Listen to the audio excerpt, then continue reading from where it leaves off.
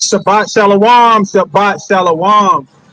Put a 1 in the chat if you can hear me clearly. Put a 1 in the chat if you can hear me clearly, right? So first and foremost, we want to give all praises, all honor, all glory to the Most High, who is a good and terrible power, right? Terrible meaning fear. Terrible meaning to cause an awe, right? Terrible meaning he causes destruction. He's not your friend. He's not somebody you should reverence and show respect to, right? But he is good and terrible, right? He creates life and death. So we want to say all praises to the Most High, right? So let's go ahead and jump right on into it, right? I know we were a little bit behind schedule, but we're here, right? The Most High God is here. We see that people are still walking up and down Hollywood, right?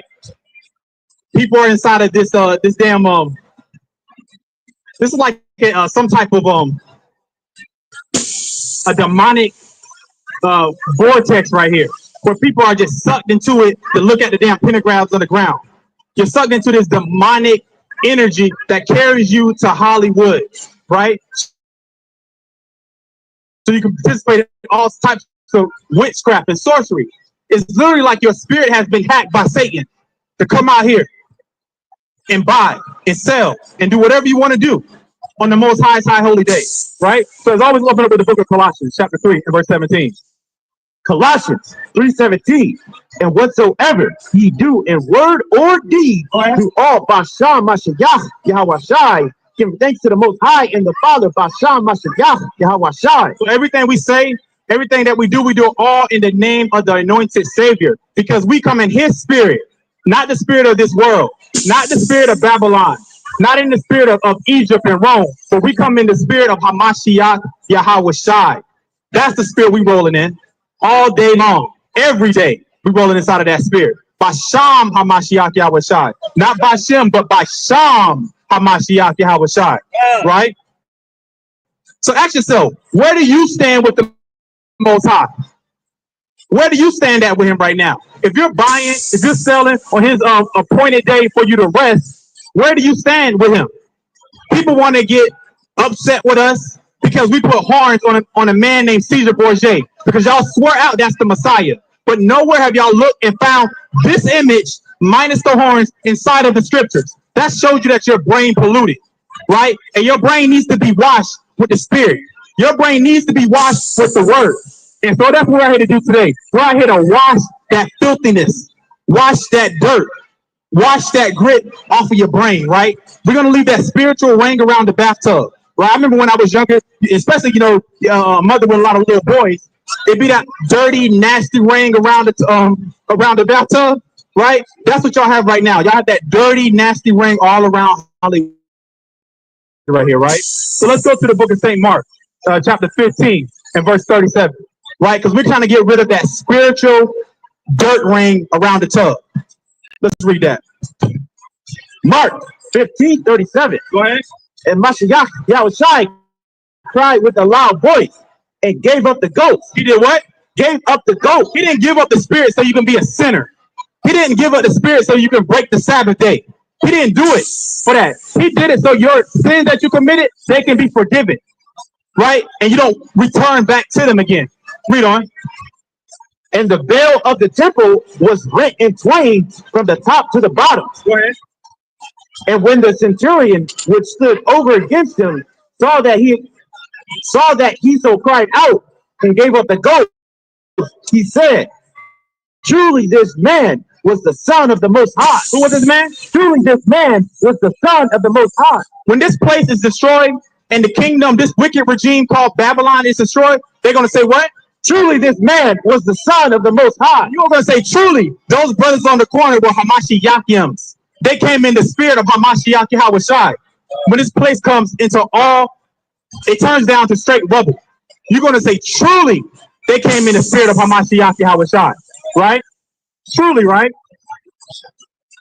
How am I sounding online? How am I sounding online? Hey, you'll fix the tablet too when you get a chance. Let's go to the book of Tobit, chapter 14 and verse 1. Tobit chapter 14 and verse 1. Tobit 14 and 1.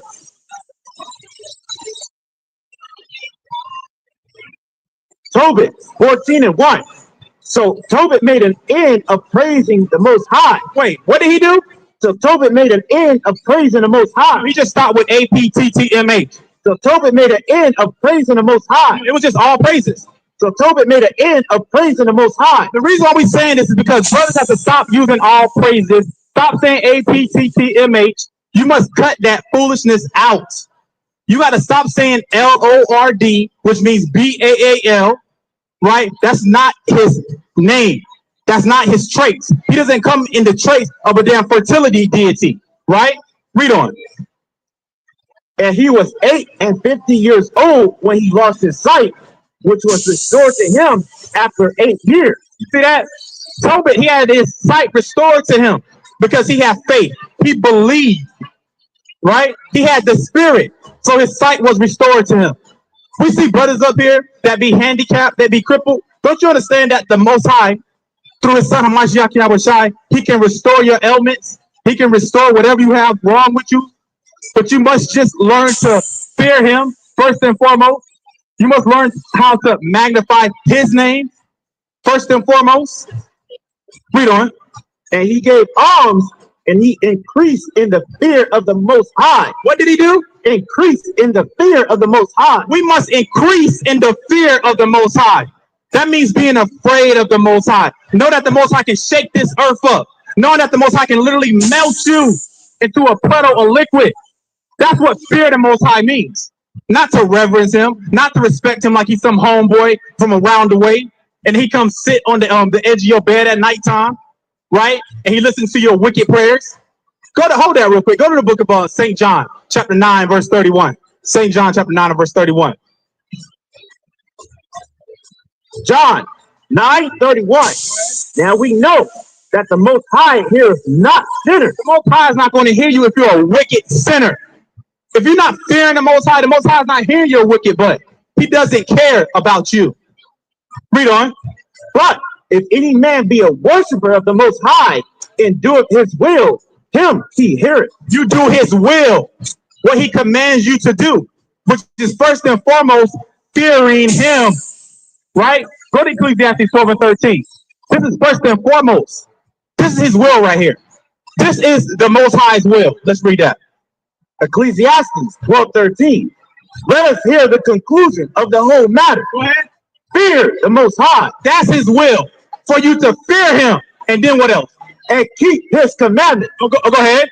For this is the whole duty of man. No, our duty is to take a trip to Hollywood. For this is the whole duty of man. No, our duty is to go see the pentagram of Billy Bob Thornton. For this is the whole duty of man. That's the whole duty, right? We are the 8th wonders of the world. The Israelites on this corner, right? We are the 8th wonders of the world. You shouldn't be going out here to see famous wicked men of Babylon. Go to Ecclesiastes chapter 44 and verse 1. You shouldn't be praising those men right there.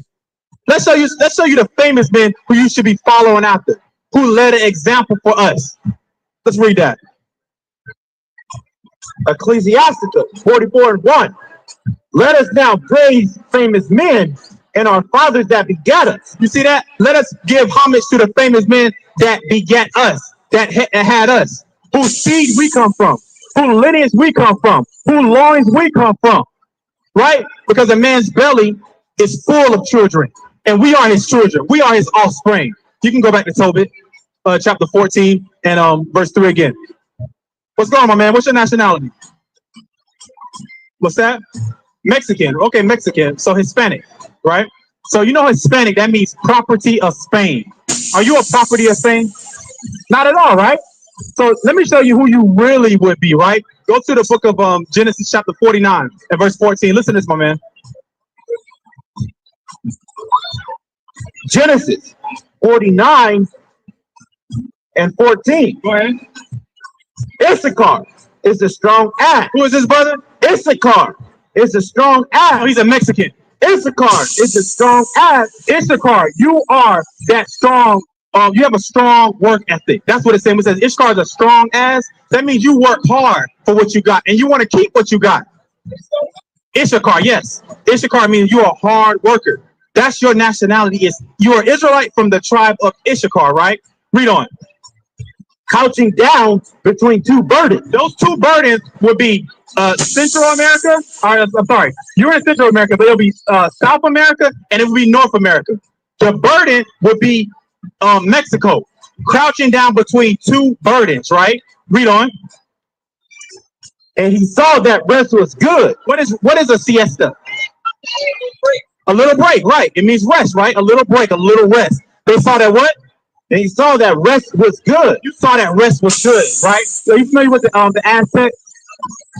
A little bit. Well, that's who your people will come from. Y'all are responsible for the Aztec calendars, the Mayans, the northern part of Mexico, right? Okay. Yeah. So your people will be responsible for the keepers of the times, right? Know what we should be doing in these last days. What should we be doing in these last days? What's your name, brother? Arturo? Art. What should we be doing these last days, Art? What should we be doing?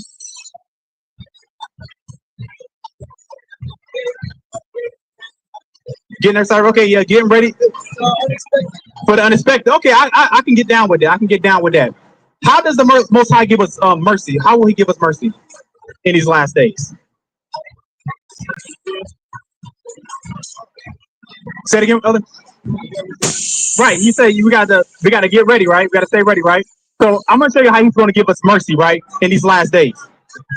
Hey, sister, listen to this too, sister. This is for you too, sister. St. Luke 1:50. Luke 1:50. And His mercy is on them that fear Him. His mercy is on them that fear Him. So what we should be doing in these last days is fearing the Most High. That's how He has mercy on us. Don't you want the Most High to have mercy on you? Okay, so His mercy is on them that fear Him. Now go to Ecclesiastes 12 and 13. Listen to this. Can you speak in the mic? It's kind of hard to hear you. We all are from the dust, and to the dust we shall return. Yeah, that's true. Our body, it goes to the dust, but our spirit goes to the Most High. That spirit goes to the Most High so He can judge you, right? So you're going to be judged for the good things you did and also the bad things you did, right? You want your good things you did to outweigh the bad things that you did, right? So we're gonna read this for you real quick. Listen to this. Ecclesiastes 12:13. Let us hear the conclusion of the whole matter. Fear the Most High. What should we do, Art? What's the conclusion of the whole matter? Read it again. Let us hear the conclusion of the whole matter. Fear the Most High. What should we be doing, Art? Fear. Yeah, the conclusion is to fear the Most High. And what else? And keep His commandments. And keep His commandments. Now, do you know any commandments, Brother Art? Okay. Okay. What about thou shalt not eat pork? Is that a commandment? Let's get it. Leviticus 11 and verse 7. Now look at this right here real quick, brother. Brother Art, look at this real quick. Does that look appetizing to you? It don't look appetizing, like you want to leave here and go get you one of these sandwiches? You don't want to do that, brother? Why not? Why you want to get one of these? Talk into the mic, Brother Art. So I can hear you. It doesn't look crazy. It don't look good, right? It don't look too good, right? Let's see what the Most High said about it. Let's read that. Leviticus 11 and 7. Go ahead. And the swine, that's swine. El Pastor, the pig, right? Porky Pig, that's him. Read on. Though he divides the hook and be cloven footed, yet he cheweth not the cud. He is unclean to you. It says this animal is waste management. If you want to get rid of last night's leftovers, you want to get rid of a dead body, you throw it into the pig pen and it'll get rid of it, right? Read on. Of their flesh shall ye not eat, and their carcass shall ye not touch. They are unclean to you. We can't touch a dead carcass of a pig. It says unclean to you. Do you understand, Brother Art, that when you eat pig, right, you're eating all the parasites, right? Because a pig has over 100,000 different parasites in it, Brother Art. These parasites are born, they reproduce, and then they die inside of you. Once these parasites die in your stomach, they create a chemical that goes to your brain and gives you Alzheimer's, dementia, and you wonder, like, man, where did I put my keys at? Right? Where did I put my where did I put this stuff at? You don't know where it's at no more because of all the parasites in your body. Right? Now, Brother Art, do you think you can stop eating that pig? You can say, okay, I'll praise to the Most High. Let's give Art a hand. That's right. We don't need that filthy animal, right? That's the reason why Big Mama had to get her leg amputated. So no more menudo, right? No more al pastor. None of that. Okay, hey, no, not try. You will do it, brother. Hey, you can substitute. You got lamb. You got beef.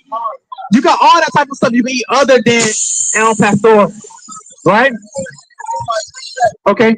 And get a call from the brother right here. Let me give you one more real quick, right? Now, you gotta catch a train. Listen to this one more. Do you eat things like shrimp, crab, lobster? Would you eat a cockroach? You would? Brother, you would not eat no cockroach. I'm looking at you right now. If you seen a cockroach on the ground and it had no wings on it, start flying, you wouldn't say, you wouldn't catch that cockroach, rip the damn wings off and eat it? You wouldn't. I know that. I know you would. You know you capping on me right now. Read that. Leviticus 11:9. These shall you eat of all that are in the water, whatsoever have fins and scales. What must it have? Fins and scales. What must it have? Fins and scales that you can eat. Huh? Romans 12:21. You want to hear that? Okay, let me finish this and I'll read that. Whatsoever have fins and scales in the waters, in the sea, and in the rivers, them shall ye eat. So that's what you can eat that comes out of the water. It has to have fins and scales. Let's get his scripture. So he's gonna take off. Romans 12:21. Romans 12:21. Be not overcome of evil, but overcome evil with good. That's right, brother. That's a good one. I like that. All praise to the Most High. Give Brother Art a hand. All praise to the Most High. That's right. Overcome evil with good. That is a good, right? Let's see what good is. Go to the book of Deuteronomy, chapter 6, and verse 25, right?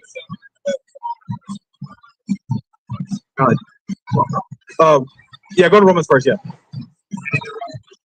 Romans 7:12. Wherefore the law is holy, and the commandment holy, and just and good. That's what's good. The commandments, the law. That's what's holy. Let's see what makes you holy. Let's read that. Deuteronomy 6:25. And it shall be our righteousness if we observe to do all these commandments before the Most High our power, as he hath commanded us. That's what is good. The law is holy and just and good. And what's the law? What we just read right here. Not eating shrimp, crab, lobster, al pastor. Hey, brother with the waves, you make me seasick over here, brother. Come holler at me. Brother, come holler at me, brother, with the waves on. Let's go back to Tobit chapter 1 and verse 3 again. Tobit 1 and 3. Tobit 1, was it 3? Oh, yeah, Tobit 14, verse 3. Tobit 14:3. And when he was very aged, he called his son and the sons of his sons, and said to him, my son, take thy children, for behold, I am aged, and am ready to depart out of this life. See, that's what a father is supposed to do. A father is supposed to teach his sons, his daughters, to fear the Most High. Teach them the law, statutes, and commandments, so they can prosper when the father leaves. Because through the son, that's the avenger of the father, right? Your son is supposed to be the spitting image of you. That's what we have, the Most High, and we have his son, Hamashiach Yahushai. Not the Trinity, but the Father and his son, Hamashiach Yahushai. Hey, sisters, y'all got a second for the words of the Most High? Come on, hey, Yanti. Come on, Yanti. Come on. Hey, brother, you got a second for the words of the Most High, brother? What would be your nationality, brother? What is it? You're not sure? Same as mine. Hey, what's mine? Hey, we had a brother come up here earlier. I said, what's your nationality? He said, I'm the whole planet. The dude said, I'm the whole planet.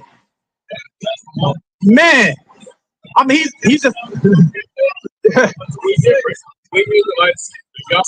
Yeah, he said, right. He said, I'm the whole planet. I'm like, man, okay, all right. You know, it is what it is. Jump down to verse 11. Tobit 14:11.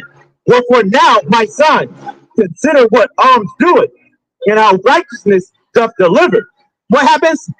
Righteousness does deliver. Righteousness doth deliver. And we just read that righteousness is what? The keeping of the law. Right? That's what's going to deliver you. But right now, everybody is hell bent on going to the lake of fire. You have been spiritually hacked by Satan. Satan has broken to the mainframe, the motherboard, and seeped into your soul. And he sits on your soul and he hacks you and tells you what you should be doing, what you should be eating, right? How you should look, right? Because Satan has hacked your system. He has hacked your programming, right? And he has taken over your body completely. This is why we got brothers that want to smoke marijuana. This is why we got our brothers and our sisters strong off of dope and all types of drugs. Because Satan has spiritually hacked you, right? Read on. When he had said these things, he gave up the ghost in the bed, being 108 and 50 years old, and he buried him utterly. You see that? Let's go to the book of 2 Corinthians, chapter 13, and verse 5. 2 Corinthians chapter 13 and verse 5. 2 Corinthians 13 and 5. Examine yourself. What should we do? Examine yourself. This is how you see where you stand with the Most High. Examine yourself. That means take a spiritual look at yourself. That's examining yourself. Say to yourself, am I doing everything that the Most High requires of me? Is there anything more that I can do? And go down the list. Start with the 10 Commandments first. First and foremost, see if you have any other God before the Most High, any other power before the Most High. This is what examining yourself is. Hold that real quick. Go to the book of Exodus, chapter 20, and start at verse 3. This is examining yourself. Start with the 10 Commandments. See if you actually are doing these properly. Let's read that. Exodus 20 and 3. Thou shalt have no other gods before me. What should we not do? Thou shalt have no other gods before me. This is you examining yourself. If you're on Hollywood taking pictures of damn Forrest Whitaker, that's you putting another God before the Most High, right? If you're breaking the Sabbath day, that's you putting another power before the Most High. If you are saying Lord, that's you putting the BAL before the Most High. If you are ending your prayer with AMEN, that's you putting another God before the Most High. You understand that? Read that again. Exodus 20 and 3. Thou shalt have no other gods before me. This is you examining yourself. Read on. Thou shalt not make unto thee any graven image. Make no graven image. But what do we see our people walking up and down Hollywood with? A big old Jesus piece on their neck. A picture of a damn white man on their neck. A cross on their neck. You get mad at us because we put horns on a man named Caesar Borgia, who's a known homosexual, right? That's why we said it.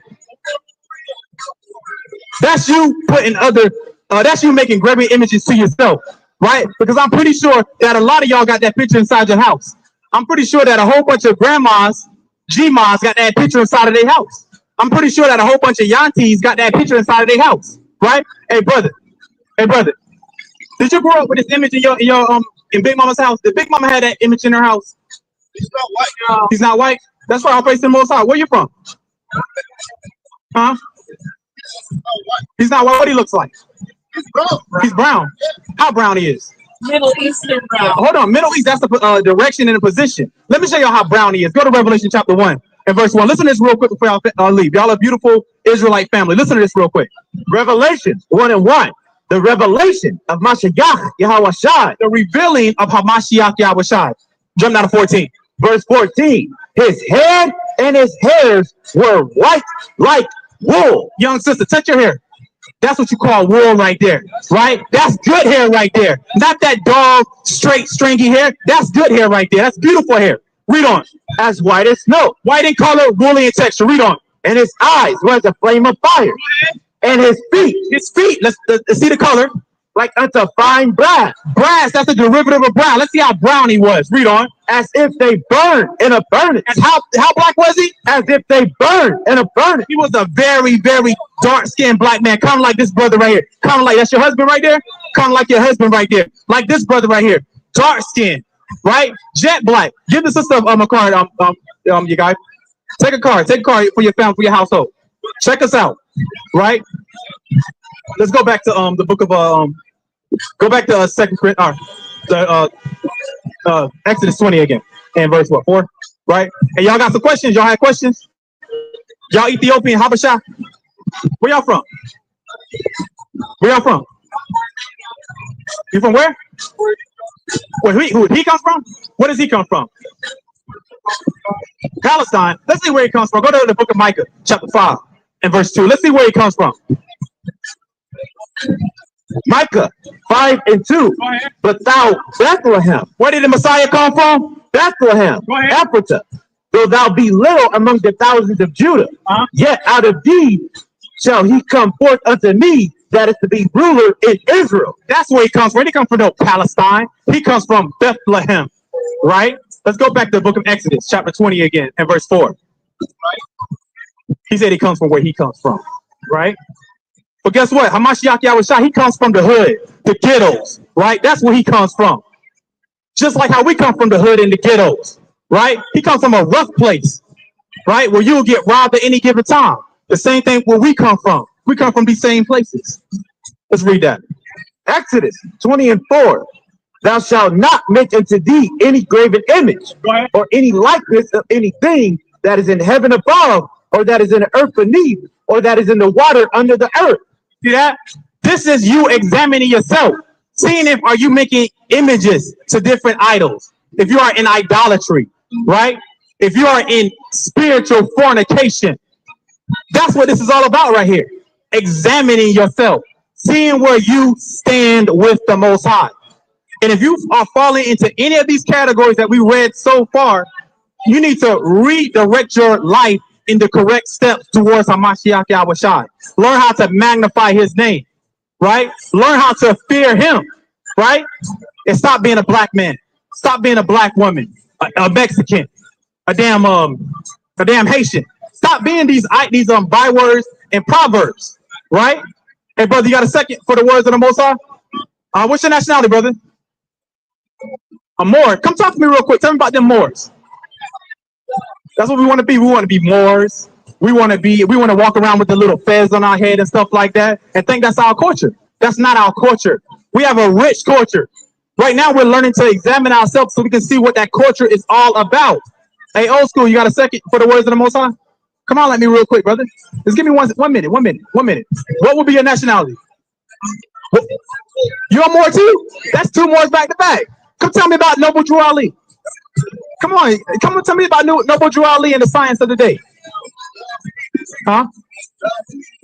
I can't hear you, brother. With Noble Drew Ali, right? Oh, come on, let me there, brother. Let's rap real quick. All right, man, you take it easy, man. We Israelites out here, right? That's what we are. Read the next verse. Thou shalt not bow down thyself to them, nor serve them. Wait, hold on, because I see a lot of Israelites. And hold on, y'all, please tell me if I'm lying out here. Have y'all brothers seen Israelites bowing down to these pentagrams? Am I lying? I'm making something up. Am I bearing false witness on any of our brothers out here? Right? We have all seen our people bow down to these pentagrams right here. But what does the Bible say again? Exodus 20 and 5. Thou shalt not bow down thyself to them, nor serve them. Nor serve them. How do you serve them? You serve them by becoming a damn fanboy or a fangirl, right? You give all your time, all your allegiance to these idols right here. This is you examining yourself. Let's read the next one. For I, the Most High, thy power, am a jealous power. What is the Most High? A jealous power. He's jealous when he sees you bow down to Forrest Whitaker. He is jealous when he sees you kiss Celine Dion's pentagram. That makes him jealous. And don't you know that he will destroy you for that? Don't you understand that that is a capital crime? Worthy of a capital punishment? Let's read on. Visiting the iniquity of the father. You see that? He said visiting. He's not coming there to say, oh, how you been? How you been, brother? It's been a long time. You know? Like how your parents will come visit you after a couple of years. When he says, I'm going to visit you, that means he's coming to destroy you. He's coming with the big payback, right? Read on. Visiting the iniquity of the fathers upon the children, unto the third and fourth generation of them that hate me. Of them that hate him, the Most High, right? Hey, sister, you got a second for the words of the Most High, sis? Come on, Yanti. Come on, let you. What's going on? Okay. Come on, tell me about that. What's going on with that? Well, hey, let me see that. Let me see that star on the back. That pentagram. You got a pentagram on the back of that, right? That's a pentagram, though. Come on, bro. Don't do a drive-by on me. Don't drive by with it. Don't do the noble Drew Ali drive-by. Show me the book and walk off again. Man, our people so much, man. Israel, boy, you gotta love him. The brother came back to show me the back of noble Drew Ali's book, and it took off again. Man, let's read on. Exodus 20:6, and showing mercy unto thousands of them that love me and keep my commandments. You see that? That's how you get mercy. We all want mercy from the Most High, but you have to love him and keep his commandment. That's how we get mercy from the Most High. If you're breaking his Sabbath day, you don't love the Most High. That shows that you utterly despise the Most High. You hate the Most High. You got a problem with his days. So you decide that you want to keep the days of Babylon. You want to keep the days of America. You want to do 4th of July. You want to do Labor Day, right? You want to do Halloween. You want to do Thanksgiving, right? You want to do Christmas. That's showing that you despise the Most High. And you don't want to hear nothing that comes out of the book. This is why when Christians, pastors, they be inside of the church, right? They say one word, give you a testimony about how they was a child living down south, and they put the damn Bible underneath their armpit, and they pass around a collection plate about 30 times, right? That's what you get from them. Let's read on. Exodus 20:7, thou shalt not take the name of the Most High thy power in vain. See that? You shouldn't take the name of the Most High thy power in vain. What's going on, old school? It's good seeing you again. All praise to the Most High. Let's read on. For the Most High will not hold him guiltless. He will do what? Not hold him guiltless. That means you are guilty as charged. A capital offense against the Most High. Worthy of a capital punishment. Read on. That taketh his name in vain. Verse 8, remember the Sabbath day. This is you examining yourself. You remembering the Sabbath day. Because the Israelites have amnesia from eating too much pork. Right? You have dementia from eating too much pork. So the Most High said what? Remember the Sabbath day. Because he know that our people are foolish and we forget everything. So he says, remember the Sabbath day. And what else? To keep it holy. To keep it holy. Right? Holy means the law. Holy means that he severed us and separated us from all these other nations that break the Sabbath day. Go to the book of Leviticus, chapter 20 and verse 26. Leviticus chapter 20 and verse 26. Leviticus 20:26. Go ahead. And ye shall be holy unto me, for I, the Most High, am holy, and have severed you from other people. The Most High severed you from other people, brother. Right? That's right. Hey, what will be your nationality, brother? Huh? Oh, positive? Listen to this real quick. Listen to this real quick. Go to Genesis chapter 40 and verse 15. This is who you are, brother. This is the book of Genesis 40 and 15. Go ahead. For indeed, I was stolen away out of the land of the Hebrews. Were we not stolen away out of the land of the Hebrews? Right. We were stolen, right? We were stolen, right? We were taken. So you know who you are. But what's your nationality? Hold on, I'm gonna give you one thing, one more verse. 2 Corinthians 11:22. This is who you will be, brother. 2 Corinthians 11 and 22. 2 Corinthians 11 and 22. Are they Hebrews? Are they Hebrews? Go ahead. So am I. Go ahead. Are they Israelites? Are they Israelites? So am I. What is this, brother? Are they Israelites? So am I. Go ahead. Are they the seed of Abraham? You are the seed of Abraham. Go ahead. So am I. That means you will be a Hebrew Israelite, brother. Okay, what verse? What chapter? The first chapter of the Hebrews. They are judging. Okay, brother. Okay, brother. We got to come back to the Most High. We have to fear him, right? We have to fear the Most High. That's what's so important. Because we are Hebrews. right? We are Israelites. We are the seed of Abraham, right? Go back. Where's your Exodus 20 and 8? Exodus 28. Hey, brother, you got a second for the words of the Most High, brother? Let's read that. Exodus 20 and 8. Remember the Sabbath day to keep it holy. You have to remember the Sabbath day. Today's the Sabbath day. So examine yourself. Ask yourself that question. Are you keeping the Sabbath day? Are you keeping the Shabbat? Are you doing that? Right? Are you trying to stay up on the latest news? What's up with Glorilla? Is she going to get life in prison and everything like that? These things are happening because we broke the Most High's commandments, right? The reason why we are running wild out here, being little YNs and stuff like that, and we getting destroyed for it, is because we continue to break the Most High's commandments, right? Read on. 6 days shalt thou labor and do all thy work, but the seventh day is the Sabbath of the Most High thy power. Today is the seventh day, the Sabbath of the Most High, right? Every other day of the week, because the Most High he separated these days. 6 days you can do all your pleasure, right? Hey, why are you shaking your head for? Come back over here. Let's talk about it. Who do you think why are you shaking it? You know who this guy is right here? You. Come here real quick, because you're shaking your head. Is that Jesus? So this guy his name is Caesar Borgia. He's the son of Pope Alexander VI, right? You see that she's shaking her head, don't even know what's going on, right?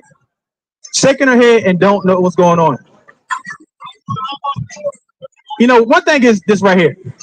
If you don't understand the language, you're going to be left out of the conversation. And the 12 tribes of Israel don't understand the language, meaning we don't know what's going on. So we are left out of the conversation. We are given little tricklets, little toys to play with, little gadgets to play with. They keep ourselves occupied. They keep our mind busy while we got missiles aimed right at America. While we in the brink of World War III. But everybody, they don't care. Everybody's want to do what they want to do, have fun, and freak off, right? Hey, sister, you got a second for the words of the Most High, sister? Let's read that. Exodus 20 and 9. 6 days shalt thou labor and do all thy work, but the seventh day is the Sabbath of the Most High thy power. In it thou shalt not do any work, thou, nor thy son, nor thy daughter, thy manservant, nor thy maidservant, nor thy cattle, nor thy stranger that is within thy gates. For in 6 days the Most High made heaven and earth, the sea, and all that in them is, and rested the seventh day. The Most High rested on the seventh day. So are you telling me that you're better than the Most High? You can go 7 days with no rest, right? But I guess a lot of people do that. And this is why you got people that just drop dead from a heart attack, from a stroke, because the Most High told you to rest on the seventh day. But you don't want to examine yourself. You don't want to look at yourself in that spiritual mirror and see if you are on the right track, on the right path, right? What you want to do is continue to walk down the line, walk down the path towards damnation. That's what you want to continue to do, right? I mean, this place is full of nothing but spirits right out here, full of nothing but demons out here. That's what this place is full of. They got something called ley lines, right? And what ley lines is this right here? It's energy that used to be there before time, right? So, for instance, this place right here is nothing but an Indian burial ground. Underneath all this marble, underneath all this concrete, you dig deep and deep and deep, you're going to find the bones of the Israelites, right? And what do these other nations do? They strive off of blood sacrifices, blood rituals. And it got everybody going off into sin right here. That's what a ley line is, a place where energy is trapped.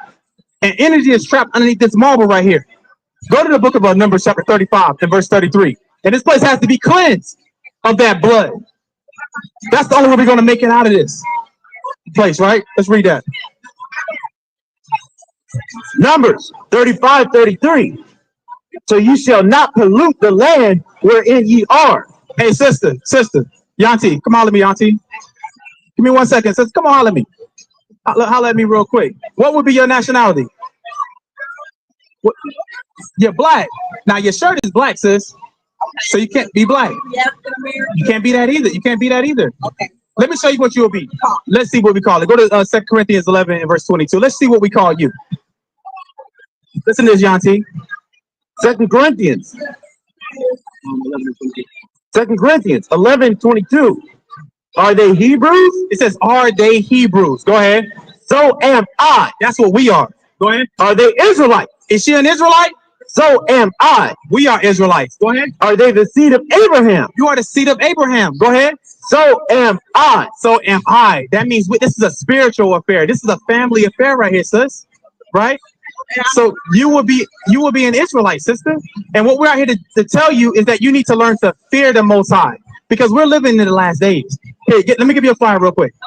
Check us out. We got a YouTube and a Facebook and all that stuff on there. Check us out, sis. All praises to the Most High. Right? So we're out here to wake up our people, to teach them the fear of the Most High. The fear of the Most High. Right? Let's go back to what was on Exodus. Hey, King. Hey, Chief. You got a second for the words of the Most High? All right, brother. Oh yeah, numbers 35 and 33. Right. So underneath this place, you got something called a ley line, right? And ley line is where spiritual energy resides at, right?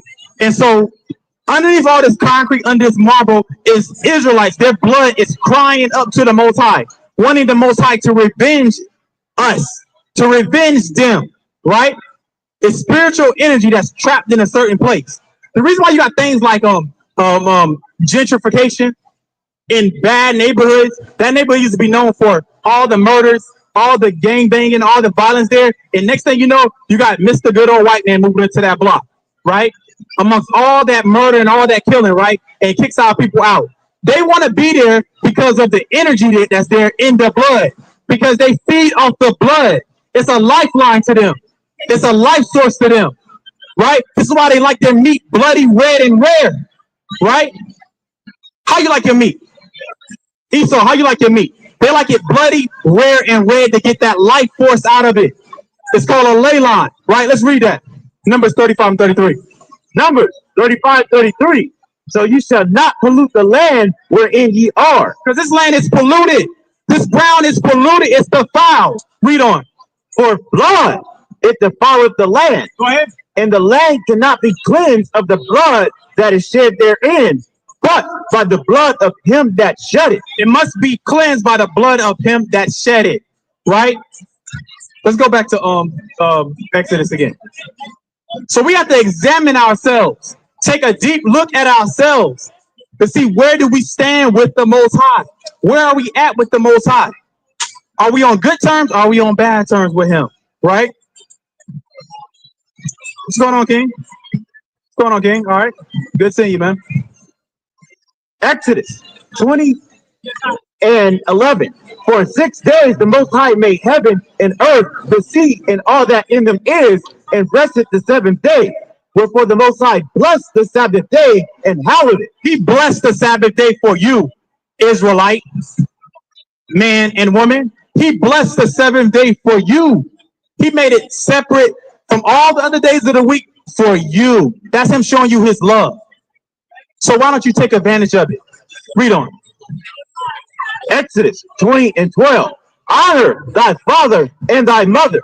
Honor your father and your mother. Examine yourself. Are you honoring your father and your mother? Right? Or do you curse them out? And that also goes into honoring your elders, right? Double honor to the elders that rule well, that came before us, that taught us this truth. Because if it weren't for the elders, and for their elders, and for their elders, we won't be here right now. This place will be destroyed. So when it says honor your father and your mother, that's also going into the elders, chiefly the elders. Because Hamashiach Yahushua said, who is my father, who is my mother? And he pointed to the crowd that was around him. Them that do the will of the Most High. Roughly paraphrasing, right? Let's read on. Honor thy father and thy mother, that thy days may be long upon the land which the Most High thy power giveth thee. You see that? Hey, you got a question about this? You got a question? No question? You don't know what that's about? Who is that guy? Who is that guy? Okay. So the Bible says Jesus looks like this guy right here. That's what the Bible says. That's what the Bible tells you. It looks like him. So I got a rude awakening for you. This is a real person. His name is Caesar Borgia. He's the son of Pope Alexander VI. He was a homosexual. His lover Michelangelo drew him. Let me show you what Jesus will look like. Let's go to it. Revelation 1:1. What does the word revelation mean? What does revelation mean?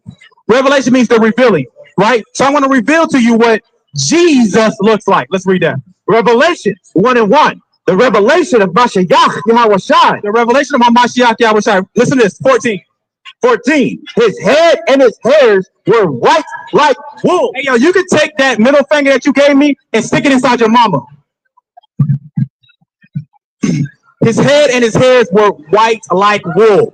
White in color, woolly in texture, right? He's offended because we put horns on his daddy up here, right? We only get disrespectful if you get disrespectful with us. Let's go back to the book of Exodus again. Chapter 20. And verse what, 12? 13. Exodus 20 and 13. Thou shalt not kill. Thou shalt what? Thou shalt not kill. That's going into murder. Thou shalt not murder. Imagine that. If we just stop murdering, stop killing one another, that would, I mean, come on. It'll be no more black on black crime. If nobody didn't want to spin the block on their ops, right? If nobody wanted to slide on the nigga, that would stop black on black crime right there, right? But we don't want to do that. We love killing each other because we bloodthirsty, just like Esau's bloodthirsty, right? We want to kill just like Esau wants to kill, right? Hey, sister, what's your nationality, sister? Come on, sister, come talk to me, sister.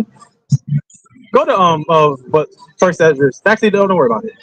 Read on. Go to Exodus 20 and 13. Verse 12. Yeah. Exodus 20 and 14. Thou shalt not commit adultery. Thou shalt not commit adultery. Examine yourself. Ask yourself, are you committing adultery? Are you fancying another man's wife? Because that's what adultery is. Let's get that real quick. What? Exodus 20 and 13. Exodus 20 and 13. Oh no, Leviticus 20 and 13.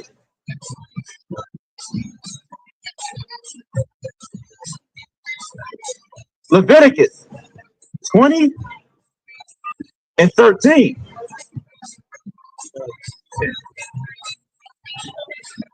Leviticus 20 and 10.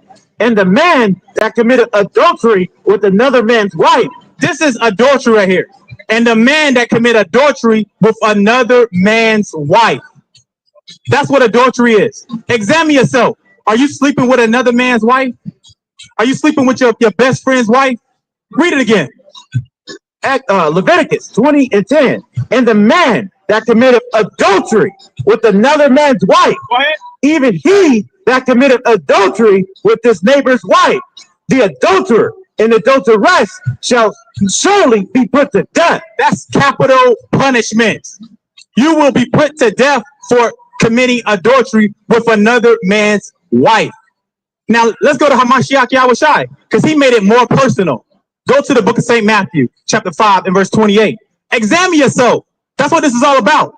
Because right now you have the opportunity to repent. Because maybe you never heard this before. Maybe you never heard that you shouldn't be sleeping with your best friend's wife. Maybe you never heard that before. Let's read that. Matthew 5 and 28.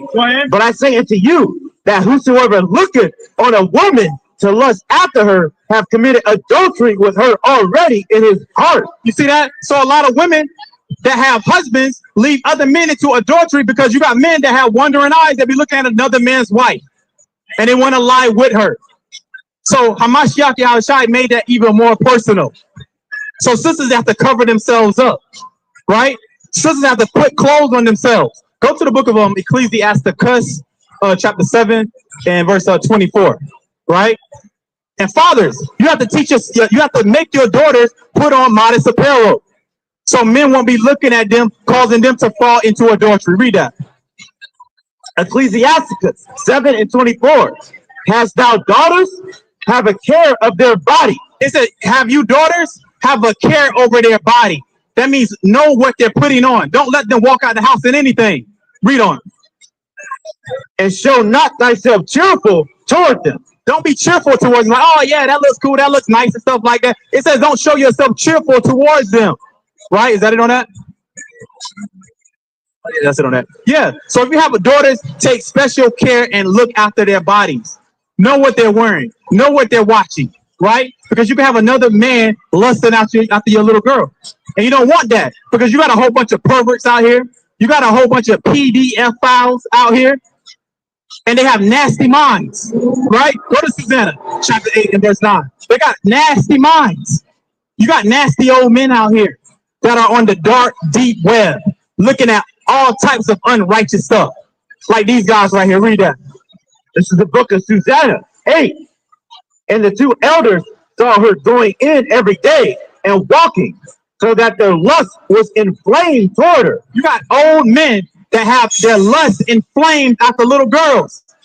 But if you're following that commandment about thou shalt not commit adultery, and then making it more personal with Hamashiach Yahushai, you will put your daughters in the righteous attire. Right? Read on. And they perverted their own mind. They were perverts.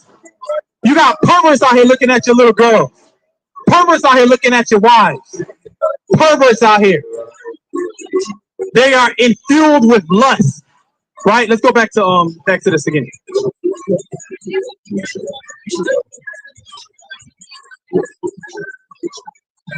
Exodus 20 and 15. Thou shalt not steal. Thou shalt not steal. Imagine that. If we just stop taking things from other people that are Israelites, crime will be wiped out.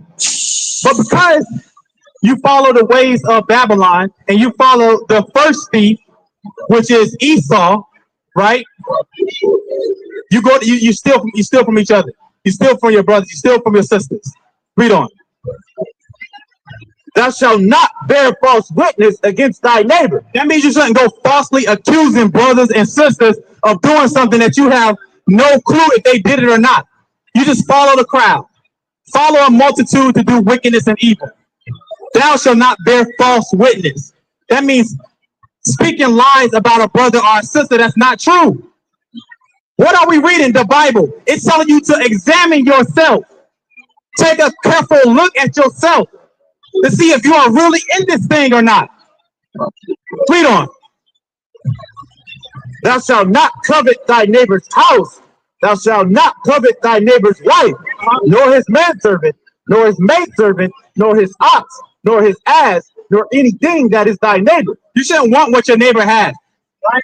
You can congratulate your neighbor. Say, oh man, that's a pretty good job you did right there. Good job on getting that raise. Good job on getting that new house you want. But you shouldn't be plotting out. You shouldn't be rubbing your hands together and say, man, that nigga, he shouldn't have that woman. He shouldn't have them cars. He shouldn't have that house. That should be me right there. That should be me. That should be my house. That should be my wife. Those should be my kids. That you coveting right there. Is that it on that? Read on. Okay, 18. Right. So if you were just to follow these 10 commandments, right? Now go back to 2 Corinthians again, chapter 13 and verse 5 again. If you were to examine yourself off the 10 commandments alone, not after the rest of the commandments, right? Because the rest of the commandments to the Christian, oh, that's too hard to do. That's too grievous to do. Nobody can keep all the law, so we just must be sinners. Read that. 2 Corinthians 13 and 5. Examine yourselves, whether you be in the faith. Prove your own self. It says prove your own self. That means test yourself. If you are getting ready to take, let's say let's say you're getting ready to take what's the damn test you take for college? SAT. Let's say you about to take the SAT test, right? You are going to prove yourself. You're going to go on Amazon. You're going to order SAT test off of Amazon. You're going to order that pamphlet, that book, and everything, so you can prove yourself to see if you deserve to be in Harvard. You're going to prove yourself to see if you deserve to be in that Ivy League college, right? If you're about to take the test to become a mechanic, you're going to prove yourself to see if you are worthy to be a mechanic. In order to make it to the kingdom of heaven, you must prove yourself, right? Hey, sister in a white t-shirt. Hey, Yanti, come out at me, Yanti. Hey, those older women, they like that. They like when They like when the young they call them Yanti. It makes them feel special, right? But you are special. That's why you need to come back to the words of the Most High. Come back to the fear of the Most High, right? Let's read that again. 2 Corinthians 13:5. Examine yourselves, whether ye be in the faith. Prove your own selves. Know ye not your own selves, how that Mashiach Yahushai is in you, except ye be reprobate? You have to prove yourself. Know what's good and what's bad for your spirit. What you can tolerate, what you can't tolerate. Go to Ecclesiasticus chapter 37 and maybe verse 27. It might be 21 though. Ecclesiasticus 37. Let me see. 37. Yeah, 27. 27. Ecclesiasticus 37:27. My son, prove thy soul in thy light. What should we do?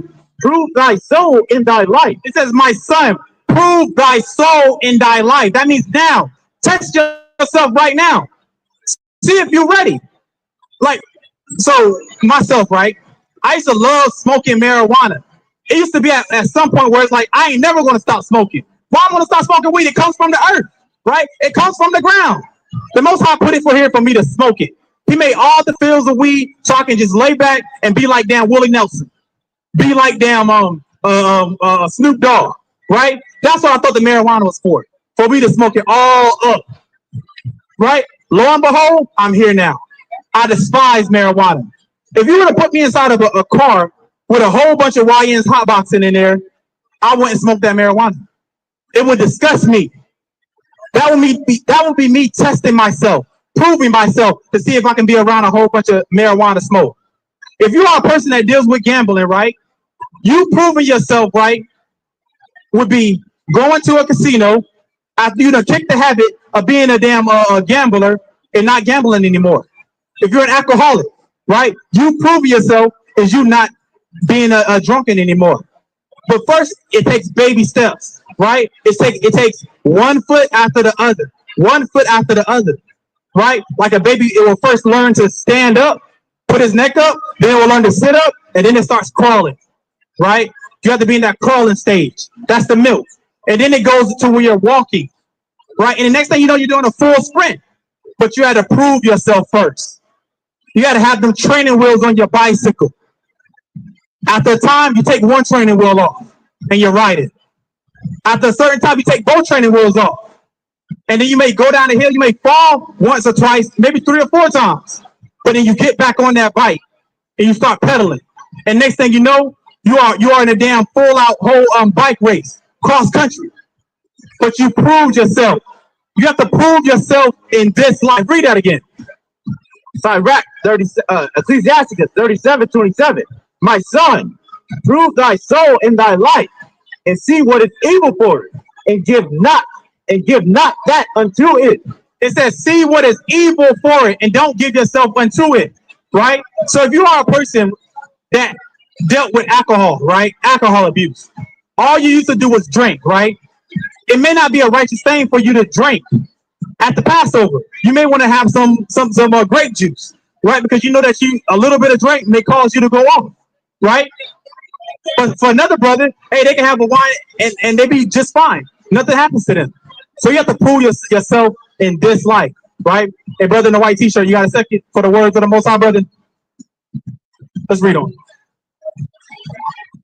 What's that, verse 28? Yeah, read verse 28. Verse 28. For all things are not profitable for all men. All things are not profitable to all men. That means this brother might be good at holding this alcohol, but to me it's unprofitable. I cannot have one drink or it's going to cause me to go over the deep end. This is you examining yourself, seeing what you need to weed out, seeing what you should and what you should not do, right? In this life right here, because this is the life that you have to get it right. There's not no do-overs.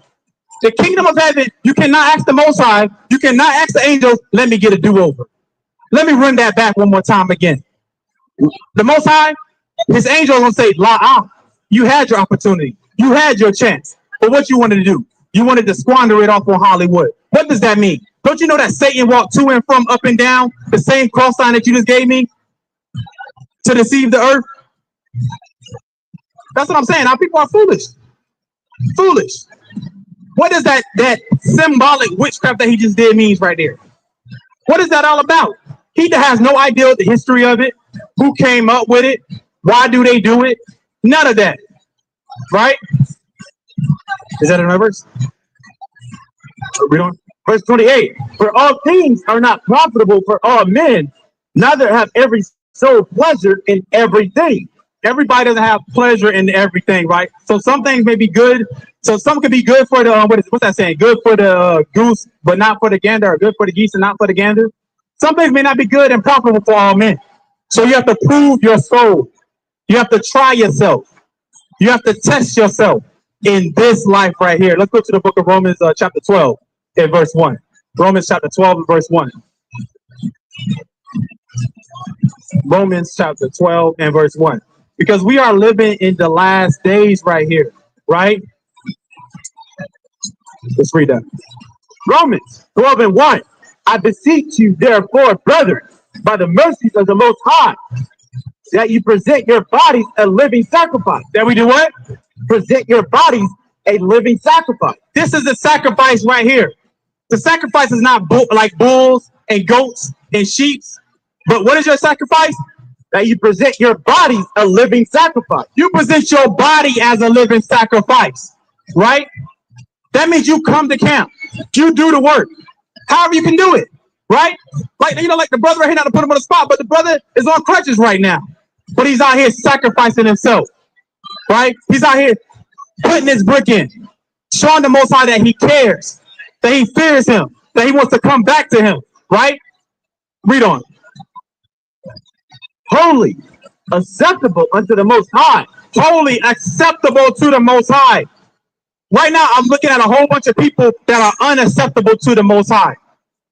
How are you unacceptable? By your actions, by the things that you do, right? By being whores, being whoremongers, being idolaters. That's how you show yourself that you're unacceptable to the Most High, right? So on your spiritual report card, you're going to get a big letter F for failure because you failed in this life. That's what's going to be on your spiritual report card. A big letter F for failure. Do you want an F? Do you want an F grade, or do you want an A plus? An A plus symbolizes acceptable, beyond acceptable. The A plus means you're going to get a crown on your head. That's what the A plus means. Read on. Which is your reasonable service. That's your reasonable service. That's what the Most High requires of you to do, right? Your reasonable service is to fear the Most High and to keep his commandments. Read on. Romans 12 and 2. And be not conformed to this world. Do what? Be not conformed to this world. Those are instructions right there. Don't be conformed to this world. Hey, brother in the blue. Brother in the blue with the brown hat on, the brown trucker hat on, and the yellow shorts on. I know you hear me talking to you, brother. Come holler at me, brother. What's your nationality, brother? I got a question for you. Brother in the black tank top. What's your nationality, bro? So now, hold on. That's the name of two white people. Leo Scipios Africanus and America Vespucci. You're not African American. Come holler at me real quick. Let's learn who you are. We can't be saying, give me 1 second and never come back. Because that goes back to lying right there. No liars are going to make it to the kingdom of heaven. So if you tell a brother, give me 1 second, and you don't come back within a lot of time period, that means you just lied to a brother. You just lied to an Israelite. Subscribe to Priest One channel and check out all liars will not make it into the kingdom of heaven. Right? Subscribe to the channel. Right. Go ahead. Deuteronomy 23:23. That which is gone out of thy lips, thou shalt keep and perform. You see that? That means you said something, you made a decree, you made a promise, you must perform it. You cannot break that promise right there, right? Said money right there. Go to 1 Timothy chapter 6 and verse 9. Right? The brother got a sign that says money. Let's read about money real quick. 1 Timothy 6 and 9. Listen to this, brother. 1 Timothy 6 and 9. But they that will be rich fall into temptation. It says they that be rich, they're going to fall into temptation. That's what everybody on Hollywood is into temptation. Because they want to look at the celebrities and see where they live at. Read that again. But they that will be rich fall into temptation. They're falling into temptation because they're breaking the Sabbath day. Right? Read on. And a snare. You know what? And a snare. A trap. Read on. And into many foolish and hurtful lusts, which drown men in destruction and perdition. That's what money does to people. It drowns men into destruction and perdition. Read on. For the love of money. For the what? For the love of money. No, money. For the love of money. For the love of money. Go ahead. Is the root of all evil. It's the root of all evil. Is that right, brother? The love of money is the root of all evil. Is that it on that? Which, while some coveted after, they have erred from the faith. They have what? Erred from the faith. They have erred from the faith. They have erred from Hamashiach Yahushai. They have erred from the Most High. Read on. And pierced themselves through with many sorrows. Pierced themselves through with many sorrows. Because they want to follow out the dream of love and money. And then they get into Hollywood. And the next thing you know, they got to bend over the casting couch.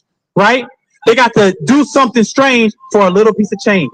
Because they say, I want that money. I want to be in that spot. They have to give their soul for that money right there. Go to the book of Ephesians, chapter 5. And I believe verse 18, I think it is. It might be verse 12, but yeah, try 18. Oh, no, it's not. Yeah, 12.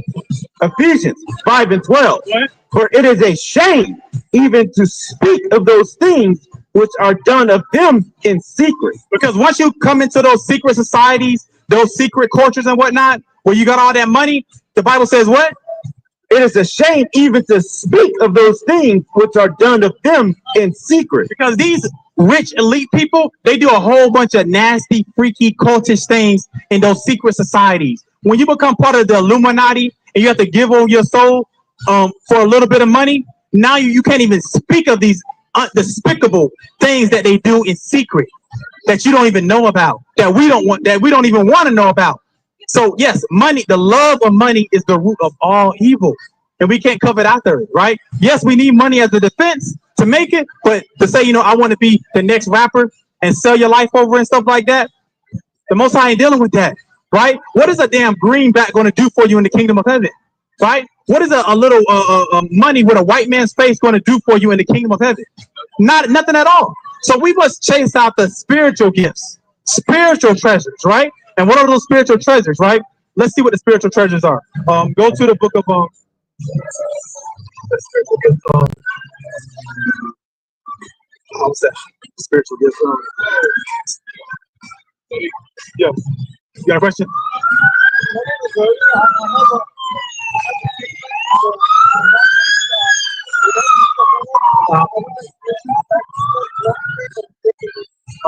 Yes, so we're only out here on the Sabbath day, on these days right here.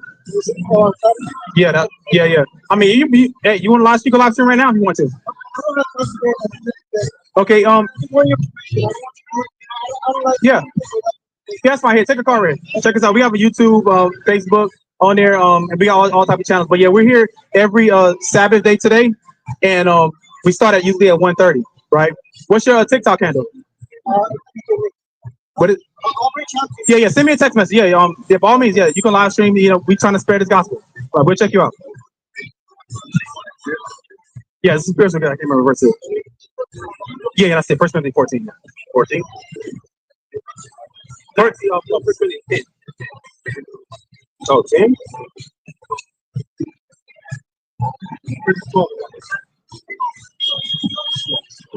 1 Corinthians 12 and 1. Now concerning spiritual gifts, brethren, I would not have you ignorant. Ye know that ye were Gentiles carried away unto these dumb idols. Yeah, 14.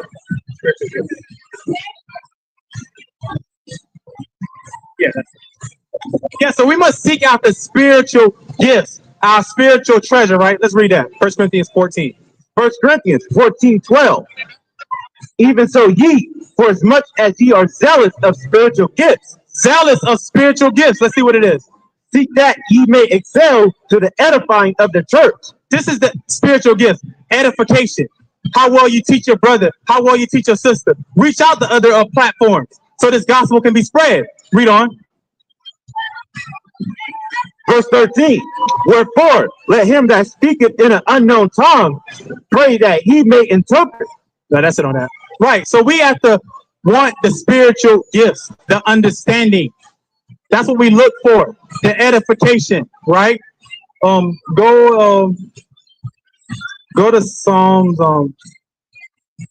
40 and 8. Psalms 40 and 8. So ask yourself, where do you stand with the Most High? What is your positioning with the Most High? Do you know? This is why we have to examine ourselves, right? Hey, brother in the black shirt, brother in the black t-shirt. Let's read that. Psalms 40 and 8. I delight to do thy will, O my power. You have to delight to do the will of the Most High. What's the will of the Most High? To fear him and to keep his commandments. That's his will. You have to delight in that thing, right? Read that again. I delight to do thy will, O my power. Right. Yeah, thy law is within my heart. That law has to be inside of your mind. Your mind. Your heart is just something, a muscle that pumps blood. That law has to be inside of your mind. You have to delight in doing that law.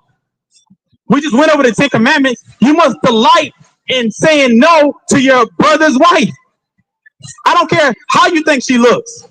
You have to delight and say, no, I'm not sleeping with you. You have to be like Joseph with that thing, right? You have to pull yourself away from it and say, no, I'm not sleeping with you. You my brother's wife. I ain't dealing with that. You say, no, I'm not going to steal from my brother.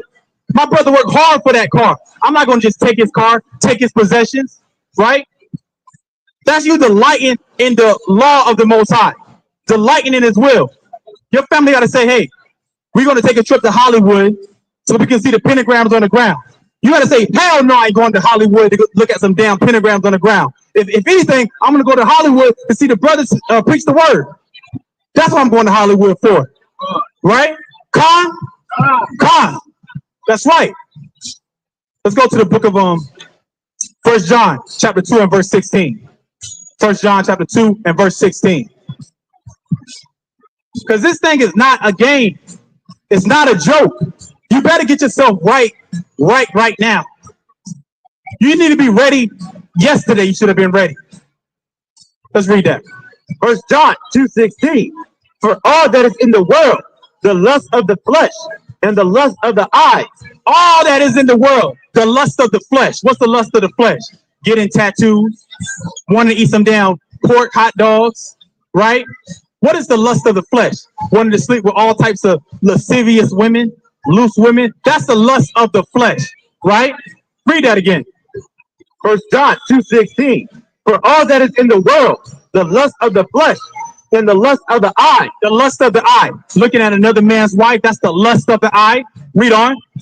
And the pride of life. The pride of life, right? I just love being American, right? I just love being in America where at least I know I'm free.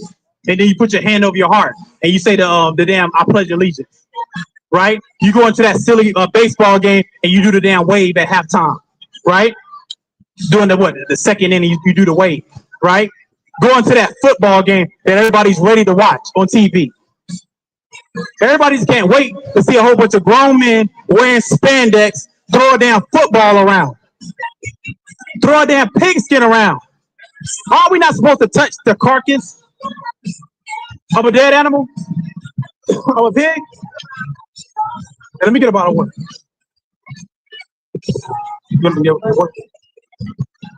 We're not supposed to touch the carcass of a dead animal, right? Go on.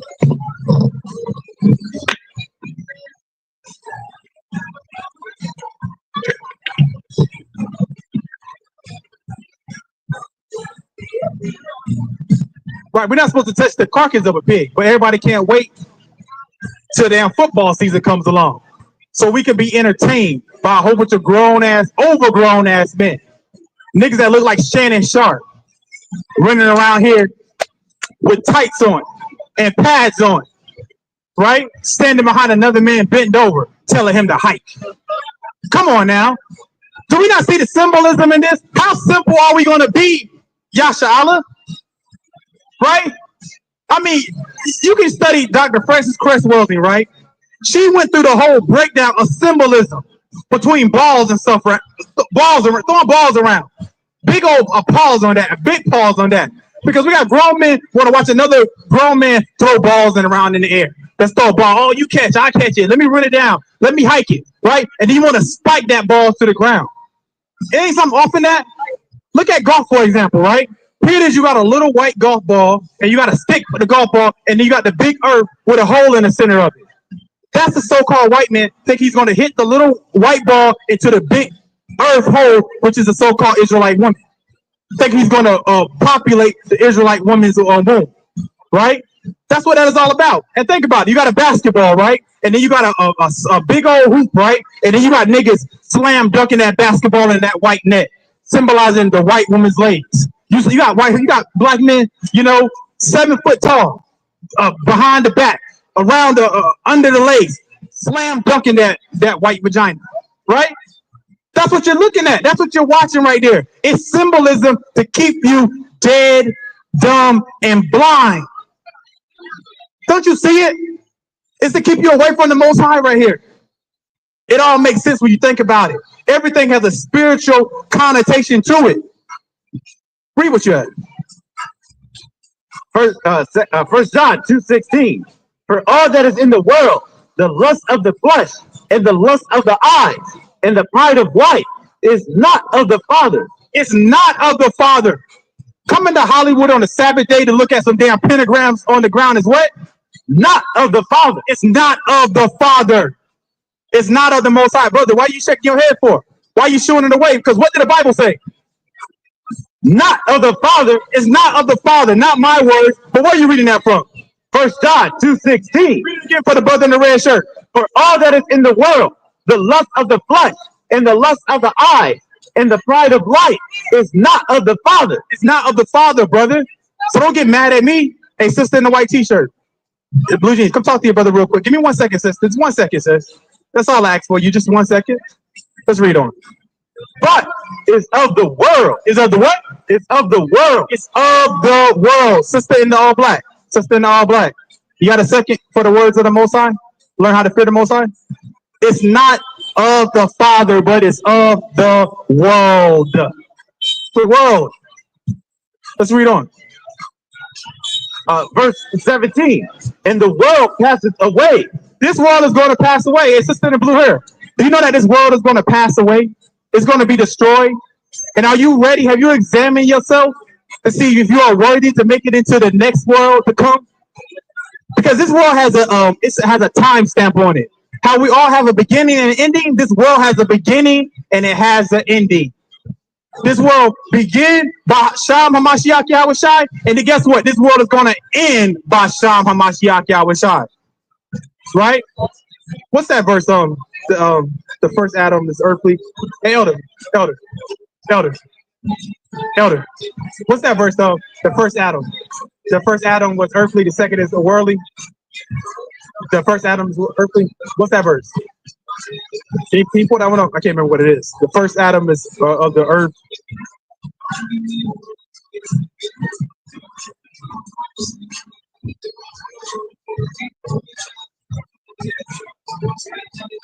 Not that. Father, sucks.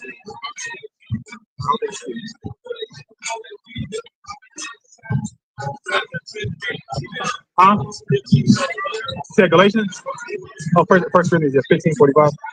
Okay, all right, read that. 1 Corinthians 15:45. And so it is written, the first man, Adam, was made a living soul. The last Adam was made a quickening spirit. So the first man, Adam, was of the ground, right? Hamashiach Yahushua, when he first came into this world, right? That's the first Adam. It started with him because everything is by Sham Hamashiach Yahushua through the spirit. The last Adam is the return of Hamashiach Yahushua, is the quickening spirit. I mean, he's coming to destroy this place with a vengeance, right?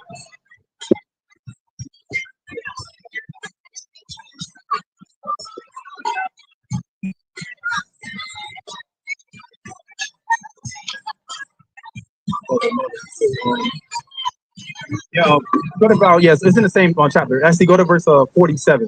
That's the part I want.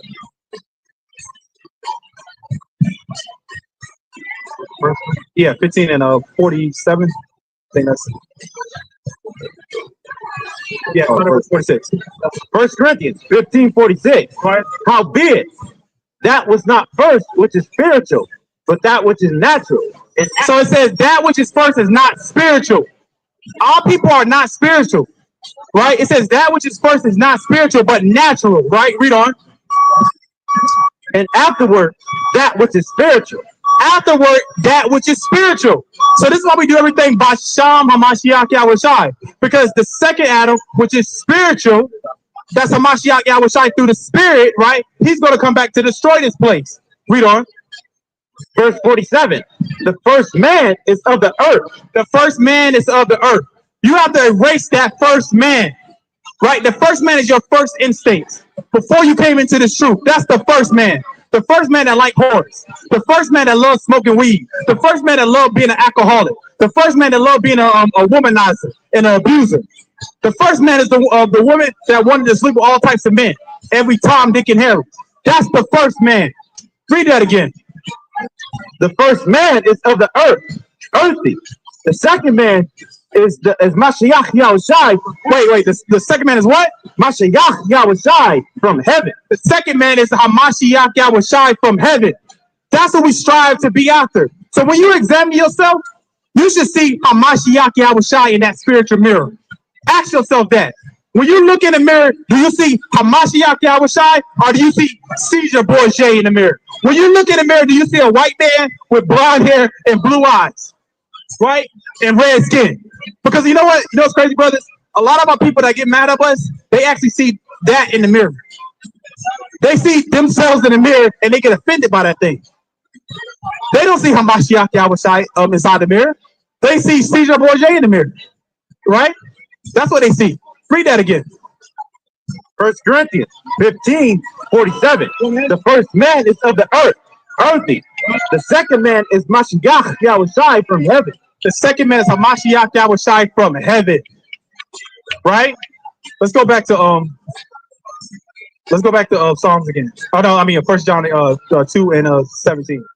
1 John 2 and 17. We have to leave this world behind. We must leave this world behind. 1 John 2:17. And the world passeth away. The world passeth away. When the second Adam comes, who is Hamashiach Yahushai, it passes away. It passes away. Read on. And the lust thereof. But he that doeth the will of the Most High abideth forever. He that doeth the will of the Most High abideth forever, meaning eternal life. Hey, Primo, what you think about that sign right here, man? Who is that guy? Who is that guy? This guy right. Who's this guy right here? That's Jesus. Are you sure about that? It looked like him. So where'd you learn that at? Does the Bible say he looked like that? Huh? What do he look like? Let's see what it. That's a good question. Stand by for this real quick. Revelation chapter 1 and verse 1. What does revelation mean? It means to revealing. The revealing of, right? Let's see what he looks like. Revelations 1 and 1. The revelation of Mashiach Yahushai. Y'all are in for a rude awakening. Let's see what it was like. The revelation of Hamashiach Yahushai. Jump down to verse 14. Verse 14. His head and his hairs were white like wool. Uh-oh. You look at the guy on the ground right there. He doesn't have white or woolly textured hair. What people have woolly textured hair? Don't think too long. Who has woolly textured hair? This is wool. Right. This is woolly textured hair, right? So that's strike one. No white woolly hair, right? Read on. As white as snow. And his eyes were as a flame of fire. Uh-oh. He has blue eyes. Azul. The guy on the ground has azul eyes. That's strike two. So that's two recessive traits. Blonde hair, blue eyes. Recessive traits. Read on. And his feet like unto fine brass. Brass. What color is brass? Brown, right. Let's read on. as if they burn in a furnace. As if they what? As if they burn in a furnace. If you burn anything in the oven, what color does it turn? Black. If you burn rice, what color is going to turn? It's going to turn black. You burn a taco, it's going to turn black, right? So that's strike 1, strike 2, and strike 3 for that guy on the ground. Now, this actually is a real person. His name is Caesar Borgia. He's the son of Pope Alexander VI. His homosexual lover, Michelangelo, drew him, right? So we have been lied to. So what we do up here is we stomp out lies. So I want both of y'all, I want father and son to come step on this picture right here, this image. Come on, start with dad. Come on, that's right. Start with Papa. Step on that picture. Step with all praise to the Most High. Let's give Father a hand. That's right. All praises to the Most High. Come on, son. Come on, that's right. Because y'all are stumping out lies right there, right? That's right. It's a family affair. That's what I like to see. Let's give the brothers a hand. So now, are y'all so-called Mexican, Hispanic? Look at that right there. You see that? Look at it on this post right here. Y'all are on this sign right here. According to this sign, y'all could possibly be Israelites from the tribe of Issachar. That's a mighty tribe. Because how many gates are there to the kingdom of heaven? Do y'all know how many gates there are to the kingdom of heaven? How many gates? Well, let's see. Let's go to it. Revelation 21 and 12. Revelations 21 and 12. And at a wall great and high. The kingdom of heaven has a wall great and high. It has border patrol around the kingdom of heaven, right? How America has its silly border patrol around it. The kingdom of heaven has border patrol, and everybody not getting in there. Let's see who's going to get into that kingdom. It had 12 gates. How many gates? It had 12 gates. The kingdom of heaven has 12 gates. Look at that sign because something special correlates. Read on. And at the gates, 12 angels. They have 12 border patrol angels at each part of the gate. Read on. And names written thereon, which are the names of the 12 tribes of the children of Israel. Judah, Benjamin, Levi, Ephraim, Simeon, Zebulun, Gad, Reuben, Asher, Issachar, and Naphtali are on this list right here, which will be y'all possibly. Now that y'all know that, what should we be doing to make it to the kingdom of heaven? Well, let's see. That's a really good answer. Let's see. Ecclesiastes 12 and 13. This is what we should be doing. Ecclesiastes 12:13. Let us hear the conclusion of the whole matter. Fear the Most High. What should we do? Fear the Most High. Fear the Most High. And do what else? And keep His commandments. And keep His commandments. That's what we should be doing, brothers.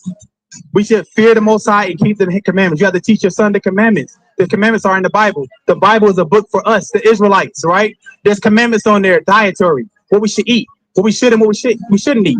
Like we can't eat no menudo. Y'all eat that? Yes, the pig was a garbage can. It was waste management. We can't eat that though, because we are a holy people, brother. Look at the nasty pig right there. That's disgusting, ain't it? I mean, come on, we can't eat that thing right there, right?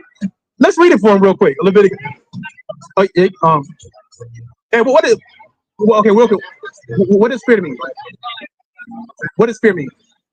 Yeah, what does it mean? A feeling? What type of feeling? What type of feeling is that? Scared, right on. Hey, that's all I want to hear. All praise to the Most High. We got to be scared of the Most High. Right? Hey, so check us out on that card right there. This is for y'all. It's for us. All praises to the Most High. And that's what we want to see right there. All praises to the Most High. And we do it by Sham Hamashiach Yahweh. Not by Shem, but by Sham Hamashiach Yahweh. Right? That's what we're here for. What's going on, Ishmael? Ishmael? No? You're not a son of Abraham? No, Abraham? What is your nationality?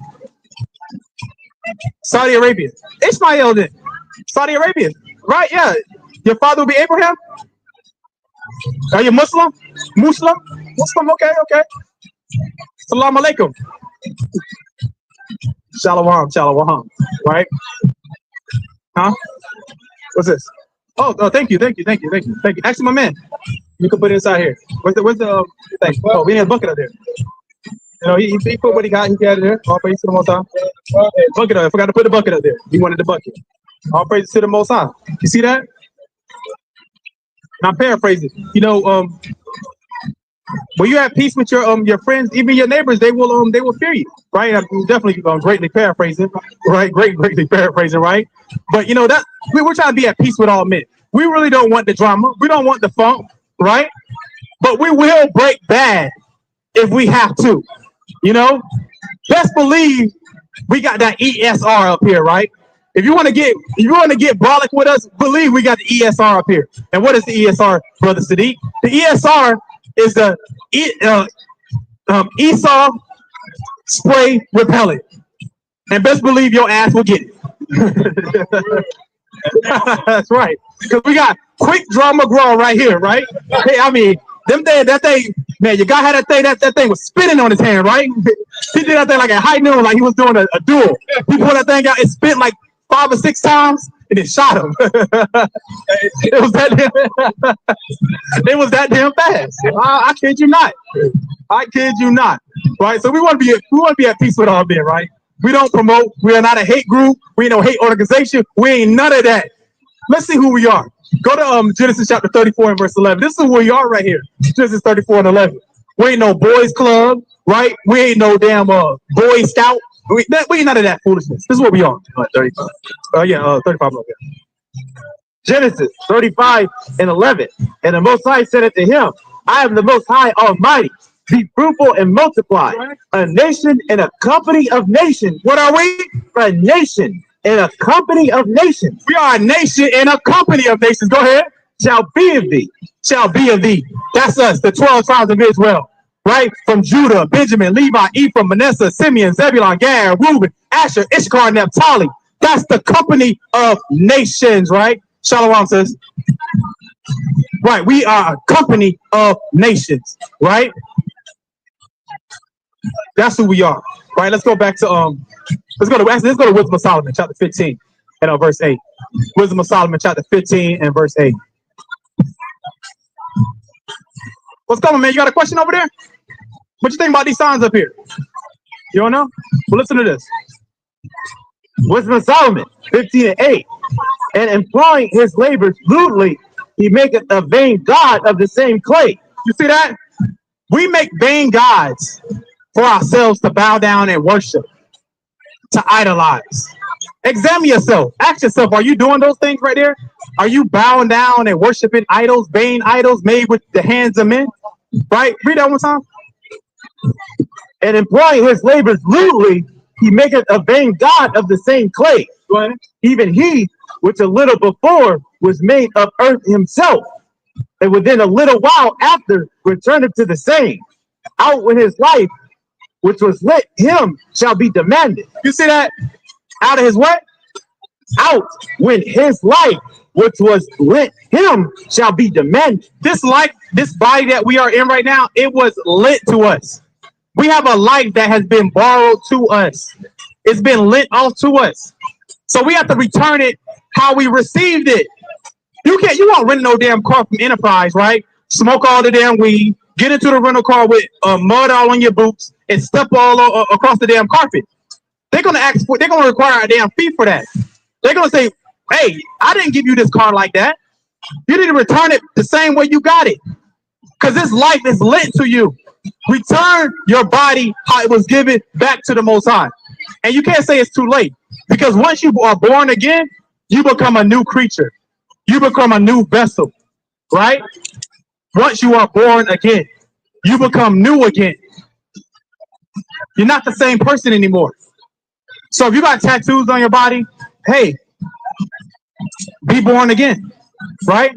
If you smoke marijuana, be born again. That means do a total 180 and go the opposite way. Let's read the next verse. Verse 9. Notwithstanding, his care is not that he shall have much labor, nor that his life is short. That is what? That his life is short. Our life is short. Time is speeding on up. So fast. So fast. Right? And we know how time is speeding up fast. Because don't you remember when you were 10 years old? Doesn't it seem like yesterday? And we here now? It's like it's going faster and faster. Right?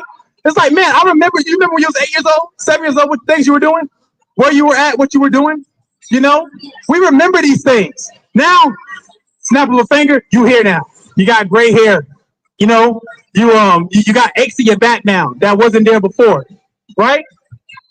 Life is what? It's not that his life is short. Our life is short. So in this short time period that we have right now, it would be behoove of you to return to the Most High, to fear the Most High, right? Read on. But striveth to excel goldsmiths and silversmiths, endeavor to do like the workers in brass, and counted it his glory to make counterfeit things. We can't make things counterfeit in this short life that we have. Because guess what? You're living a counterfeit life, right? You can't have a counterfeit life right now. A life that's fake. That doesn't mean anything. We all are living under a facade right now. People, you got grown men dressing like Spider-Man. That's your life being fake, counterfeit. You're not real. We got grown women dressed as damn Catwoman and Batwoman. That's not real. You got people worshiping these damn pentagrams that are not real. You have a counterfeit life right now. And you have to get rid of this damn fugazi counterfeit life and get a real life. Get a quickening spirit of Hamashiach Yahushua. Hey, brother with the waves. Brother with the waves. Brother with the waves. Wisdom of Solomon, 15 and 8. Wisdom of Solomon, 15 and 8. Wisdom of Solomon, 15 and 8. And employing his labors lewdly, he maketh a vain god of the same clay. Even he which a little before was made of earth himself. You see that? You make gods out of clay when just a little bit before, back in the book of Genesis, you were made of clay. You were made of the dirt, the soil, right? Hey, brother with the waves. Brother with the sea waves. Come holler at me. I see you got the whole Pacific Ocean right now spinning, right? Brother had the waves, right? The 360 wave. He like the damn do-rag man, you know. When the do-rag man, he pull that do-rag off and them waves be spinning, right? That's what the brother had. Let's read on.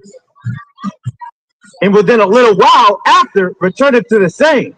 Out when his life which was lent him shall be demanded. You say that out, the life that was lent to you is now going to be demanded. That means you're going to be put in the earth 6 feet deep, and your spirit is going to go up to the heavens, to the third heavens, right? Hey, brother with the black hoodie, come on, let me real quick, brother. Sister in the white skirt, tennis skirt. Come on, let me, brother. Come on, holler at me, brother. Give me 1 second. Read on. Notwithstanding, his care is not that he shall have much labor, nor that his life is short, but striveth to excel goldsmith and silversmith, and endeavored to do like the workers in brass, and counted it his glory to make counterfeit things. You can't count it your glory to make counterfeit things, fugazi things, right? Jesus pieces and putting them on your neck, right? Making idols, things made with hands, images of Caesar Borgias, and say that this is the Messiah, this is Hamashiach Yahushua. Those are counterfeit things. Examine yourself. Ask yourself that question. Spiritually examine yourself to see if you're making these things, these counterfeit things, your God. Right? What verse is that? Read on. 10. Wisdom of Solomon 15 and 10. His heart is ashes. His hope is more vile than earth. You see that? His heart is ashes. Hey, brother with the blue long sleeve shirt on. Come holler at me, brother. Hey, brother. Brother, are you Habasha? Habasha? Eritrean? Ethiopian Eritrean? I guess so. Hey, brother, old school. Old school. Come holler at me, old school. Yeah, you. Brother, you don't got time for the Most High, brother. What's going on, man? Come on, let you, brother. What's your nationality, brother? Nigerian, Igbo? Yeah. Okay, brother, we the same people, brother. Come give me some love, brother. Look, what we up here is doing, we're teaching our people to fear the Most High. That's the most important thing. Well, let me just give you one verse. Go to Ecclesiastes 12 and 13. Listen to this, brother. This is the book of Ecclesiastes 12 and 13. Let us hear the conclusion of the whole matter. Fear the Most High. What should we do? What does fear mean? Reverence. Reverence. Brother, you serious? Yeah. It means to be afraid. Be afraid of the Most High. That's what it means. That's what fear is. Read on. Fear the Most High and keep his commandments. You have to fear the Most High, meaning be afraid of him and keep his commandments. For what? For this is the whole duty of man. Of what? The whole duty of man. This is what men are supposed to do. Those are your family, your children. You have to teach your family to fear the Most High and to keep his commandments. That's what we are duty bound as men to do. Let me give you a flyer, though, brother, because I'm going to overwhelm you like you know might be in a rush. I want you to check us out. We got a YouTube page on there, Facebook page. We got a whole bunch of lessons. We living in the last days, brother. We got to get ourselves right? Because you could be talking to a man and he's dressed like a woman. You got transgender story time. You got over 72 different pronouns. He, she, them, androgynous, all types of things. This world is wicked and it's going to be destroyed, brother. So we have to be ready, stay ready so we don't have to get ready. Because if you have to get ready, it's too late, brother. What's your name? Chuck? My name is Sadiq, brother. It's a pleasure to meet you. Pleasure to meet you. Y'all be safe out there. All right, family. All right, go back to Wisdom of Solomon again. Wisdom of Solomon. Go to Wisdom of Solomon 15 and 12. Wisdom of Solomon 15:12. But they counted our life a pastime. And that's what we count life right now. We count life like a pastime, right? Read that one more time. But they counted our life a pastime. Can you give me a definition of that word pastime? Because we count life like a pastime, like it's some type of halftime show. We're just we come to Hollywood so we can just pass on time by until we hit the grave, right? We count it as a pastime, right? Brother in the white t-shirt. Come talk to me real quick, brother. What's your nationality, bro? Let's read that. Pastime. We count life as a pastime. Hey, brother in the turquoise shirt. Let me get your flyer, brother. I see you listening earlier. Hey, brother, can I get your flyer? Can I get your car, brother, with the brown hat on? This is Adam Online, pastime, amusement. What? Amusement. Amusement. Read, go back to the verse again. Wisdom of Solomon 15 and 12. Wisdom of Solomon 15 and 12. But they counted our life a pastime. Replace pastime with amusement. But they counted our life an amusement. Amusement. That means you want to be a sports player. You want to be the next prime time with Dion, right? You wanted to be the next Shannon Sharp, right? And you want to have her big black baby, right? Isn't that what he in trouble for the big black baby? Shannon Sharp. You know, Shannon Sharp said when he was younger, he used to catch chickens. He used to run around catching chickens with his hand. That shows the poverty that we come from right there, right? Catching chickens with his hands, right? So they count our life as amusement. Give me another definition of pastime. Adam Online, pastime, diversion. A diversion. Now go back to the scripture and put diversion there. Wisdom of Solomon 15:12. But they counted our life a diversion. A diversion, right? It's going the opposite way from the Most High. Going a total separate way from the Most High. A distraction.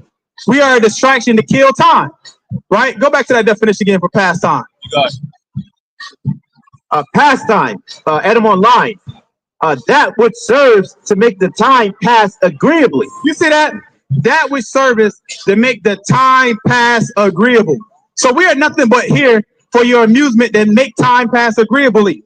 This is why you got Michael Jackson on the stage dancing like a damn fool, right? You got damn Sexy Red wanting to twerk it up. You got Glorilla who now may be facing life behind bars, right? It's a pastime, right? Busting it, what was it? Everything busting. Your life as a pastime, right? What else we got? Being on Demon Time with King Vine, right? It's a pastime.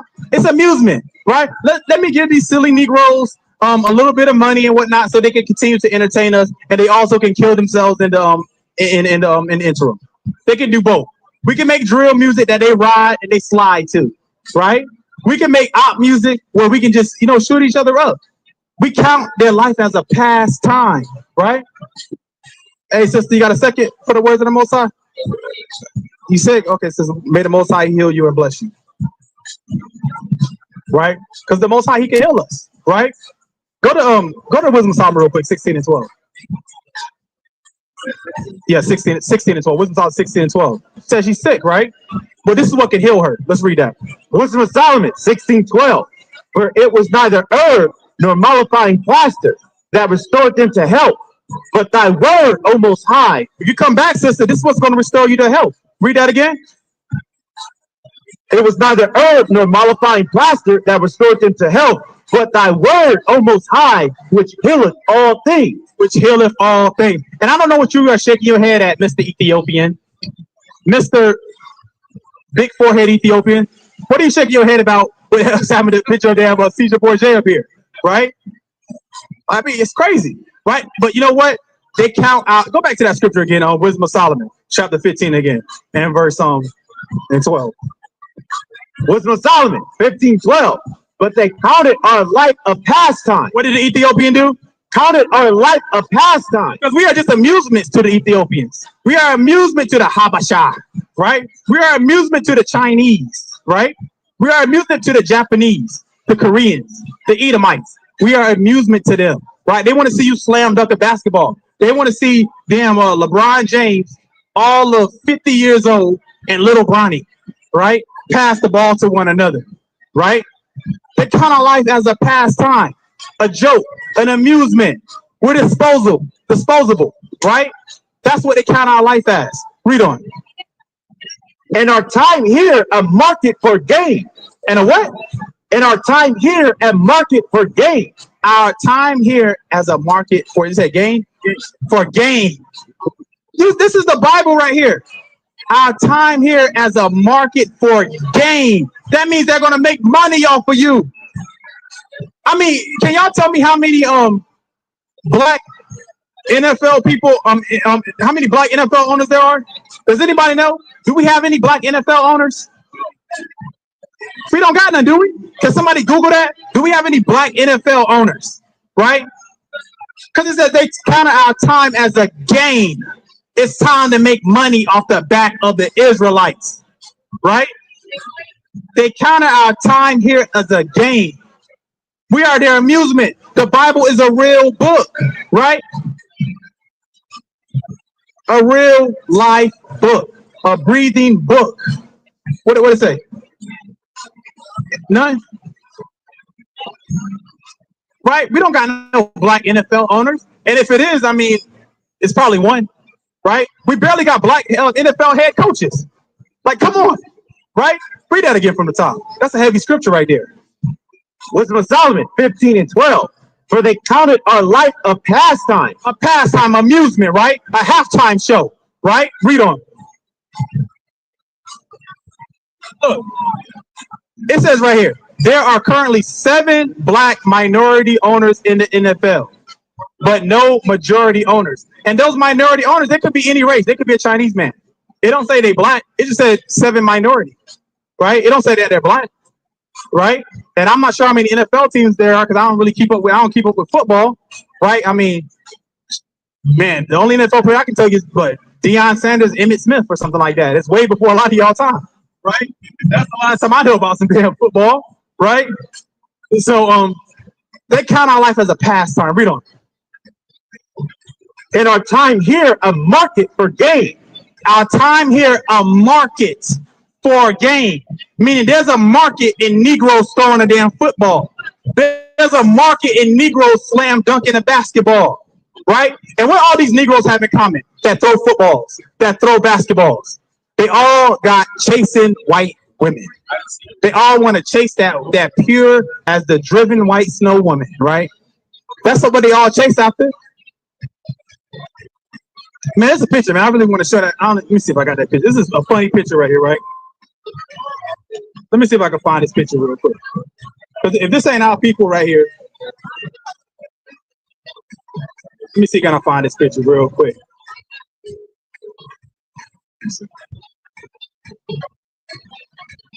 Right here, right? This is what the Negro look like now, right? After chasing all these white women, this is what Negroes look like now. Negroes look like this now. Where's that? Let me put it in this one. See that? That's what Negroes look like now because they chase so many white women right here, right? The time is as a market for gain. Yeah, put it on that way. Yeah. Right, now read that scripture, that verse again. Okay. Oh, you got something? Yeah, I was gonna show another NBA player that looks like a white man. Okay, you can get that. Yeah, get whatever you gonna pull up. Right. So we are in the market to be sold and given a little bit of trinkets and money, right? And they give us white women in return. And then we got kids that look like this right here, right? All these kids be looking like this. It's the same way, right? Yeah. Yeah. Oh, look at this. He mixed, right? Hey, look, hey, this is unbelievable right here. This is a Jake right here. Look at that. That's Jake right here. This is Jake. Hey, Elder, you gotta show this right here. This is Jake right here. This is unbelievable right here. Go back to Wisdom of Solomon. That's Jake right there, Elder. Look at this. That's a Jake right there. You see, look, this is what they give our people as gifts right here, right? If you talk about a gift, the story of the heart, they give you a gift of a white woman, and now all Jakes look like that right there. We can't even use what's called anymore on Jeremiah 14:2. I said, why we can't use that scripture no more, brothers?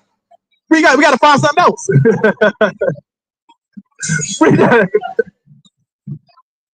Man, that's unbelievable. Let's go back to that again. Wisdom of Solomon 15:12.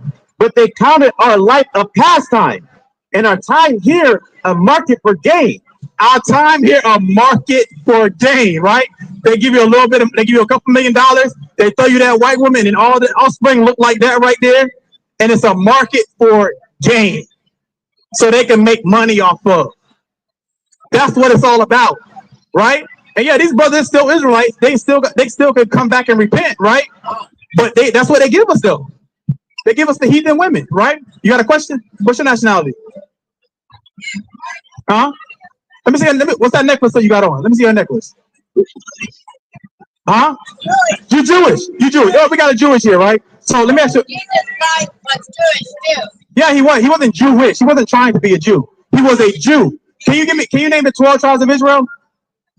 Name the 12 tribes of Israel. Let me hear them. Hey, listen to this real quick.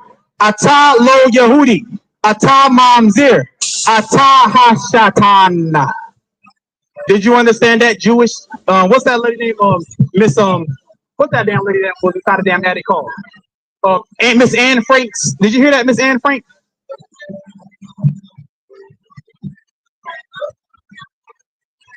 Read this real quick. Listen to this. All praise to the Most High.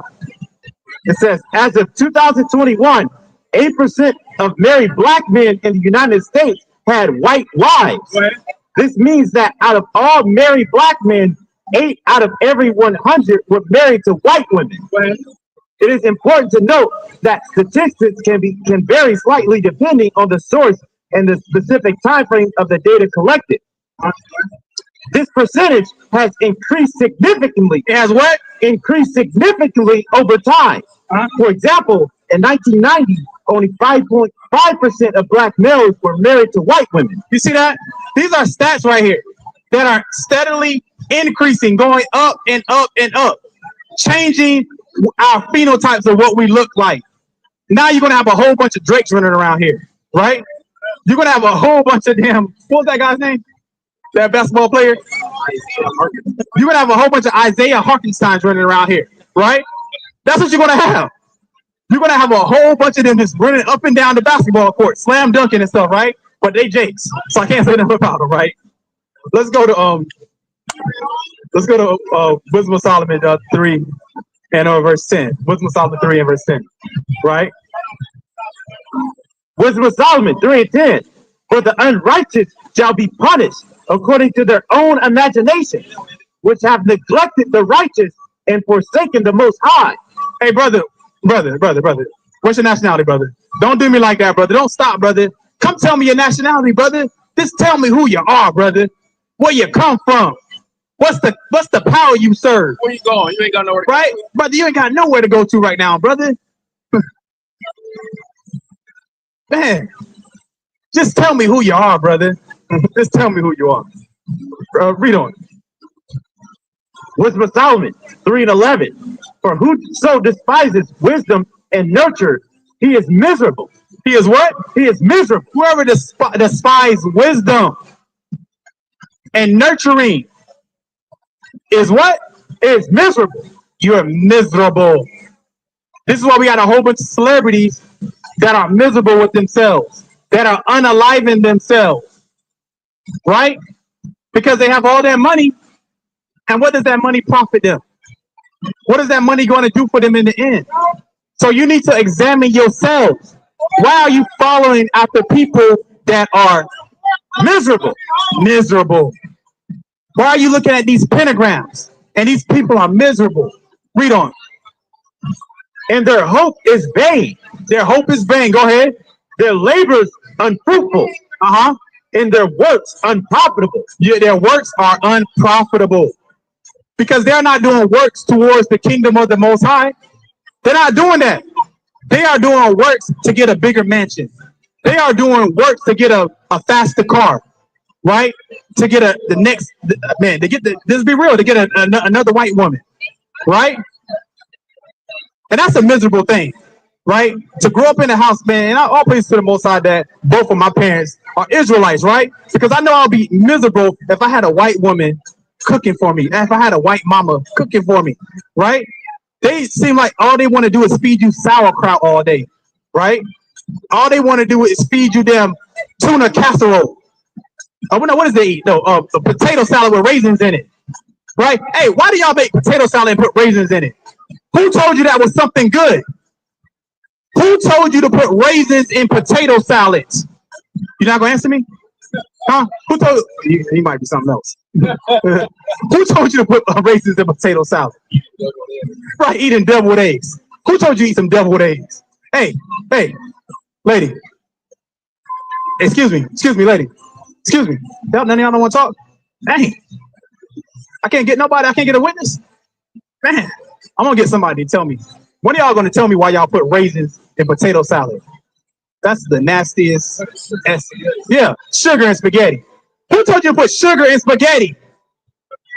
Come on now. Sugar. What else? Mom and dad. Right, I got to find out. Hey, my man. You. Yeah, both of y'all. I got a question, a real question. Man, I got to find out. I got to know. I got to know what other comes up here. I'll read on. Wisdom of Solomon 3:12.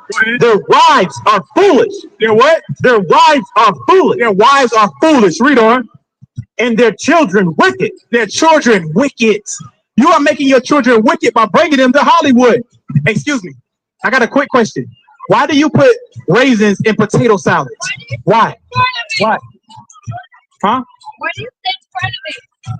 I didn't hear what you said. What? Why do you sit in front of me? Why am I sitting in front of you? Yeah. You sitting in front of me. We were here before you. What are you talking about? You were invading my space. I want to be Patrick Carlson. You want to be Patrick Carlson? Yeah. I don't even know who that is. I'm sorry. Hey, but I got a question for you. Yeah. Is your mother a European? I don't know. She's a white woman named Tammy. A white woman named Tammy. Now, did Tammy used to put raisins in potato salad? No, it's your inside. No, in your potato salad, did she put raisins in it? Don't lie to me. She didn't. What about, did she put sugar in spaghetti? Don't lie to me. She did, yes. Okay, let me ask you this. Do you eat your... PSI. Okay, one more question, and then you can leave. How do you like your meat? There you go. Thank you. There we go. We got it true. Got it true, right? She said she like it rare. You heard that. Everybody heard that, right? I didn't put that on her. I didn't coerce her. I didn't pay her to say that. She said she likes her meat rare, right? Let's read on. Bloody, right? Wisdom of Solomon 3:13. Their offspring is cursed. Wherefore blessed is the barren that is undefiled, which have not known the sinful bed. She shall have fruit in the visitation of souls. That's what you want to have. You want to have fruit in these last days, right? Fruit in these last days. Let's go to St. Matthew 7 and verse 16. You about ready to come up, Elder? You about ready? Okay. I'm going to get a couple more. St. Matthew 7:16. Matthew 7:16. You shall know them by their fruits. You shall what? You shall know them by their fruit. The Bible says you shall know them by their fruits. So we know the wicked because the wicked is breaking the Sabbath day. So we know you by your fruits. We know that you purchased a plane ticket or you purchased some type of ticket to get here to Hollywood to walk down Satan's lane to look at some pentagrams. So we know you by your fruits, the things that you do, right? Right, living in the flesh. That's right. Not in the spirit, being earthly, being cardinal. Read on. Do men gather grapes of thorns or figs of thistles?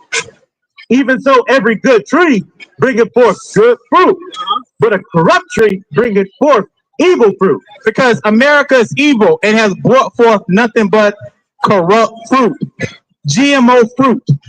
That's what everybody walking in Hollywood is. A whole bunch of GMO babies, right? That's what everybody's walking up in Hollywood. Artificial, raised off of damn Kool-Aid and a whole bunch of sugary drinks and stuff, right? Kids that were given Similac, right? And not their mother's breast milk, right? And that's the problem, right? I've come to like the conclusion, I've come to the theory, right? That if you weren't given your mother's breast milk as a baby, you probably had behavior problems in school. Because most kids that don't have their mother's breast milk, they have behavior problems in school, right? Most of them, they have attention deficit. They can't stay still, which made you this way you are right now, right? That's what it comes down to, right? Let's read on. Verse 18, a good tree cannot bring forth evil fruit. A good tree, it cannot bring forth evil fruit, right? And we are the fruit of Hamashiach Yahushai. That's why we are keeping the commandments. We are showing you our works right now. We are showing you our fruits right now, right? By keeping these commandments, right? What verse is that? Okay, jump down to verse 22. Matthew 7 and 22. Many will say to me in that day, Mashiach, Mashiach, have not we prophesied in thy name? And in thy name have cast out devils? And in thy name done many wonderful works? And what will Hamashiach Yahushai say? And then will I profess unto them, I never knew you. Do you want to hear those words when you call yourself going up to the gates? What are the words going to be said? I never knew you. Depart from me, ye that work iniquity. Depart from me, that ye that work iniquity, right? What y'all think about this picture? Who is that guy? Don't just, come on, y'all can't talk. Y'all can't speak. I mean, I got a question for y'all. Who is that guy? Oh, God, come on now. Come on. Mr. Miyagi. Miyagi-san. Miyagi-san. Mr. Miyagi right there, right? Wax on, wax off. Right?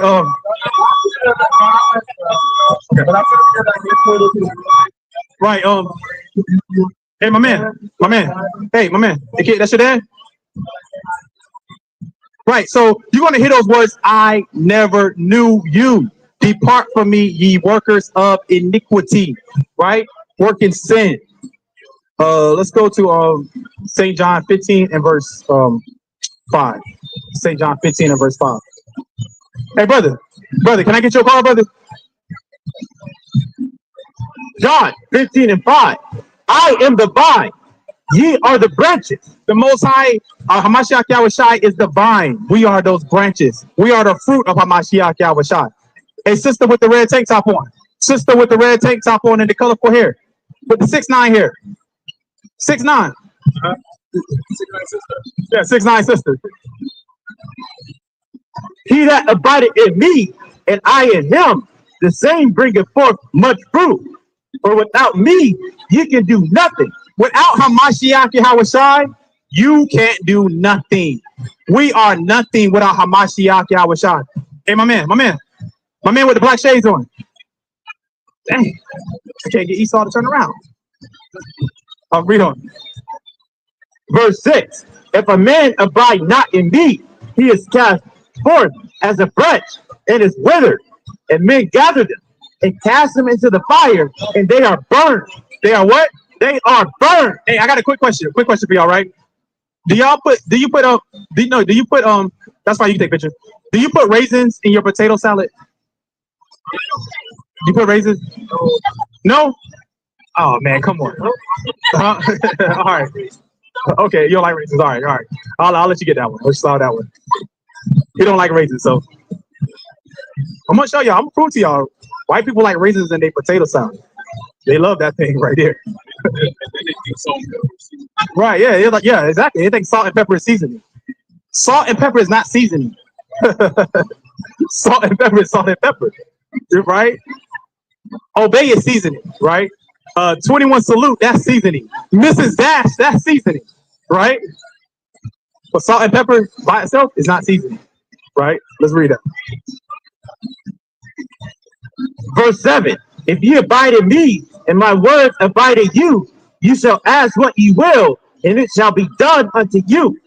You see that? You can ask of Hamashiach Yahushai, and it will be given unto you. Hey, sister, come talk to me, sister. You done walked around twice now. Huh?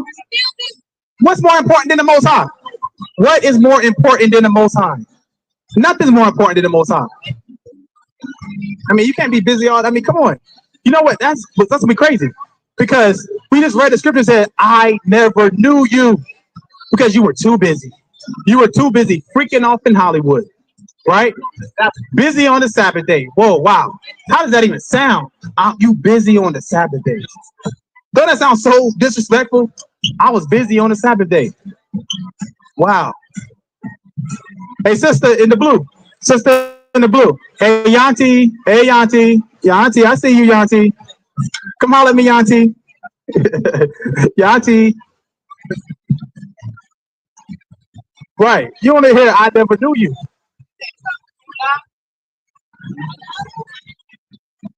Hey, sisters, y'all got a second for the words of the Most High? Come on, come talk to me, sister. What's your nationality? Huh? Who are we, God? Who are we? Let's show who we are real quick. Stay 1 second. We'll show who you are. You want to know, right? 2 Corinthians 11:22. Listen, sir, this is who we are. I'm going to show you who we are. Listen. 2 Corinthians 11:22. Are they Hebrews? Are they Hebrew? So am I. We are Hebrews. Go ahead. Are they Israelites? Are we Israelites? Go ahead. So am I. Go ahead. Are they the seed of Abraham? Go ahead. So am I. So we are Hebrew Israelites who are the seed of Abraham. And we are here to teach the world to fear the Most High. What will be your nationality, sister? Huh? I can't hear you. Katie, you're Levi. Stop, I say. Come on up here, sister. It's for you. Let me give you a card at least, sister. Come get it. Give a sister a card, right? This is for you. You will be a daughter of a Levitical priesthood right there. We're living in the last days, sister. We got to come back to these laws, statutes, commandments. Check us out. Right, so that's who we are.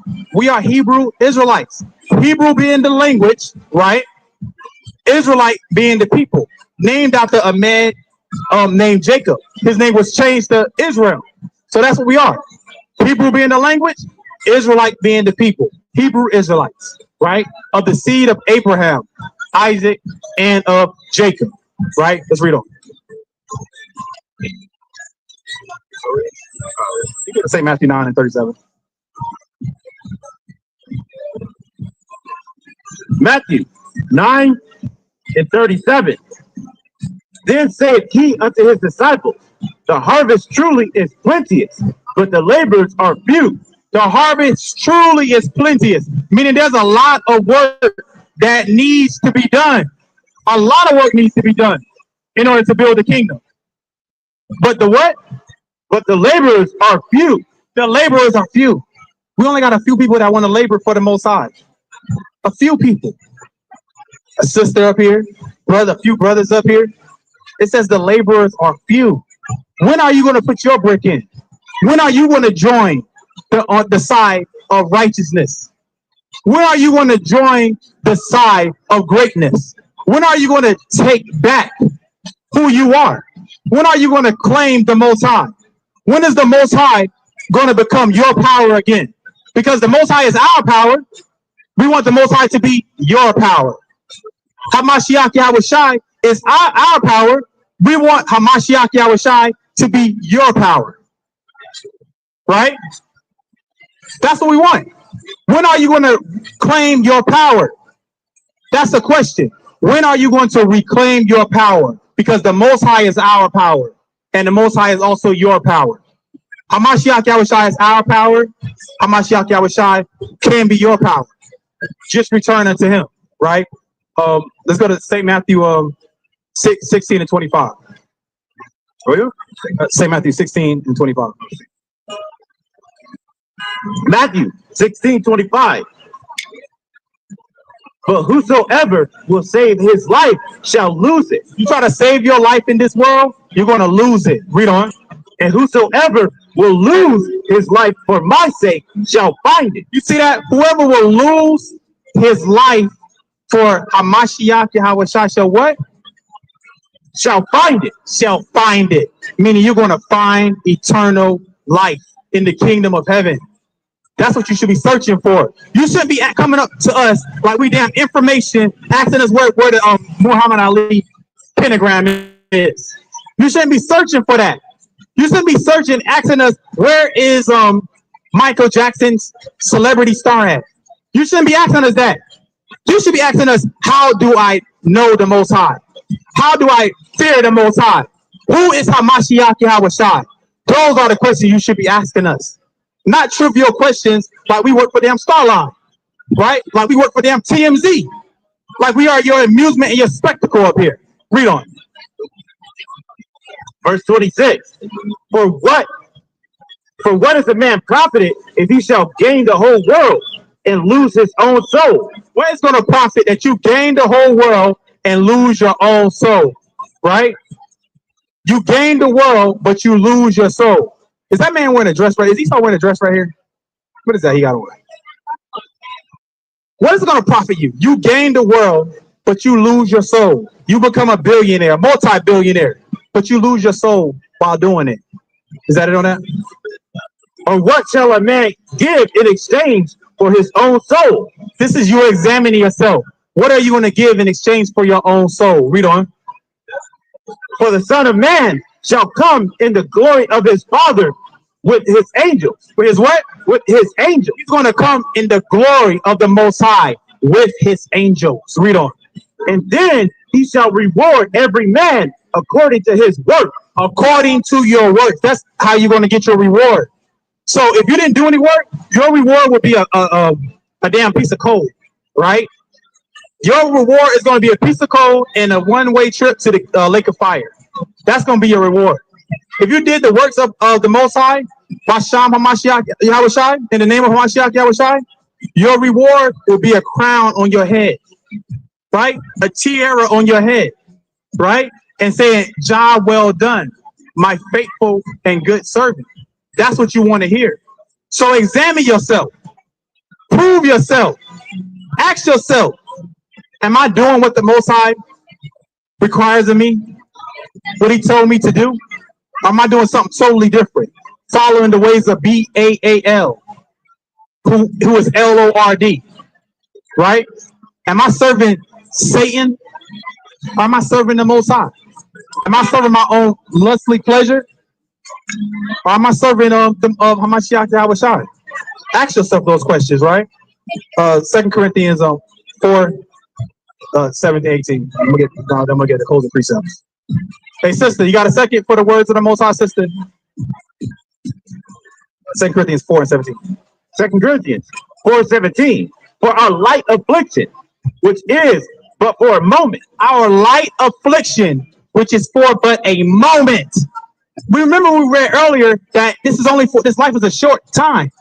Our affliction is only for a moment. Are you going to stand it, right? Are you going to hold fast to it? Are you going to crumble, right? Are you going to just fall apart? When the heat gets turned up, are you going to say, I can't take it, and roll down the window? Turn on the air conditioning? Or are you going to endure through that thing? Read on. Working for us a far more exceeding and eternal weight of glory. So it's worth it. It's worth it because, like Yashamai said, it's a revolving door. The elder has seen the revolving door for years and years on out.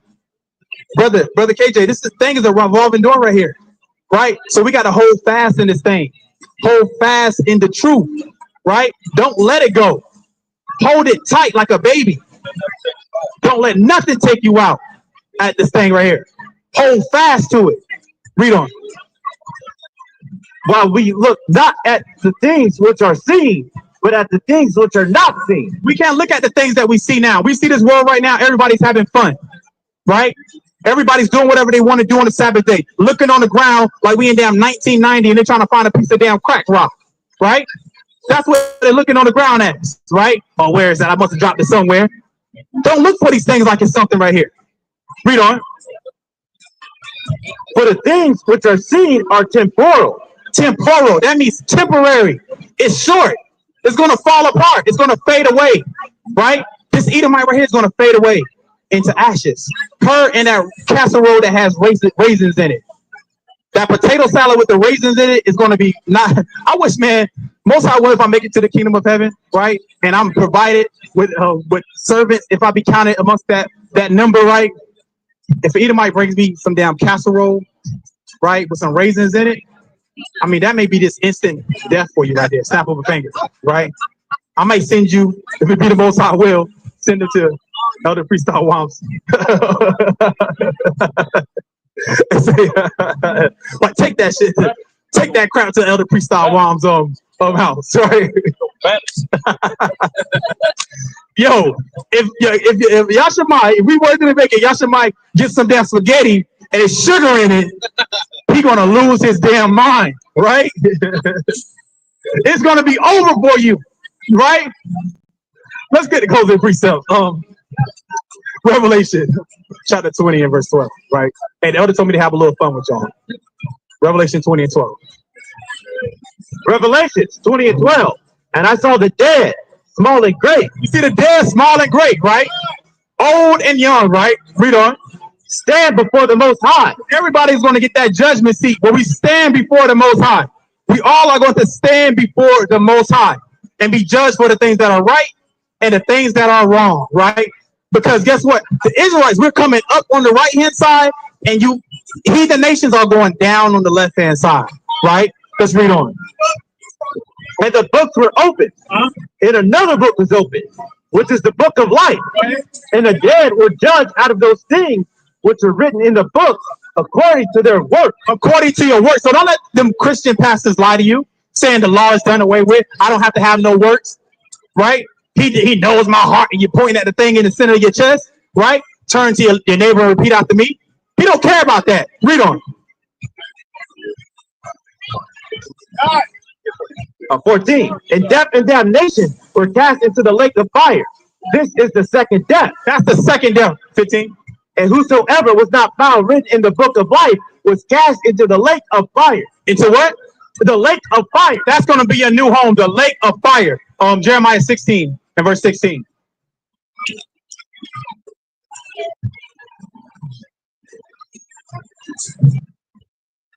Jeremiah 16:16. Behold, I will send for many fishes. Right now, it's still fishing season. The Most High said, I will send for many fishes. The fishers are us. We are fishing for men, right? It's up to the Most High if y'all are called.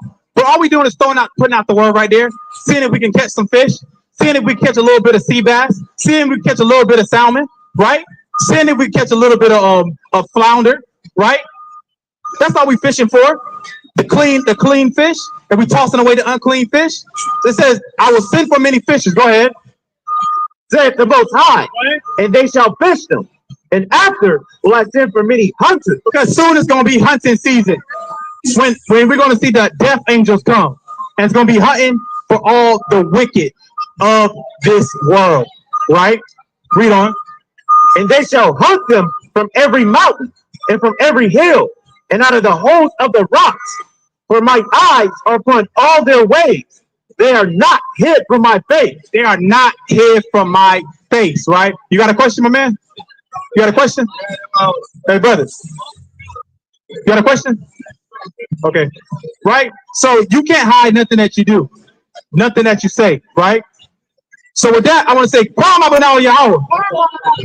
Kwam Abanao Yahweh. Kwam Abanao Yahweh. Kwam Abanao Yahweh. Kwam Mashiach Yahushai. Kwam Mashiach Yahushai. Kwam Mashiach Yahushai. Kwam Mashiach Yahushai. Kwam Yasha Allah. Kwam Yasha Allah. Kwam Yashala. Kwam Yashala. All right, stay tuned for the next dynamic speaker that's going to edify you in ways that I cannot. Shalom. Shabbat Shalom. Let me take a camera real quick.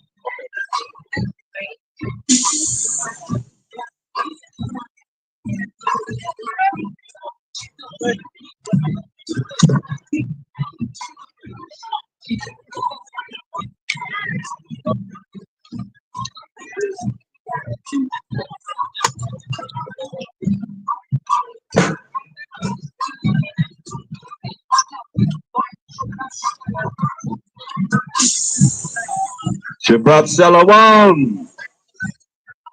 Giving all praise and glory to the Most High. He's worthy to be praised. Hallelujah. Who is glorious and holy name.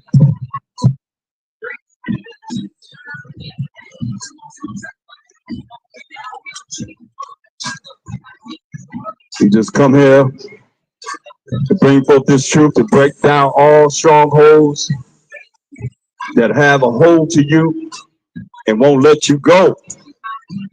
We're here to break those strongholds and bring them all down through the power of the Most High, who is the power of Abraham, Isaac, and Jacob, forever and ever and ever. He said that's a memorial to his name, and we give glory and honor to his holy name. And our big brother, Hamashiach Yahushua, the anointed Savior, that's coming back to set righteousness on this earth. Who out there don't want righteousness on this earth? Raise your hand. Huh? Which one of y'all out there don't want righteousness to come on this earth? Anybody gonna admit that they wicked? Huh? I've been dealing with that spirit of deceit and lies and deception. Hey, would you like righteousness to come on the earth? Hey, you in the green shirt, light green shirt. I can't get y'all to respond. Hey, would you like righteousness to come on this earth? Righteousness to come back on this earth? You would like it? So you know if righteousness got to come on the earth, then you got to get rid of all the wicked and the evil, right? Is that okay? Huh? You got to get rid of the wicked on earth? Not going to get rid of the wicked on earth? No? You don't think so? Wow. Huh? Yeah.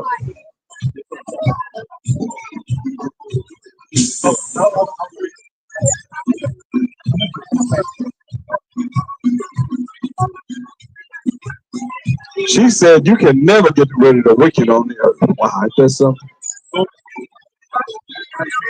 Huh? Huh? Yeah, she said you'll never get rid of her. Well, as far as, you know, who are the wicked? You know, say you'll never get rid of the wicked. That means they think they're going to live forever. You know, hey, what you think? You think it's all right to bring righteousness on this earth? No, it's not all right to bring righteousness on the earth. So you evil as ever, right? You and your damnation, you're going to go to damnation, you're going to be done destroyed. Straight up. And what about you? Are you old enough? Hey, what about y'all two old cats? What about you with the mustache right there? What you think is all right to bring righteousness on this earth? Huh? That woman said, ain't no way in the world you'll get rid of the wicked. Ain't that something? How proud are these people, man? Y'all walking around here wicked as ever. And think the Most High gonna allow you to just continue to be in wickedness? Wow. You heard it, right? He said, ain't no way in the world you gonna get rid of the wicked. Hey, brother, would you think it'd be cool to have a righteous world? All right, that's what I'm talking about. Somebody agree. Yeah. All right. Hey, brother, you got a minute? What do you think about a righteous world? Wouldn't that be beautiful? Huh? Ain't no more criminals. Ain't no more white people. ain't no wicked Israelites. Ain't no more wicked Arabs. Ain't no more wicked Chinese and Japanese. We talking about righteousness on the earth. What's wrong with that? Is anything wrong with that? You ain't got to worry about your child going to school and being molested. Huh? There ain't gonna be no more pedophiles. Huh? Huh? You can't? PDF files? PDF files? For real? Oh, okay. Well, won't be nobody sleeping with no little children. I tell you that's grown. I tell you that. They'll be safe in a righteous world. How about that? Huh? Yeah. You know what I mean? Like, that's what we talk about, a righteous world. If it's against the law to do certain things according to the Most High's word, then what's wrong with doing what he say do? What is wrong with doing what the Most High say do? Huh? And what do you think? You think it's all right to have a righteous world? Because you know this world is not righteous, right? You got to watch out for your children, right? You go to school, if they go to school, you got to wonder, wow, I hope they make it home safe. Because they have a shooting in school. This is crazy. It's a crazy world. Tell me it's not. For everybody. Come on. You should want a righteous world. And you nation, you're going to have to learn just what I'm teaching. You got to learn this. Or you're going to perish, point blank. You got a choice to choose life or death. It's simple as that. I can show you in the scriptures. Because she just said, ain't no way you're going to get rid of the wicked. Ain't that something? Ooh, man, that's pretty deep right there. Way to start off. All right. Hey. You start now with the wicked, right? Let's get Colossians 3:17. The book of Colossians, chapter 3 and verse 17. And whatsoever ye do in word or deed, do all by Sham Hamashiach Yahushai, giving thanks to the Most High and the Father by Sham Hamashiach Yahushai. Done. So all that we say and do is going to be in the name of the Lord and Savior, our big brother Hamashiach Yahushai. And we give thanks to the Most High power of Abraham, Isaac, Jacob. Jacob being the forefather of the 12 tribes of Israel, who was Judah, Benjamin, Levi, Simeon, Zebulun, Ephraim, Manasseh, Gad, Reuben, Naphtali, Asher, and Issachar. Those 12 tribes. That's what the Most High said he's the power of. Let's get that in Exodus 3:14. So we understand without a shadow of a doubt. If you're not of the 12 tribes of Israel, you can call on God all you want to. But he said he is the power of these people. This is what he said. The book of Exodus, chapter 3 and verse 14. And the Most High said unto Moses, I am that I am. And he said, thus shalt thou say unto the children of Israel. Verse 15. Verse 15. And the Most High said moreover unto Moses, thus shalt thou say unto the children of Israel. Say to who? The children of Israel. So what did he say to the 12 tribes of Israel? Because we all came out of the Egyptian captivity, all 12 tribes. What did he say to tell them? The Most High power of your fathers, the power of Abraham, the power of Isaac, and the power of Jacob have sent me unto you. This is my name forever. Wait a minute. This is who? This is what? He said the power of Abraham, who had a son named Isaac, who had a son named Jacob. And Jacob became the forefather of the 12 tribes of Israel. What did he say about his name? This is my name forever. And this is my memorial unto all generations. So this is named forever. That's why you hear me say the power of Abraham, Isaac, and Jacob. Because that's his name. This is named forever and memorial to all generations. Matthew 22, 30. My Jacob shall identify him as such. We got to look at this because you can't go wrong with using what he said his name is, you know. And when he went to the elders, he said, hey, tell them Yahweh, the power of Abraham, Isaac, and Jacob have sent me unto you. Read this. He said, not also.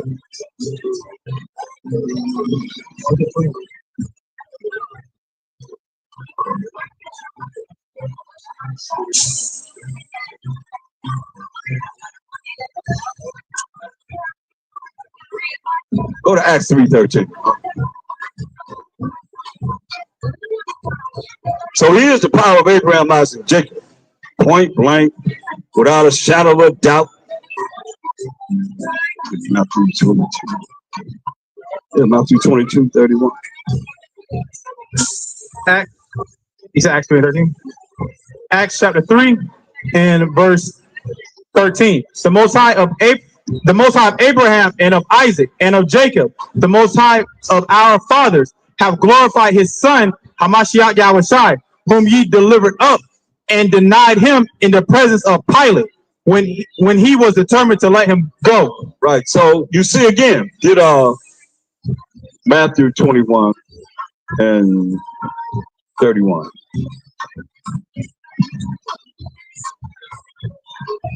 It's yeah.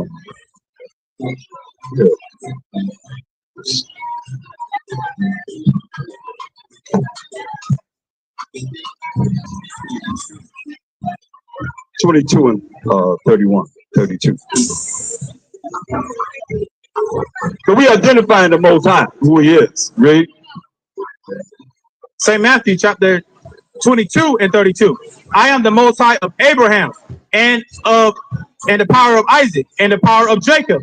The Most High is not the power of the dead, but of the living. So the Most High is the power of Abraham, Isaac, and Jacob. And get Luke 1:68.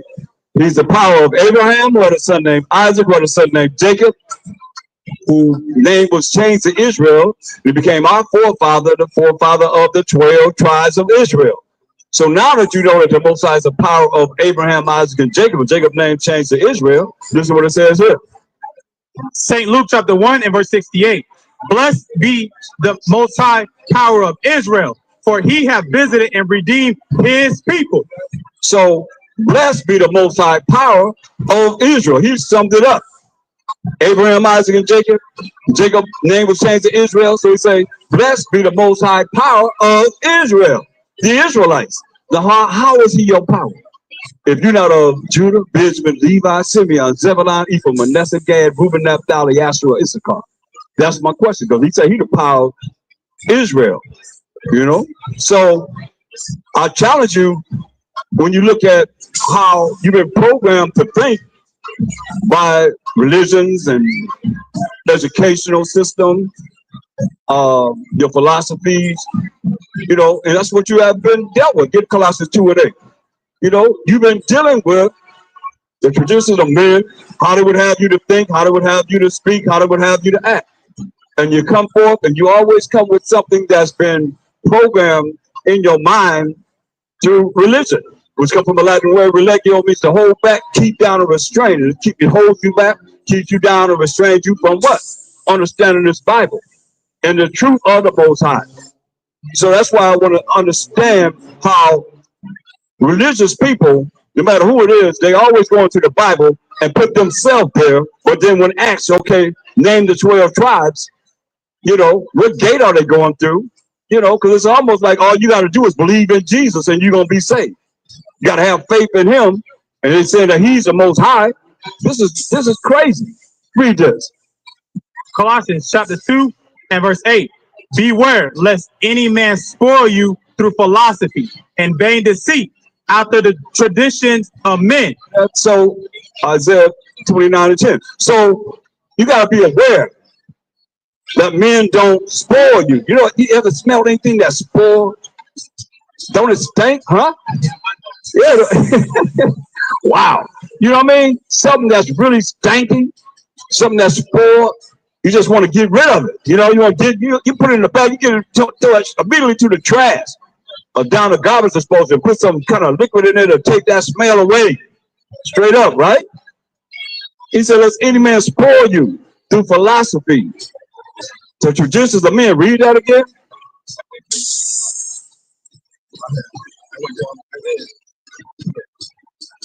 Colossians chapter 2 and verse 8. Beware lest any man spoil you through philosophy and vain deceit after the tradition of men.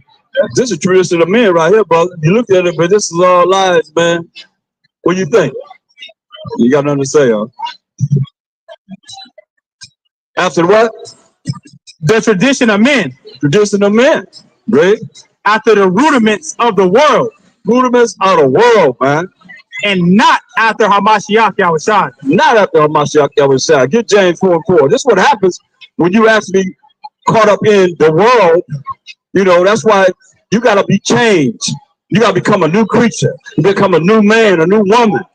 Be born again, Hamashiach Yahushua said. Why? Because if you always go back to the world and you always think about the world, you're still in the world.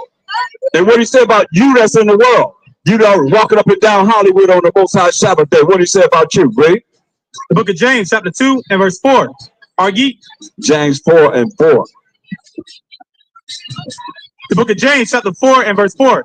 Ye adulterers and adulteresses, know ye not that the friendship of the world is enmity with the Most High? So the friendship of the world makes you at war with the Most High.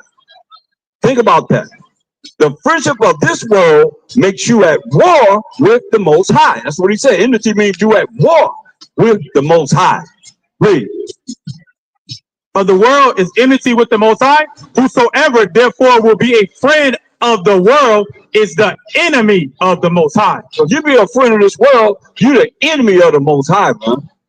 That's why he told us in Revelation 18:4. I mean, he talking to us. It's just a matter of, are we going to listen? He been talking a long time. You know how long this Bible been here? A long time. You've been saying a lot of things to us as a people and to you nations, and nobody want to listen. That's why it's very important, man, that you open up your ears, open up your eyes to see, or you're going to perish, point blank. We just like Noah. And he said the last days, I said the last days, it's going to be just like Noah. He was saying it's going to rain. It never rained before, but when it rained, it killed everybody. But 8 people, Noah, Shem, Ham, and Japheth, and their wives. You understand that? So don't think that, you know, you just going to call on the name of Jesus and you're going to make it. That's all you need. You better come back to the Most High's rules and regulations. Y'all know y'all got rules and regulations right here in this wicked land. Everywhere you go, it's rules and regulations, right? Like they building a fence. You might be able to not be able to come back in if you go out. You know, you might not be able to get out if you in. And don't tell about these people, man. You better understand. Talking about the wicked never going to end. Ain't no way that you can take down the wicked. Are you serious? That eliminates the Most High power of Abraham, Isaac, and Jacob. Read this. Revelation chapter 18 and verse 4. And I heard another voice from heaven saying, come out of her, my people. They come out of her. Come out of the ways of America. My people. The Most High's people who are the 12 tribes of Israel. Read. That ye be not partakers of her sin. You don't be part of this world. To be at war with the Most High. To be the enemy of the Most High. And following what this world has set up for you to follow. You see? That's why he said, come out of her, my people, that you be not partakers of her sins. Her sins. Yeah, whatever. Yeah, whatever. Whatever. You know,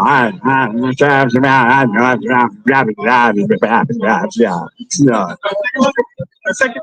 Let him know. Listen, brother. And that ye receive. Huh? No, we're going to read the verse from the top. Revelation chapter 18 and verse 4. And I heard another voice from heaven saying, come out of her, my people. The Most High wants us to come out of the ways of America, man.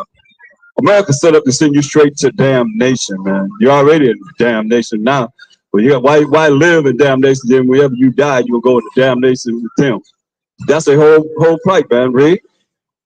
Come out of her, my people, that ye be not partakers of her sins. You be not partakers of what? Her sins. What? Huh? What's your nationality? Spiritual. I mean, that's your race, your ethnic background, your father. Oh, what's your ethnic? What's your father's father? Okay, black is the color. African American. Africa was named after a so-called white man. America Vespucci. No, I'm just saying we don't know. We didn't know either. I mean, we didn't know. We didn't know, right? America named a so-called white man. America Vespucci. Africa named after another so-called white man. Leo Sapiens Avocados. We are the children of Israel. Just show them. Gives us. We are the children. We're the people of the book. So, right. So if you read the original Jews, that's what you should be saying. Yeah. Well, not black, because black is the color. They put black on us because they don't never say in the Bible. They don't say black Israelites. You know what I mean? They labeled us because if you look up the word black, it's going to be demeaning. So they put that demeaning, always got to demean us. Melanated, yeah. All right, I like that. I like that. Read. 2 Corinthians chapter 11 and verse 22. Are they Hebrews? Are they Hebrew? So am I. So am I, and so am you. So are you. Yeah. All right. But you know, but I asked you what your race is. You said African American and black. So Give him a card. Give him a, you know.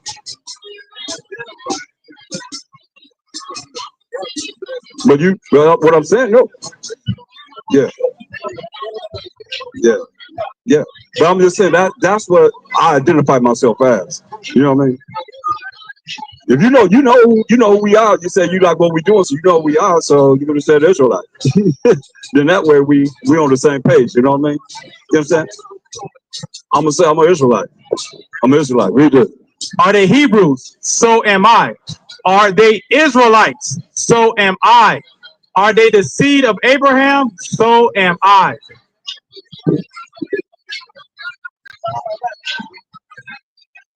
Not everybody though. I just had somebody say that they don't think the wicked ever gonna be destroyed.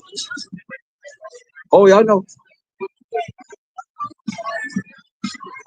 Oh really? Oh okay. Yeah, I got over 6,000 videos, man. Almost check it out. All right. Yeah. All right. What's your name, man? Huh? Bino? I'm Taiwan, man. Taiwan, yeah. All right. Yeah, man. So all praise to the Most High, man. You know, like he says, a big awakening happening. You know, it's just a matter of you got to really identify yourself as who you are. Get Isaiah 29:10. The Most High wants us to come out of the ways of this place, man. He said, don't be partakers of our sins. Understand this, because it's very important. Because we've been disenfranchised from our heritage. We don't know who we are. Like he said, he's black, he's African American, but he know he's an Israelite. You see what I'm saying? So it starts with we're Israelite. Point blank. That's who you are, sister, on that wall over there. Read this. Isaiah chapter 29 and verse 10. For the Most High have poured out upon you the spirit of deep sleep. The Most High have poured upon our people. Even though there's a great awakening, it's never going to be awakening for the 2/3 of our people. You know, the majority of our people, the 12 tribes of Israel, are not going to wake up. Because the Most High have done what? Have poured out upon you the spirit of deep sleep. Most High done poured out a spirit. It's a spirit of deep sleep. That means a spirit of darkness, ignorance, not knowing. Therefore, if he poured a spirit of deep sleep on people, ignorance, not knowing, you know what? How everybody gonna be saved? All you gotta do is just call on the name of Jesus. You're gonna be saved. Come on. Most High said he poured a spirit of deep sleep on you. Read.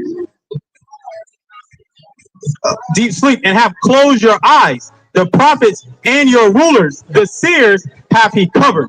So these preachers, that's why I call them pork chop eating preachers, man. They don't know. They haven't been called to really bring forth this, what the understanding of this Bible is in these last days. Or they will be out here doing it. Or they will be in their pulpit saying, hey, the Most High, the power of Abraham, who had a son named Isaac, who had a son named Jacob, whose name was changed to Israel, and it became the forefather of the 12 tribes of Israel. Judah, Benjamin, Levi, Simeon, Zebulun, Ephraim, Manasseh, Gad, Reuben, Naphtali, Asher, and Issachar. Those 12 tribes, that's who the power of. Now, if you're not of those 12 tribes, he is not your power. You can call on God, it's not him. You know, all the gods of the nations are idols. That's why the Most High had poured upon this whole place, man. Especially Hollingsworth. A spirit of deep sleep. You know, he had put you to sleep, man. And y'all, a lot of y'all not gonna ever wake up. Ever. Read. Verse 11. And the vision of all, is become unto you as the words of a book that is sealed. The vision that you might think you have is become unto you as a book that is sealed. If this book is sealed, you can't open it up and understand what it's saying. You got to be taught. For real, for real. You ain't gonna just open. I mean, I've met people that say they read the Bible 8 times. 8 times. And don't, when I say, well, what does this mean? What does that mean? They don't even understand what it means. Just reading it. You got to be taught. Because the Most High don't want everybody to understand this. This is not for everybody. So it don't matter if you come, if you don't want to come. That's okay. Because the Most High do the calling, and he's going to allow you to come up to hear the word. And every last one of y'all need to be hearing what's being said, because if you don't, you're going to perish. Guaranteed, I can show you. Anytime anybody want to deny denounce what I'm saying, I can show you.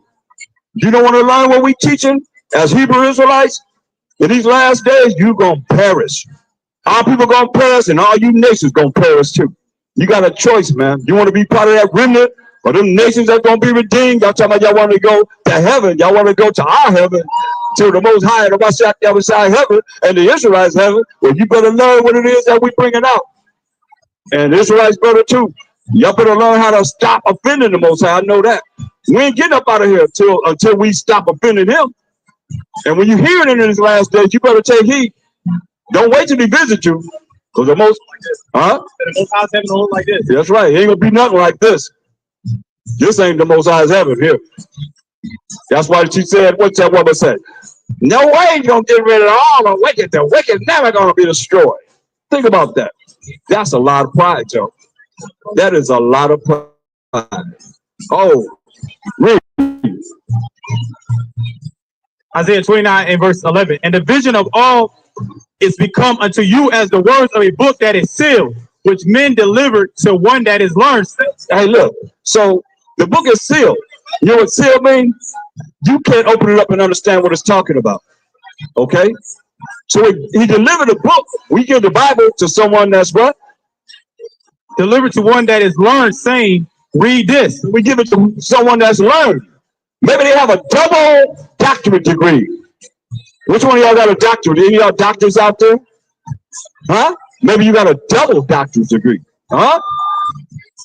And we hand you the Bible. He said, hey, it's delivered to someone that's learned. Read this, I pray thee. Read this.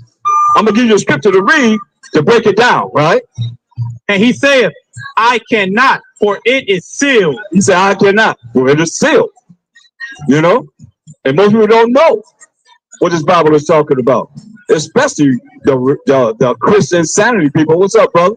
You all right? All right, read. I had a definition for sealed. So this is the definition of sealed. Fasten or close securely. Fasten or close securely. You can't really open this up, man, and understand it. That's why you have to be taught. You can't just, how people have read the Bible? Look at these preachers, man. They ain't called.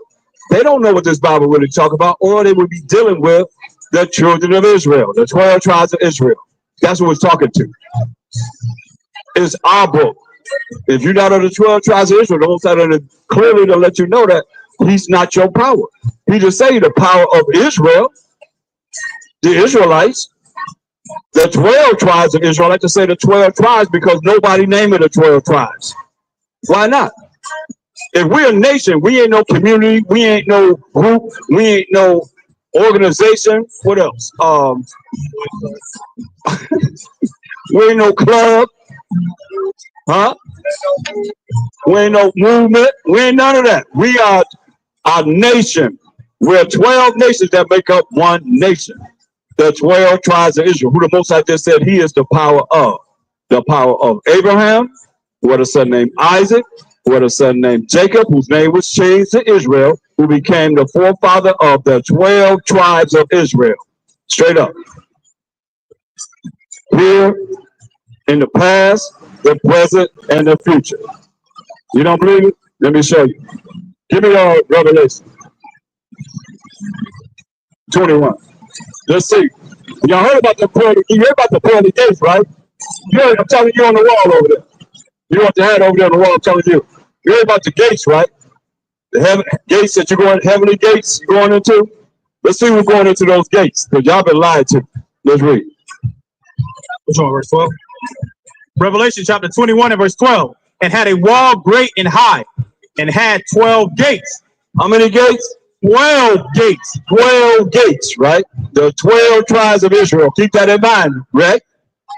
And at the gates 12 angels, and names written thereon. Now, you got 12 angels. You got one angel on each gate to make sure that if you ain't no Israelite, you ain't going through these gates. They making sure, you know, if you're not an Israelite, it's going to tell you. If you're not an Israelite, you're not going through these gates, man.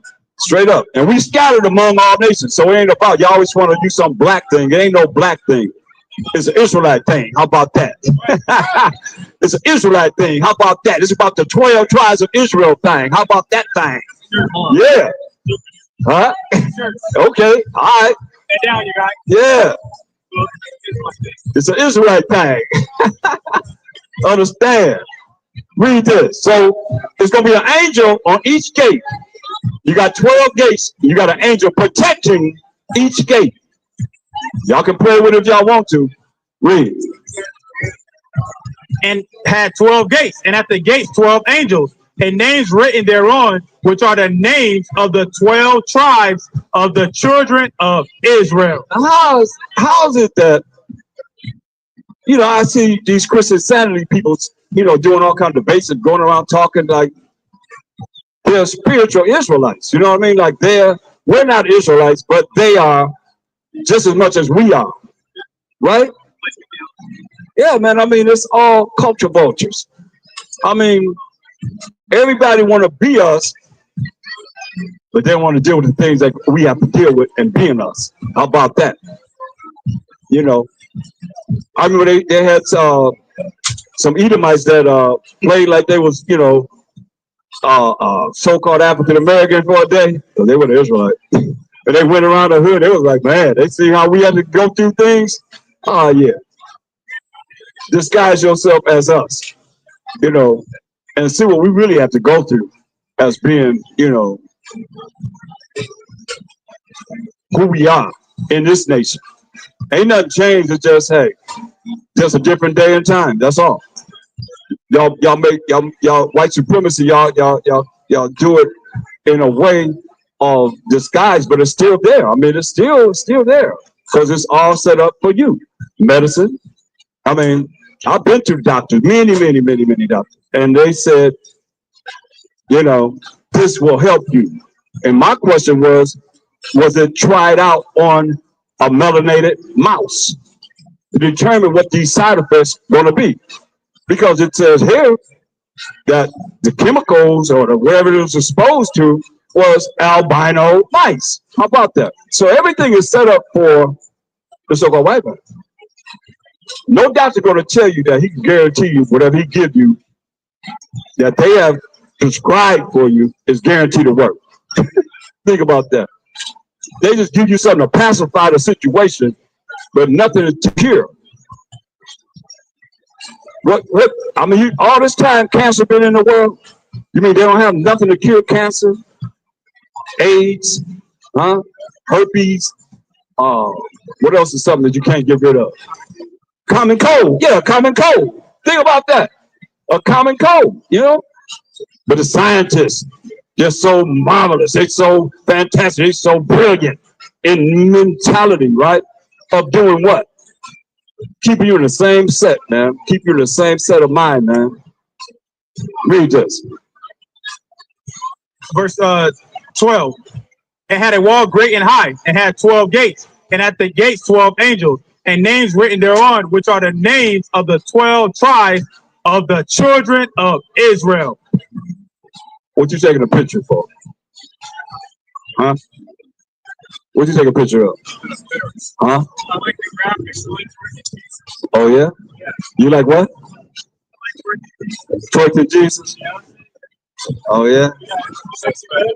Oh yeah? Yep. You recognize, huh? But you see what it says, right? Because that's pretty much what it is. Everything is set up. Don't they say that he hate the sin, but he loved the sinner? That's what they teach you. Huh? What does that mean? That's a good question. What is it? That's what they teach in church. They say he hate the sin. That's sin that they're doing. And that's why he was set up to take away every sin that you could do. Because whatever you do, he gave it on the cross. So you ain't got to do nothing. Whatever you got to do, just say, hey, take that to the cross, Jesus. Right? That's what they teach. But that's contrary to what the Bible says. Ecclesiastes 12:6. Because if you do wrong, then the Most High hates you. He don't love you. You'll do wrong. Listen, what it says. I mean, because they say, hey, he hates the sin, but he loves the sinner. You've heard that before, right? You go to church? You've been to church in your life? Catholic. So y'all just deal with idols and stuff like that. Just different hellberries. Y'all you wouldn't know algebra, was you? Yo, good. Yo, you said y'all good. So you know about that, right? You got any friends that went through that in Catholic school? No, that's read this. Listen. Ecclesiasticus chapter 12 and verse 6. For the Most High hateth sinners. What the Most High do? Hateth sinners. Hate sinners, read. And will repay vengeance unto the ungodly. Repay vengeance unto the ones that break his law, the unrighteous. Read. And keepeth them against the mighty day of their punishment. Keepeth them to the mighty day of their punishment, man. They're going to be punished. You have to do what he said do. Point blank. That's why 1 John 5 and 3. It's clear. I mean, these are, you can look at scriptures in the New Testament where they have excluded from religions and so forth, especially the Catholic Church. Read this. What do he say? 1 John chapter 5 and verse 3. For this is the love of the Most High. This the love of the Most High. What do he say? That we keep his commandments, and his commandments are not grievous. That's how you love him. So if you're not doing the commandments that the Most High gave us, then how is it that you really love him? You think about it. You know, you keep the commandments of the Most High. So what? Name some commandments. Oh yeah, yeah. Name some commandments. Name some commandments. Name. The first one he came. The first one. The first one. Huh? Lie, steal, cheat. Okay. What else? That's all you got? No. What about the Most High? What about loving him? What about doing what he said do? Get Exodus 20 and 1. Just the 10 commandments alone. I mean, all the laws based upon how you love the Most High and how you love your neighbor as yourself. We as the children of Israel, read. You left out of here before I can get them. Read. Exodus chapter 20 and verse 1. And the Most High spake all these words, saying, I am the Most High, thy power, which have brought thee out of the land of Egypt. Who came out of the land of Egypt? The 12 tribes of Israel. Read. Out of the house of bondage. So Egypt means bondage, captivity, slavery. Because all 12 tribes were under the Egyptians, these Hamites, the so-called Africans, we were all in captivity under the Egyptians. Read. Thou shalt have no other powers before me. Thou shalt not make unto thee any graven image, or any likeness of anything that is in heaven above, or that is in the earth beneath, or that is in the water under the earth. Nothing that you can see that you can bow down to. Get Colossians 1:15 right quick. So he said, nothing that you can see you can bow down to worship. Point blank. You have your little prayer room or whatever you have. You can't have nothing in there. You bowing down, you looking at something. No, because y'all got your little, this is my prayer room. Y'all got all kind of idols in the church. Catholic church, man. For real. St. Mary, St. Peter, they got everybody in there. Right? Read.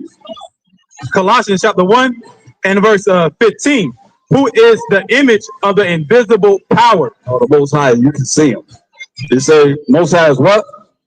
Is the image of the invisible power. Well, Mashiach Yahushua is the image of the invisible power. So how do you be an image if you got flesh and blood of the invisible power?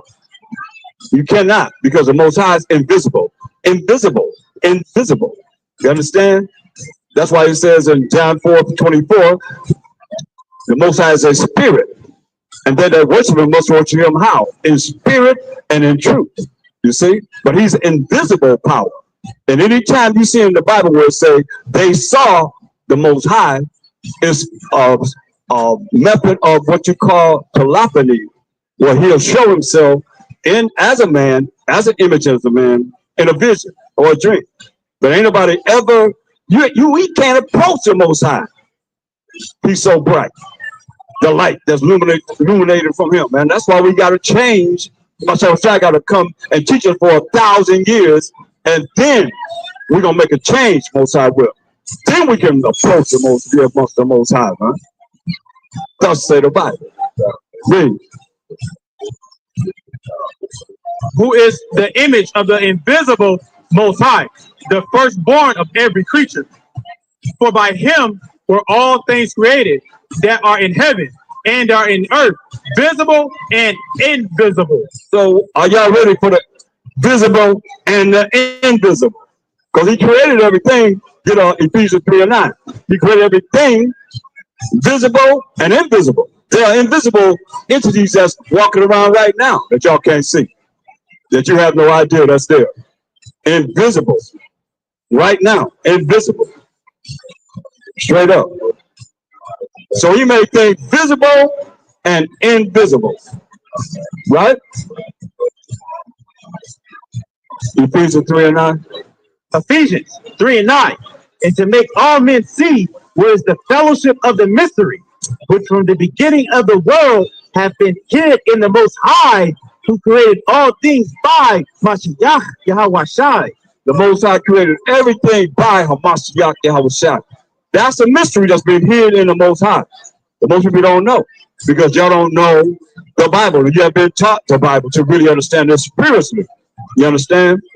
Anybody able to reach the Most High? That's why he said in St. John 1:18, you got to look at what the Bible says and you got to go with it. You got to flow with it.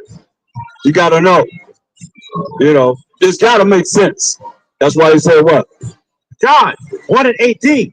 No man have seen the Most High at any time. No, surely they've seen the Most High. I seen God, it says in the Bible, right? What it says?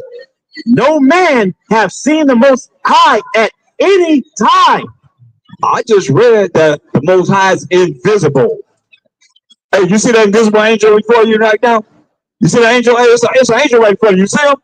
Huh? hey, look. Hey, you right there. Oh man, y'all be looking. Y'all better hope that sun don't keep on getting hotter and hotter and hotter, boy. Y'all be looking pretty bad. Woo. Man.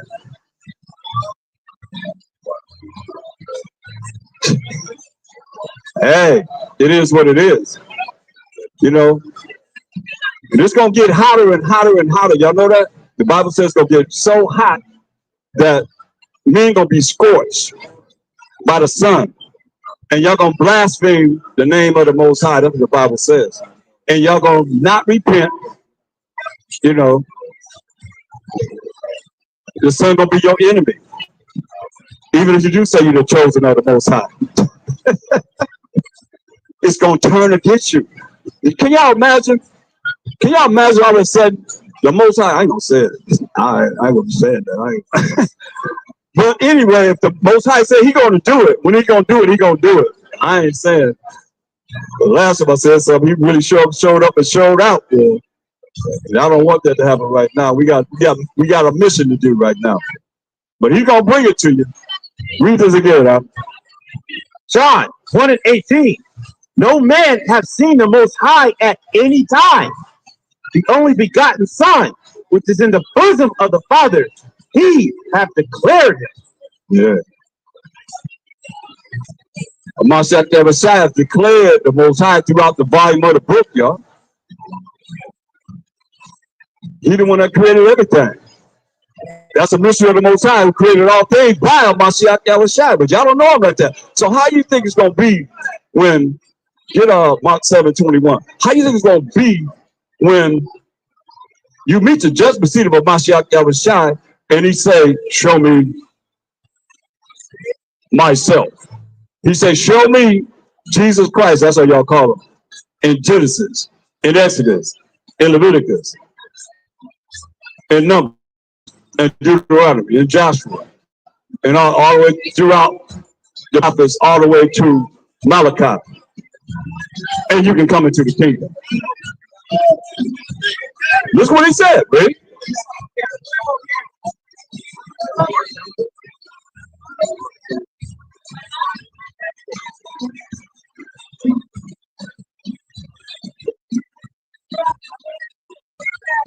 Look, so everybody, what's up, bro? You all right?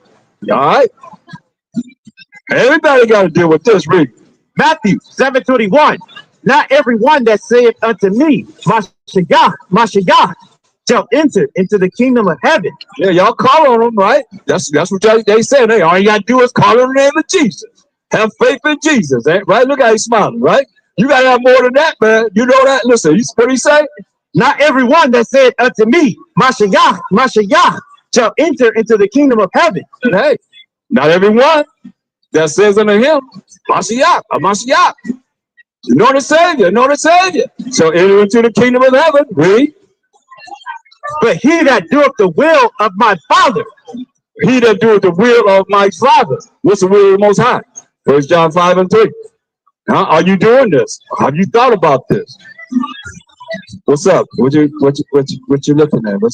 You see that? All this is. Read this. You never seen that before? You look very surprised. Not really. Huh? I see you. Shiloh there. Who that? 1 John 5 and 3. For this is the love of the Most High, that we keep his commandments. We do what? That we keep his commandments. Keep his commandments, read. And his commandments are not grievous. Commandments are not grievous, man.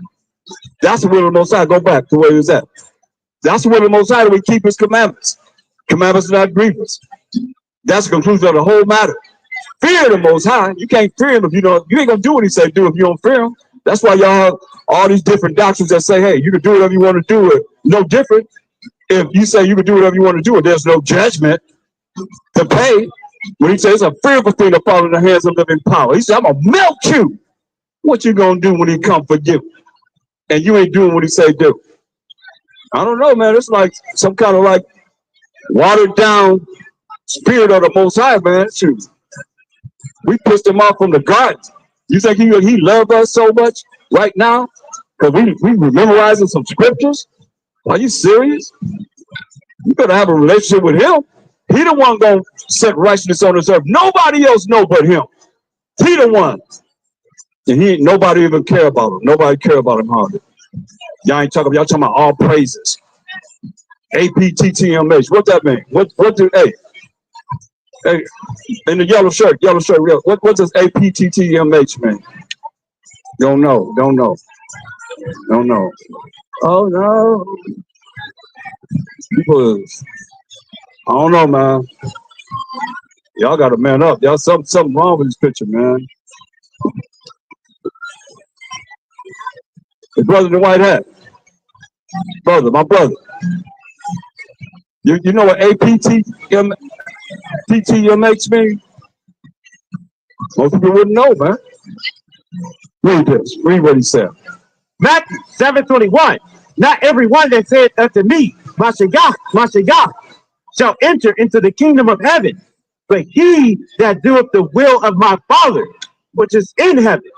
You got to do the will of the Most High. Do you know the will of the Most High? You in a white t-shirt right there. You look at you. You know the will of the Most High? Huh? What he said? Anybody know the will of the Most High? What the Most High would have you to do, what he wants you to do? He said, but those that do the will of the Most High, keep his commandments, keep his laws, right? Many will say to me in that day, Mashiach, Mashiach, have we not prophesied in thy name? And in thy name have cast out devils? And in thy name done many wonderful works? And he says, people gonna stand before him at this time. Hold that. He said they're gonna stand before him in 2 Corinthians 5 and 10. They're gonna stand before him in the judgment. Because the Most High has allowed him to do all the judgment for him. The Most High is the top entity. He said, Mashiach, you take care of my light work. You go down there and you judge all the people for me. But look what it says, right? 2 Corinthians 5 and 10. But we must all appear before the judgment seat of Mashiach, Yahawashi. We gonna all appear before the judgment seat of a Mashiach Yahawashi, right? That everyone may receive the things done in his body.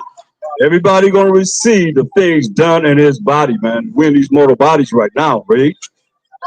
According to that ye have done. According to what we've done in these mortal bodies, right? whether it be good, Be what?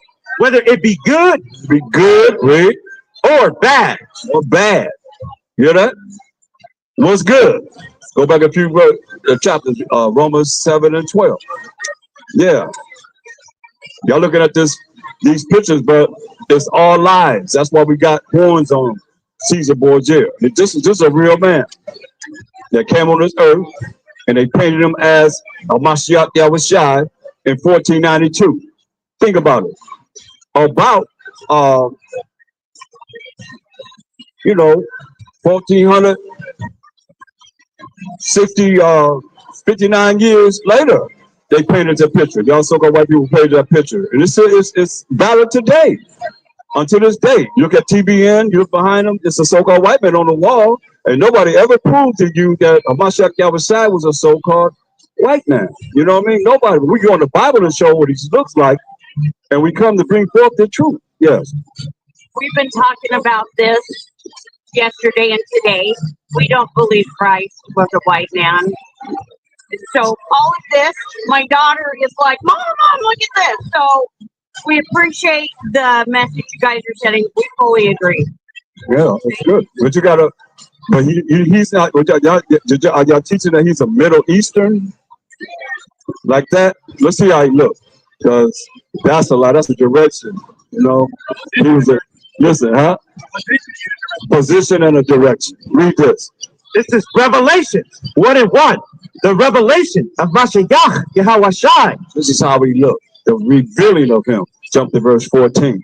Verse 14. His head and his hairs were white like wool. So you understand that the Romans, they had put John the Revelator on an island, and this is approximately about 90 to 96 AD. Or Mashiach Yahushai died approximately 29 AD. So you're looking at him almost 60 years later. Here he is seeing them. He appeared him in a vision, right? So he said his hair was what? White like wool. We had woolly hair. This man don't have no woolly hair. He got straight hair. First strike, right? Is white like wool, like my brother's hair. You know, white like wool. The color is gray because he's old. I mean, come on. If I see if 30 years from now, 60 years from now, you know, he's older. They send him out there to die on the island of Patmos. So he's seeing him Mashiach Yahushai. He got gray hair, but it's nappy. That woolly hair means it's nappy hair. How is his hair? White like wool. White like wool. The brother said nappy, right? You got it. White like wool. Yeah, right. See, look at that pictures. I mean, white like wool, right?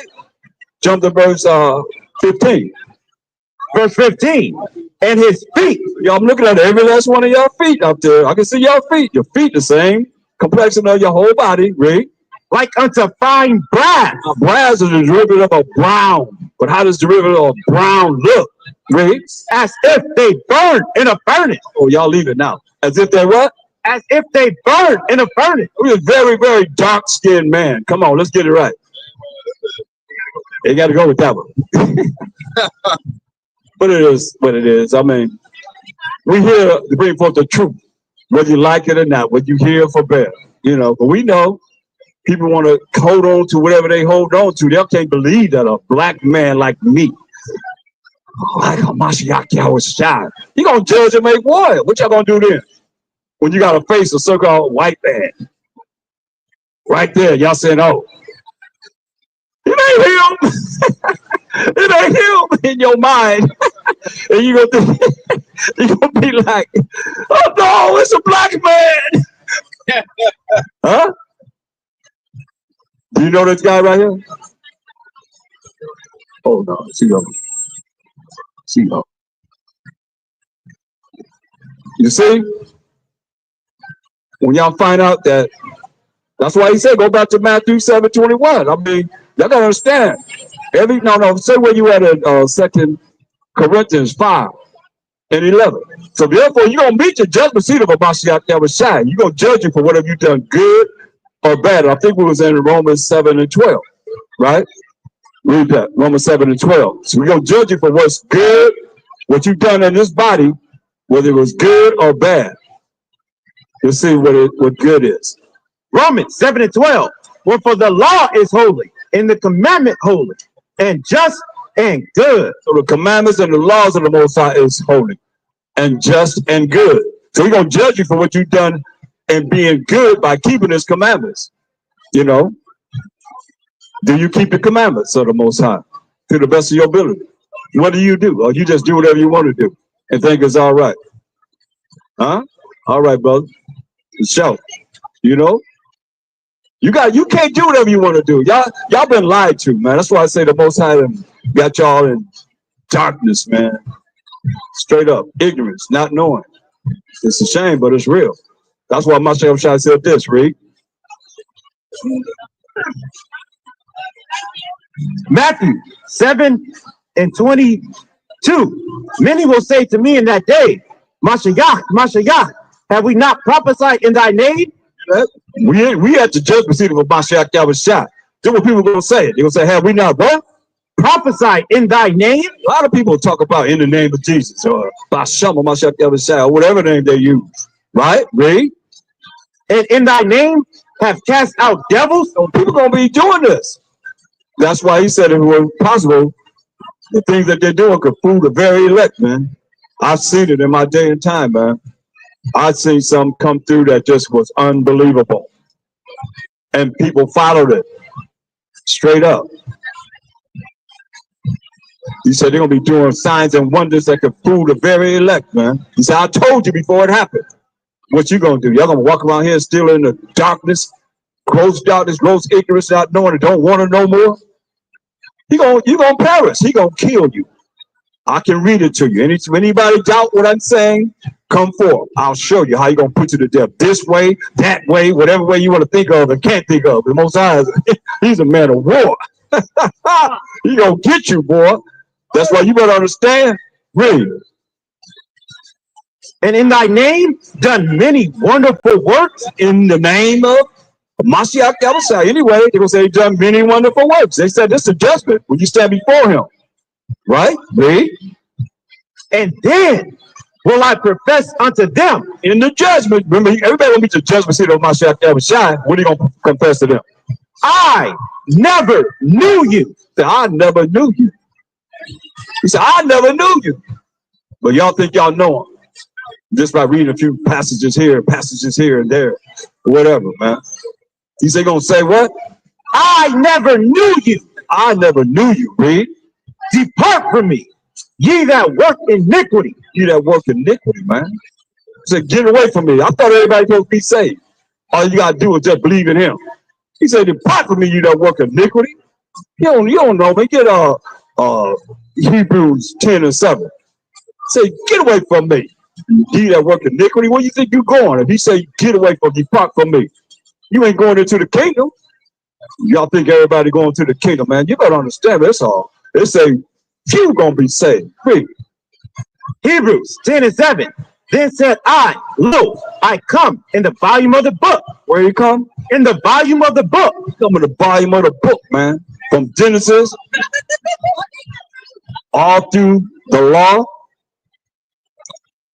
He come in the prophets and the Apocrypha.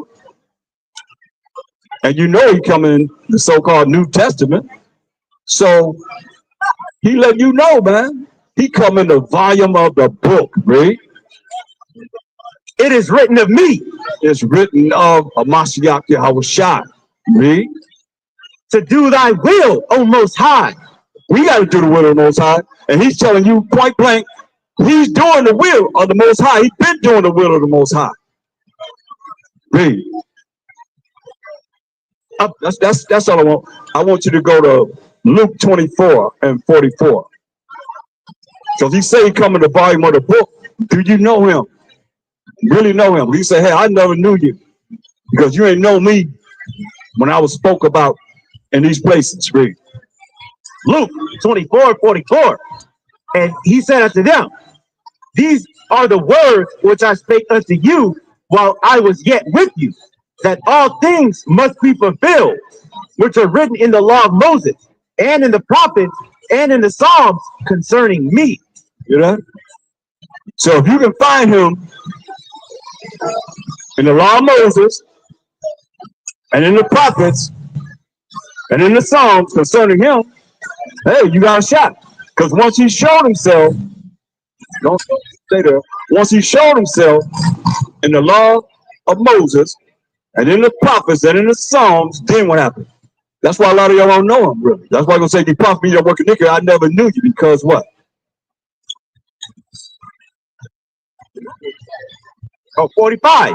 Then opened he their understanding, that they might understand the scriptures. Then open he their understanding, that they might understand the scripture. We know they didn't totally understand the scriptures, but he opened up their minds when he showed himself in the law of Moses, in the prophets, and in the Psalms. And you don't know him there, then how is it that you think you really believe in him, the one that's in this Bible? You know, y'all can say y'all got precepts of men, y'all got traditions of men that you follow, and you're not going to make it if you don't know him, straight up. Go back to 2 Corinthians 5 and 11. Now you stand before the judgment seat of a Mashiach that was shot, and you're going to say, hey, a Mashiach that was shot, read. 2 Corinthians 5 and 11. Knowing therefore the terror of the Most High and the Mashiach Yahushua. That don't sound like a lot of love to me. And that's verse 10 is talking about we all going to meet the judgment seat of a Mashiach that was shot. That's judgment according to the Most High will. But it say what? Knowing therefore the terror of the Most High and the Mashiach Yahushua. Knowing the terror. Y'all know about terrorists. He the greatest terrorist in the world. Most High. Knowing therefore the terror of the Most High while Mashiach Yahushua, read. We persuade men, but we are made manifest unto the Most High, and I trust also are made manifest in your conscience. And hopefully you'll think about what's being said and come back to the real, because this is very important. Ain't the way you're going to get out of it. Every last one of us going to meet that judgment seat. What you going to do then? When somebody talk about this world, ain't a world they're going to get, no way they're going to get rid of the wicked. Who the wicked? Job 9:24. That woman said, ain't nowhere in the world you're going to get rid of the wicked. The wicked going to be here forever. No, they're not. Who the wicked? Job 9:24. The earth is given into the hand of the wicked. The earth been given into the hand of the wicked. What the wicked do? He covered the faces of the judges thereof. If not, where and who is he? The wicked cover the faces of the judges thereof. If not, where and who is he? Huh? If the so-called white man is not the wicked, then where and who is he? Because that's what they're saying. This kingdom gonna last forever. But last I read Job 20 and start at verse 4. They said they're gonna last forever. This kingdom gonna last forever, right? Let's see what it says in the Bible. Job 20 and 4. Knowest thou not this of old, since man was placed upon earth, all the way to the time that man was first placed on the earth? What did it say? That the triumphing of the wicked is short. The triumphing, all the things that y'all triumphing, Hollywood and Times Square, Atlantic City, all the places that you triumphing in, you know, all over the world, being the police of all the world is what? Is short. Is short. You think about it. You understand. Coming into power as the Greeks, then being the Romans, then taking out of power in 193 AD and ran into the Caucasus Mountains, and coming out in 1453 AD as the Ottoman Turks and started taking down the Byzantine Empire. Y'all call it the backwards empire. This was so white man called it. The dark ages, the dark people were ruling. Not in righteousness, I won't say. I ain't saying they was ruling in righteousness. Because remember, Satan showed him, Mashiach say, all the kingdoms of the world and said, all could be thine if you do what? Bow down and worship me. So that's what everybody doing, man. They worshiping Satan. They ain't worshiping the Most High. Power of Abraham, Isaac, and Jacob. Straight up. So you got the dark ages. You got medieval times. They need to come up and learn something before it's too late. You know, Don't wait till it's too late. Wish you would have, should have, could have. You didn't. It's too late then. Yeah, that's a lie. That's why you see right here. That's a lie that everybody been lied to. I know y'all can't believe that the so-called white man gonna come from heaven and save you, do you? You don't. I know you don't believe that, do you, brother? Huh? Wow. But our people really lost, man. Like I said, 2/3 of our people, they got a problem with this. More so than the ones that painted it. You think you don't see that? Our people have more of a problem with this picture than the ones that painted it. And that's bad, right? That's real bad. They think it's a video game. It ain't a video game. You ain't gonna die and spawn back in. No. This ain't a reincarnation. You gonna spawn back in on freaking animal and shit. That's right. Read this. What it said as the wicked. Since y'all say the wicked gonna last forever, when she said ain't no way in the world you get rid of the wicked. That's what she said. Right? Job 20:4. Knowest thou not this of old, since man was placed upon the earth, that the triumph of the wicked is short? Triumph of the wicked is short, man. He cut their time short, didn't he? Ran them in the Caucasus Mountains for a long time. And allowed them to come out of the rebirth, the Renaissance period to now. We're in the end days right now, y'all. Y'all better understand, B. In the joy of the hypocrite, but for a moment, Joy of a hypocrite for a moment, B. though his excellency mount up to the heavens, His excellency mount up to the heavens, it says, B. and his head reach unto the clouds. His hands reach up to the clouds, B. Yet he shall perish forever like his own dung. He gonna perish forever like his what? His own dung. Who are we talking about? Who are you talking about? Because they said the wicked ain't gonna never be brought down. Verse 4 again. Knowest thou not this of old, since man was placed upon earth, that the triumph of the wicked is short? Triumph of the wicked. That's what he's talking about. The triumph of the wicked is short. Go back to where you was at. He shall what? Yet he shall perish forever like his own dung. That's cold, ain't it? He said he gonna perish forever like his own doo-doo. That's what he said. That's what he said. That's what those are cold, ain't it? Read that again. Yet he shall perish forever like his own dung. Perish forever like his own dung. Read. They which have seen him shall say, where is he? They have seen him, so say what? Where is he? Where is he? Where'd he go? Where'd he go, you guy? I don't see him no more. They gonna say what? Where is he? Say, where is he? Read. He shall fly away as a dream. He gonna fly away like a dream, man. So he gonna fly away like a dream. Come on. And shall not be found. And not be found. So he gonna fly away like a dream and shall not be found. This your friendly so-called white man. They're the wicked. That's what it said. He gonna fly away as a dream and shall not be found. They saying that they said the wicked can never be brought down. That's what they think too. That's what they think. They think, who's gonna bring me down?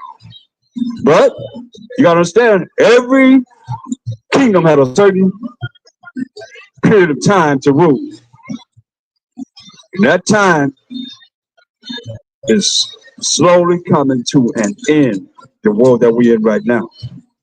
For real, for real. Great. He shall be chased away as a vision of the night. He gonna be what? Chased away as a vision of the night. He gonna be what? Chased away as a vision of the night. Say he gonna be chased away as a vision of the night, man. How about that? So he gonna be chased away as a vision of the night. How you gonna stop this? These are prophecies. Read. The eye also which saw him shall see him no more. The eye that seen him, like that one over there, them over there, them right there. The eye that have seen them say what? Shall see him no more. You gonna see him no more. Ain't gonna see the wicked no more. Read. Neither shall his place any more behold him. Neither shall America or any place where they beholding and inhabiting behold him, it says, read. His children shall seek to please the poor. Children gonna seek to please the poor. Man, And his hands shall restore their good. his hands gonna restore their goods, right? Obadiah 17. Get Obadiah 1 first. The children of the so-called white man gonna want to restore their goods, right? Read Obadiah 1. Obadiah 1. The vision of Obadiah. Thus said the Most High Power concerning Edom. That's the biblical name for the so-called white man. Since they say that, she said, ain't nowhere in the world you're gonna bring the wicked down. We're gonna be here forever. So they say his children gonna seek to please the poor. What it say in verse 17? Obadiah 17. But upon Mount Zion shall be deliverance, and there shall be holiness, and the house of Jacob shall possess their possessions. Yeah. We're gonna possess everything. That's why the children gonna seek to please the poor. We're gonna have everything there. But I mean, it's really, when you look at it, read verse 2. Obadiah 2. Behold, I have made thee small among the heathen. Thou art greatly despised. See, they don't know that. A lot of y'all don't know that. You gotta program our people to love. Love, love, love, love, love. But what it said concerning them? Thou art greatly despised. Greatly despised. Read. The pride of thine heart hath deceived thee. The pride of your mind has deceived you. The way you think. And being prideful has deceived you. Most I want a broken and contrite spirit. Read. Thou that dwellest in the clefts of the rock. Oh, give me a clear identity. Thou that what? Dwellest in the clefts of the rock. Thou that what? Dwellest in the clefts of the rock. And the guy ain't listening. That fool got him all twisted. Thou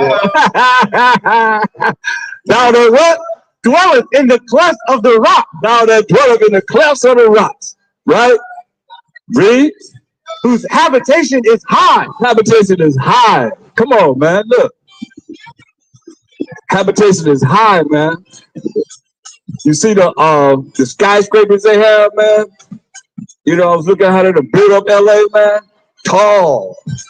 All kind of tall, high buildings, man. Way up in the air, man. Come on. Hey, brother, you got a minute for the word of the Most High? Read this. Thou that dwellest in the clefts of the rock. Thou that dwelleth in the clefts of the rock. Who the caveman? Yeah. He said, thou that dwelleth in the clefts of the rock. It's just real. Nobody, y'all want y'all had that same attitude when we talk about my people too. Wicked Israelites, or wicked whoever. Thou that what? Yeah, y'all feel this. Thou that what? That dwellest in the clefts of the rock. You said the wicked gonna never come out of power. Thou that dwelleth in the clefts of the rocks, Rick. Whose habitation is high, that saith in his heart. What they say in their mind? The heart is the mind, the way you think. What they say in their mind. See, the Bible tells you how you think. Some of y'all probably just, you know, y'all so much in gross darkness that you don't really know how the elite think, but he know how the elite think, right? That saith in his heart, who shall bring me down to the ground? Said in his mind, who gonna bring me down to the ground? Now we'll give a clear indication of their symbols and so forth. What does it say? Will thou exalt thyself as the eagle? Wait a minute. Exalt yourself as what? As the eagle. As the eagle. What symbol is, hey brother, what symbol is America?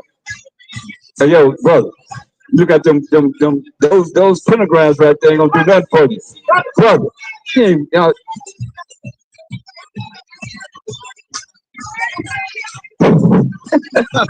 lost. It could be him like though. Who knows? It look ham. Big ham, you know. That's all right. Got something for you too, ham. You want to go ham next? We go ham next. Who y'all want to choose? Arabs? Y'all want to choose ham? Who you want to choose? Japanese, Chinese? Don't matter. Whoever. You know, just y'all had the same attitude about the wicked Israelites when I go off on them. You know, nobody care about us. You're like, dang about us, man.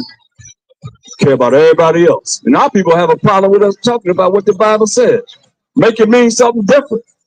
What's the symbol? What it say? Obadiah 4. Though thou exalt thyself as the eagle.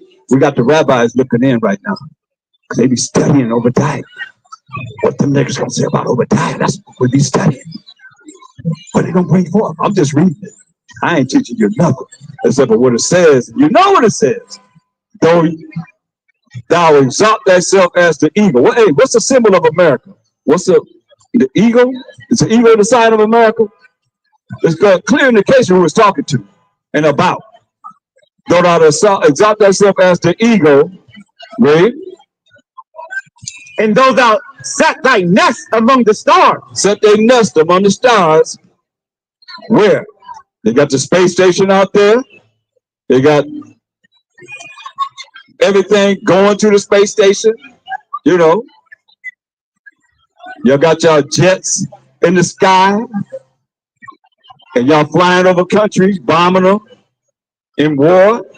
So you'll set your nest among the stars, read. Thence will I bring thee down, saith the Most High. Thence will I bring thee down, the Most High said. Listen what he said, read. If thieves came to thee, if robbers by night, how art thou cut off? Would they not have stolen till they had enough? Say, hey, wasn't enough to come here and you establish the 13 colonies that we had already set up? Say, wouldn't you have stolen till you had enough? Now, y'all went from the East Coast to North. Y'all went to the South. Y'all came all the way to the West Coast, man. It took everything from Canada to America to Central and South America. Y'all got it. Y'all took everything. That's why when you had enough, why the Most High gonna get y'all, read? If grape gatherers came to thee, would they not leave some grapes? Yeah, he said if grape gatherers came to you, you know, and y'all don't, y'all put armed guards on your grapes, man. Can nobody, you know, the scripture say you're supposed to leave the corners, so you're supposed to glean all the crops, man. He said if grape gatherers came to you, wouldn't you leave some grapes? No, y'all gotta put armed guards over your grapes, man. Can't nobody get nothing. That was for the poor. All the laws you've broken. That's why you got to be dealt with, because you break the laws of the Most High. You see, when they leave some, read. How are the things of Esau searched out? Hey, how are the things of Esau searched out? Most High said. Because Esau is the end of the world. Esau would have to be ruling at the end of the world. 2 Ezra 6 and 9. And Jacob's the beginning of that follower. So we know that who the superpower of earth at this time. Because people anyone that say that the so-called white man is not Esau, y'all not the Edomites, then who is it that's going to take down the so-called white man? Because it tells you that he would have to be ruling at the end of the world. Esau is the end of the world. And Jacob is the beginning of that follower.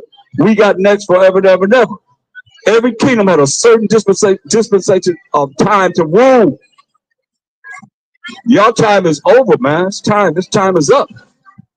You know, that's why y'all better come and learn what we teaching. There's going to be a remnant of everybody in the Most High, the Mashiach, the other side, and the 12 tribes of Israel's kingdom. This kingdom is going to last forever, like that woman said. Ain't no way in the world you're going to bring down the wicked. That's what they said. Who shall bring me down to the ground? They tell what they said. They said the same thing. She's right. She's literally said that. Straight up. That's why we're showing you that you're going to be brought down. Straight up. And they know. The elite know. Get the Zondervan Compact Bible Dictionary. The elite know. You know, y'all don't know because y'all been brought into gross darkness, gross ignorance. Yeah, brand new. Brand new. Okay. Huh. You know, Edom. So, I mean, these are the things that's known, point blank. These are the things that's known. The elite know. Majority of y'all don't know because y'all don't study. Coming to the truth, man, you gotta study. You gotta go back to school. It's school every day, all the time, every day, 24/7, man. You don't want it, huh? They don't like school. Y'all ain't like school. Y'all went to school, huh? You don't like school, you ain't. That's why you can't come to this truth. A lot of y'all don't want to learn. Oh man, they read something. They read this. No, I said read the Bible. I got the Bible there. Oh no, I don't want to read nothing. I can talk though. Y'all can run your mouth big time. Read this. Edom. See, read this. Zondervan Compact Bible Dictionary, Edom, page 142. Edom figures prominently in the prophetic scriptures as the scene of great future judgment. Great future judgments, man. And give scriptures to back it up. What they give. See notably Isaiah 34:5-6 and Isaiah 63:1. Right. Go ahead. She is the only neighbor of the Israelites who was not given any promise of mercy from the Most High. So the elite, Zondervan.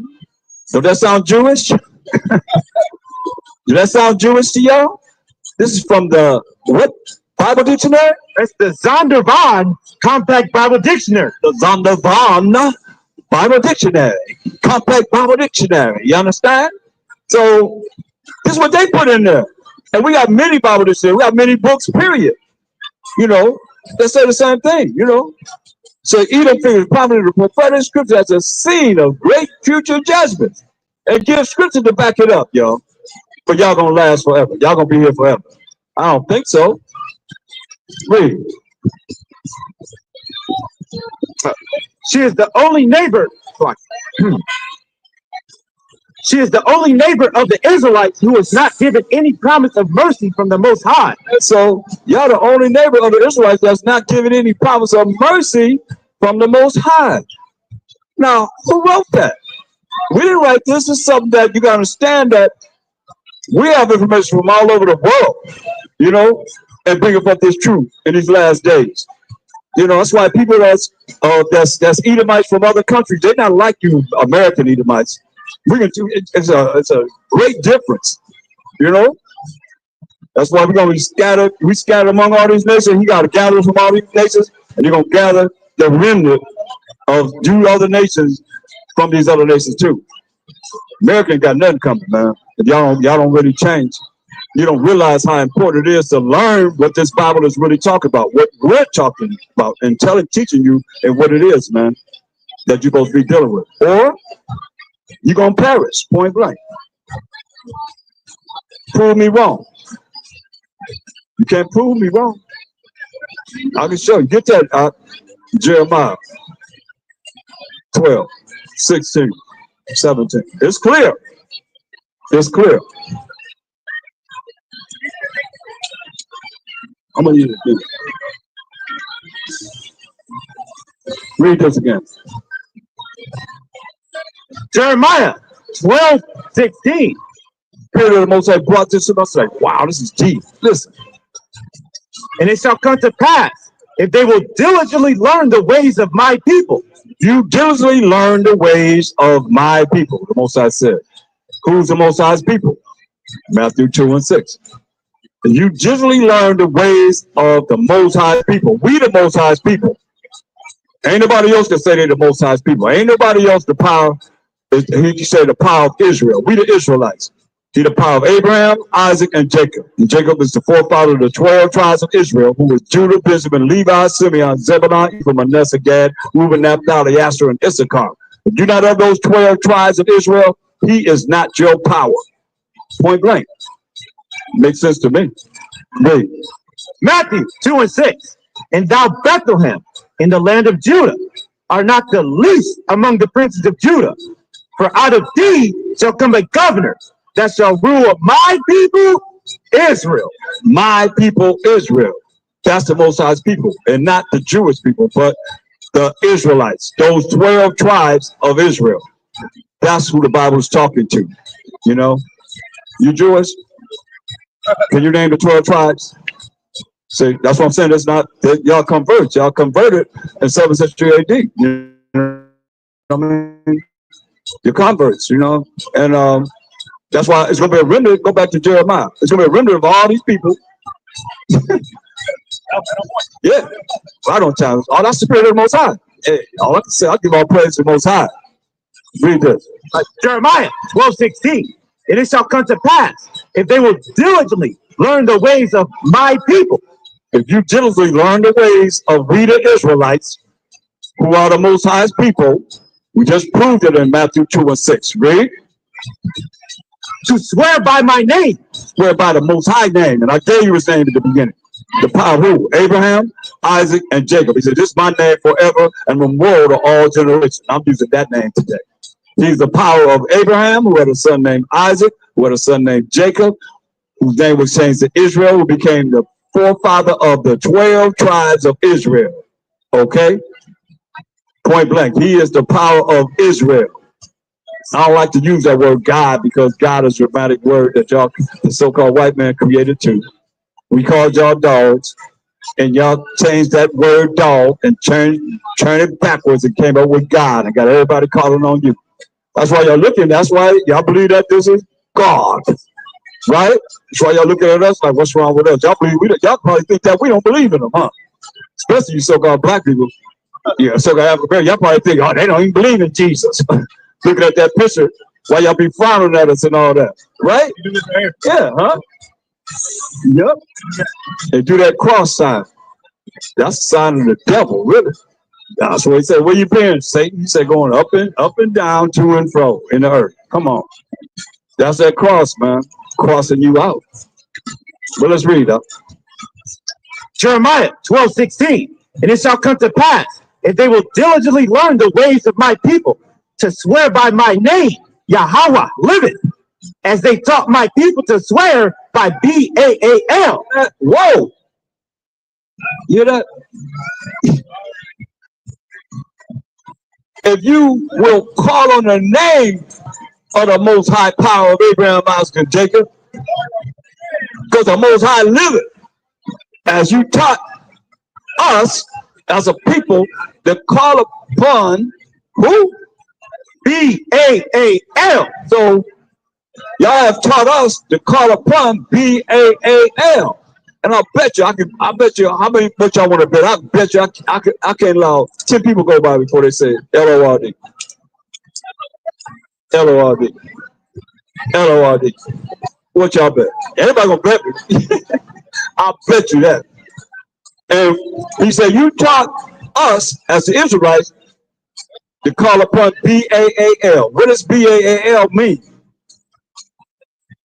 I wish we could get a clear footage of this lady that talked about Baal. But let's read what Baal means. Zondervan Compact Bible Dictionary. There goes Zondervan again. Jewish man. What did he say Baal means? Baal is L-O-R-D.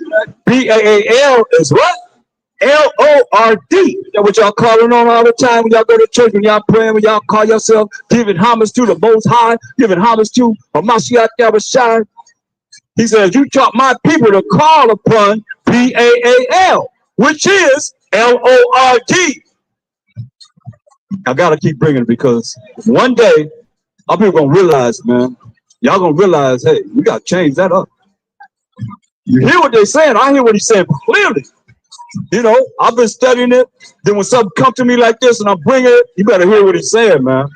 For real, for real. What does Baal mean? Out of the Zondervan Compact Bible, you go to any dictionary. Tell me a word that comes before B-A-A-L. Can you think of a word that could come before B-A-A-L? There's no word that comes before B-A-A-L. Every dictionary gonna have that word as the first letter of B. Any, what? You got one? Come on, come forward. What'd you say? Huh? B-A what? B-A-D? B-A-A-D? No, B-A-A. That ain't, oh. Maybe it's a B-A-D. Maybe you try to say B-A-D or something. I don't know. But Maybe you don't know alphabet. huh? Maybe you don't know alphabet. So let's go here. Really got the words from Zondervan Compact Bible Dictionary. B-A-A-L is L-O-R-D. So now we here because of Jeremiah 12 and 16. The Most High is clear what he's saying. Don't take a rocket science to understand this. Listen.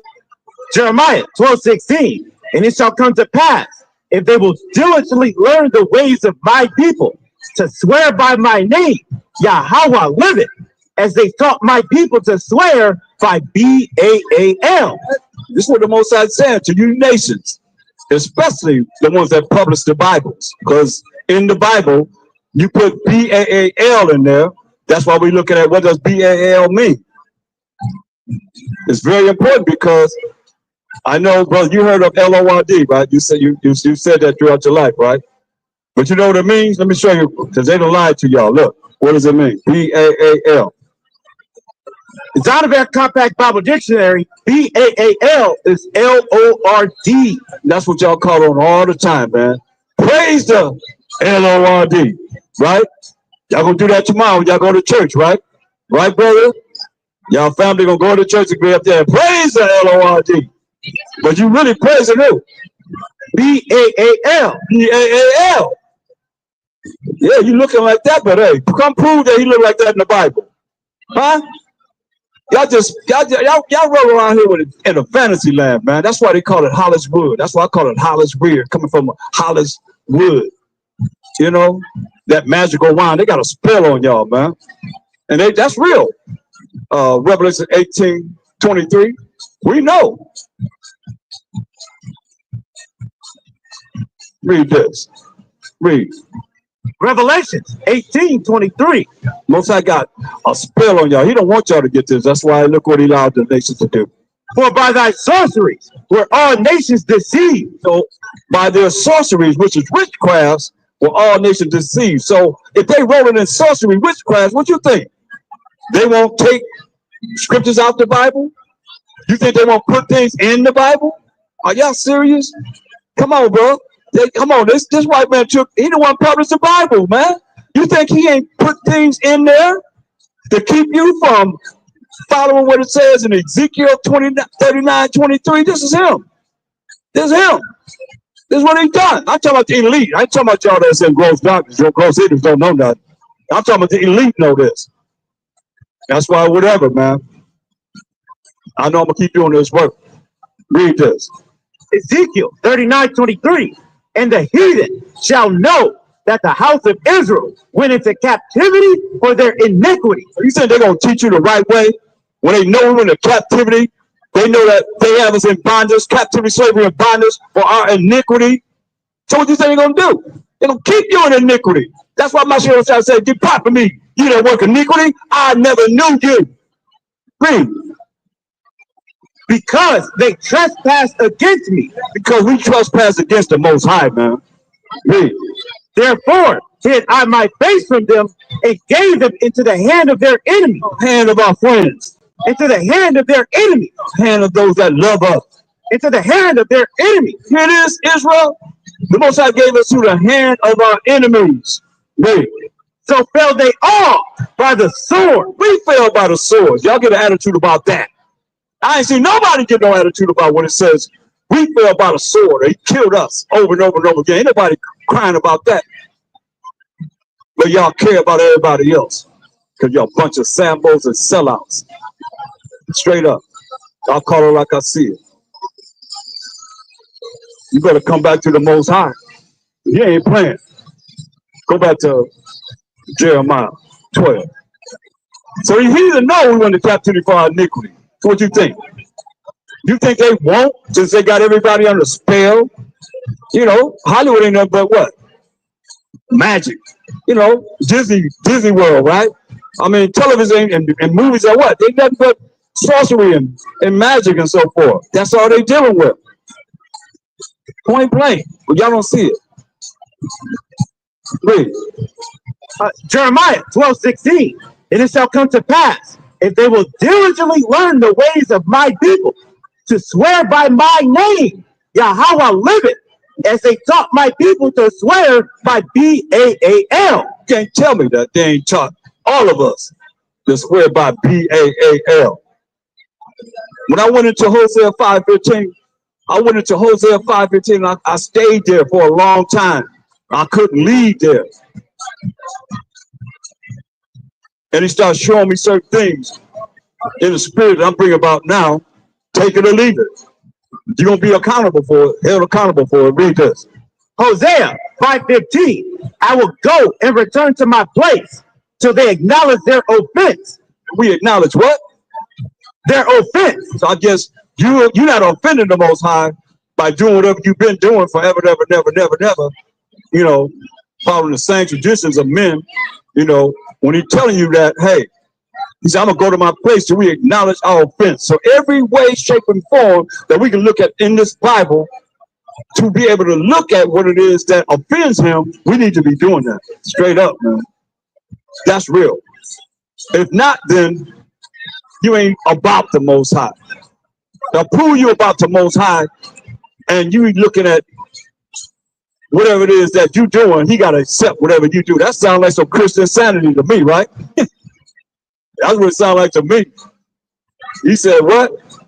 I will go and return to my place till they acknowledge their offense and seek my face.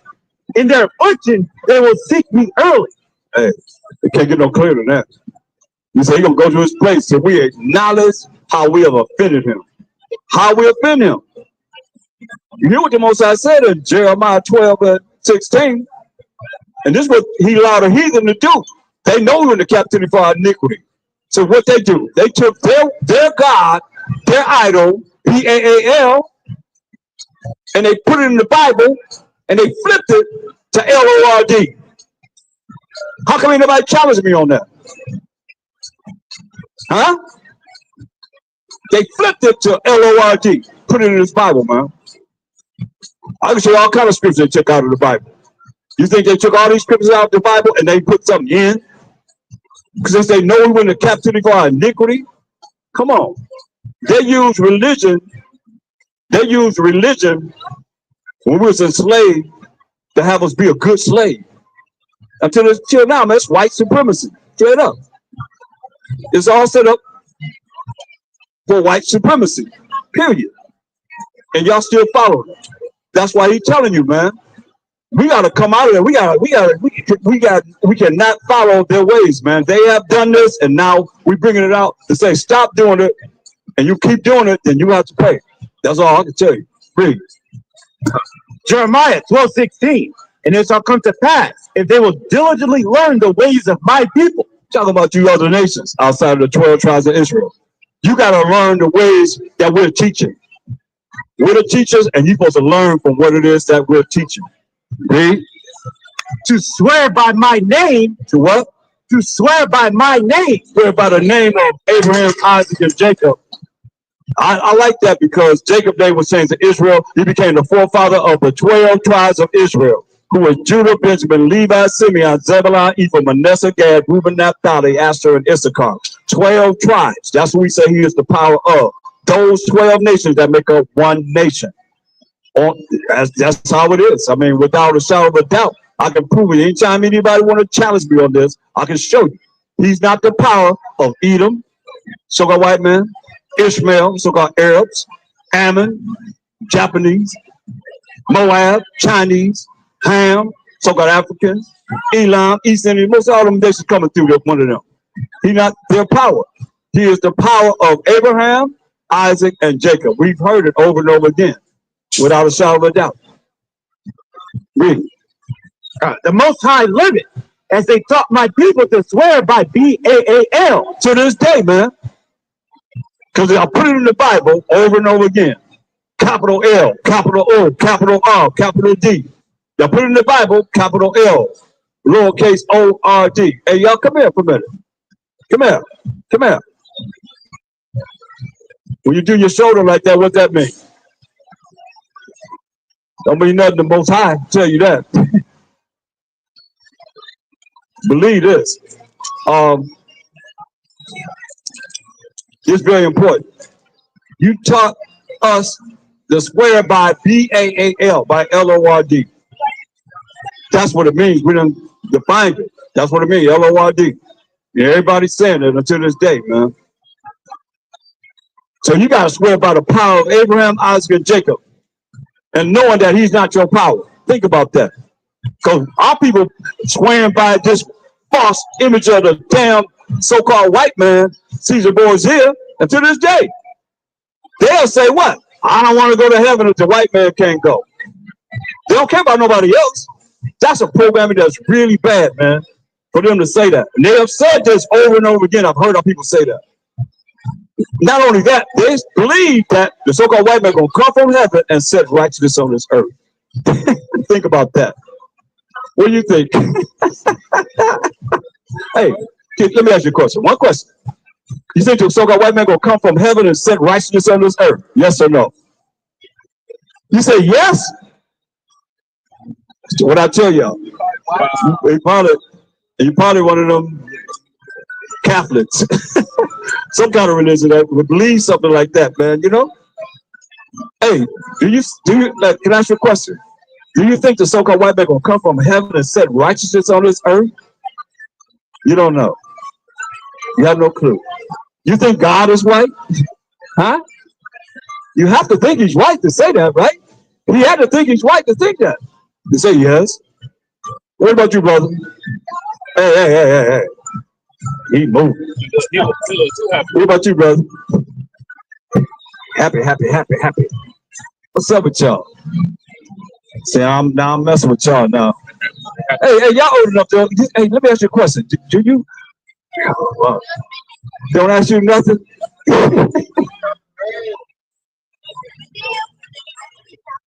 You're gonna be wanting somebody to ask you a question in a minute. Hey, sister. Now I know you ain't gonna have the right answer. You going with the wrong people. Let's read out. They ignore me. Read on. Jeremiah 12:16. As they taught my people to swear by B-A-A-L. Y'all taught us to swear by L-O-R-D.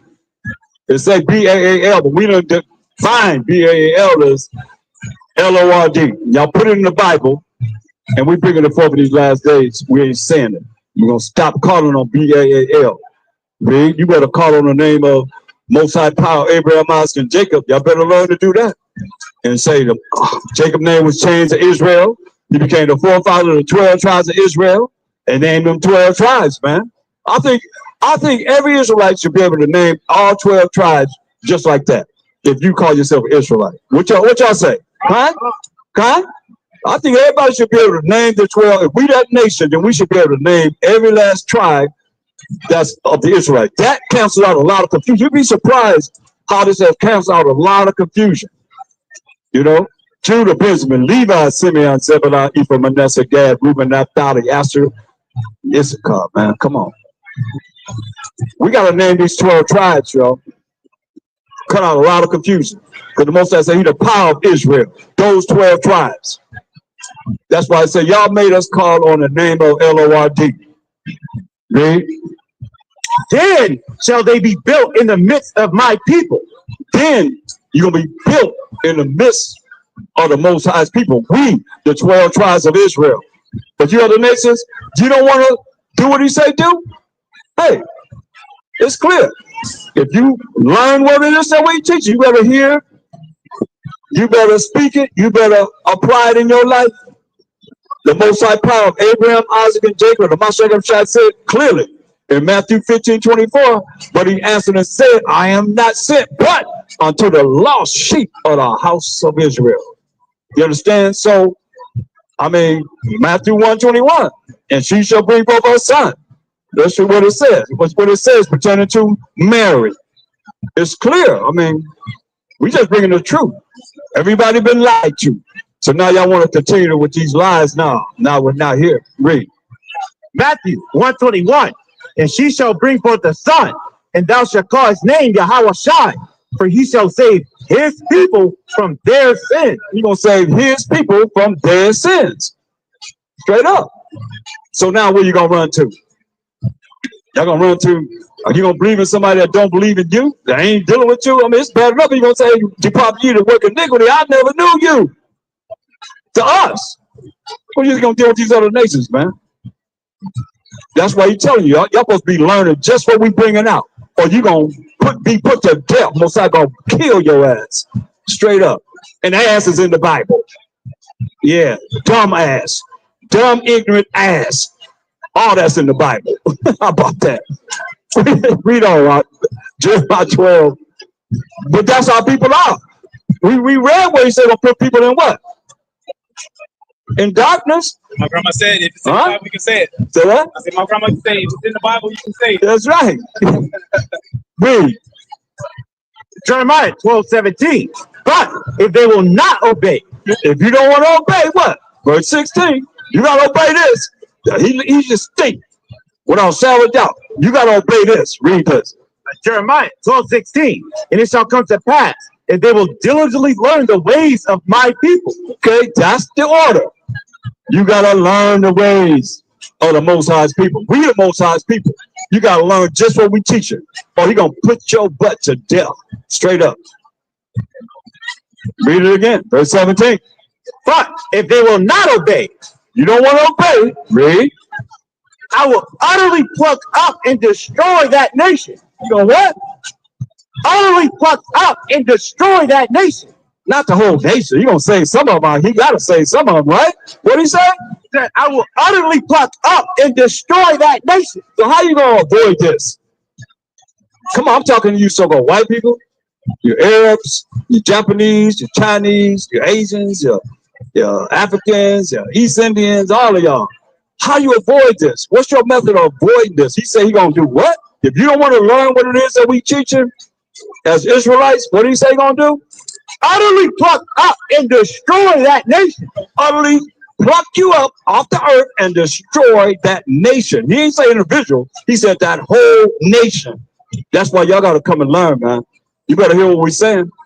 Just like Noah was saying it's going to rain. Nobody believed him. But then, hey, the earth started shaking. You know, earthquake coming to California. They just had that 8.8 in Russia. You know, they talking about California going to fall up the edge of America. What you going to do when he come for you? Because he coming. What y'all thinking about this? That's a lie, right? Y'all know that's a lie, right? You know he's not a so-called white man, right? You know that? Y'all, you ain't shaking your head, but she's shaking her head. What about you? You don't know it? You know, see, she don't know. You got to tell her that. You got to teach her that. Come on. See, all y'all nations, man, all this America, great melting pot. You know, it's all about what's right and what's wrong. And y'all got a minute for the word? Come listen to what we talk about here, because the nation and kingdom, get that in Isaiah 60 and 12, because y'all got a choice to choose life or death. Everybody had that choice. You got your free will to choose life or death. Which one you gonna choose? You gonna remain in the Congress of the dead, or you gonna try and see what the kingdom that's coming? It's gonna be a remnant of all y'all that's gonna make it to the kingdom. We gotta have somebody work. Somebody gotta pay tribute. Somebody gotta do the right things, as the Most High would have you do. Read it. Isaiah 60 and 12. For the nation and kingdom that will not serve thee shall perish. Yeah, those nations shall be utterly wasted. You hear that? Did y'all hear what he said? Y'all want to learn the way that we teaching you in these last days? He said what? Those nations shall be utterly wasted. They shall be utterly wasted. Y'all gonna be utterly. He said you're gonna perish. He didn't say individual, did he say? He said what? Read it from the top. Isaiah 60 and 12. For the nation and kingdom that will not serve thee shall perish. Yeah, those nations shall be utterly wasted. You're gonna be utterly wasted. But you want to be in the midst of the children of Israel? You have to obey what it is that we teach you. Before you get there, to be a remnant, point blank. Or what do you say? Nation. For the nation and kingdom that will not serve thee shall perish. Yeah, those nations shall be utterly wasted. Get Zephaniah 3 and 1. A lot of this, y'all people here, man, y'all gonna be just destroyed, man. What's I talk about America, man? He know about this place, man. This Babylon, the great. Babal, which means confusion. Look what he said. Read. Zephaniah 3 and 1. Woe to her that is filthy, and polluted. Most High said destruction to America. That's what? Filthy and polluted. Filthy and polluted. Come on, man. And they had Oscars here. They had Oscars here, man. They pissing. We just seen them do all kind of madness on this sidewalk here, man. Right? Kissing. People come back and kiss it again. I mean, everybody, especially down on that corner there. I roll down the street, down Highland, I look at that corner over that corner. It's filthy. It's nasty. I remember the first time we came out of it, man. When we got in the car, we did like this. So put your finger on your face and do like this. We did like this, man. And remember Sadiq? The time we first came out here, I said, your finger on your face, we did like this. It was full of dirt. It was all dirt. It was dirty. Right. That's why he said, what? Read this. Zephaniah 3:1. Woe to her that is filthy. Woe to her that is what? Filthy. Filthy, man. America's what? Filthy and polluted. And polluted, man. Polluted. Read. To the oppressing city. To the what? Oppressing city. This oppressing city, man. They oppress everyone, man. Think about it. I mean, you can't say that America is not the superpower of Earth. What other nation putting tariffs like is being put on these other countries, if that might say? Huh? Ain't nobody else doing that but America, man. It's an oppressing city, man. And look how we are. Ghettos and slums, man. Y'all brought drugs into our neighborhood, guns, and have us going against each other, man. And we ain't smart enough to really realize it because we think you the most high. We think you the most high. We think you were Mashiach Yahushua. Point blank. That's why y'all just do whatever y'all want to do. You have it set up, you know. And what will a man give for his soul, Mashiach Yahushua said. Y'all done sold out, man. A whole lot of people done sold out. They want you to continue to be sell out with them. Sad, but it's real. Understand, overstand this. That's why he said, read, what did she do? Verse 2. She obeyed not the voice. She received not correction. You're not obeying the voice. Spirit already saying about how you are. America and all you other nations, you don't want to obey the voice, man. You know, and you don't want to receive correction. That's a lot of people's problem in these days and time. They can't take correction, man. Look at that.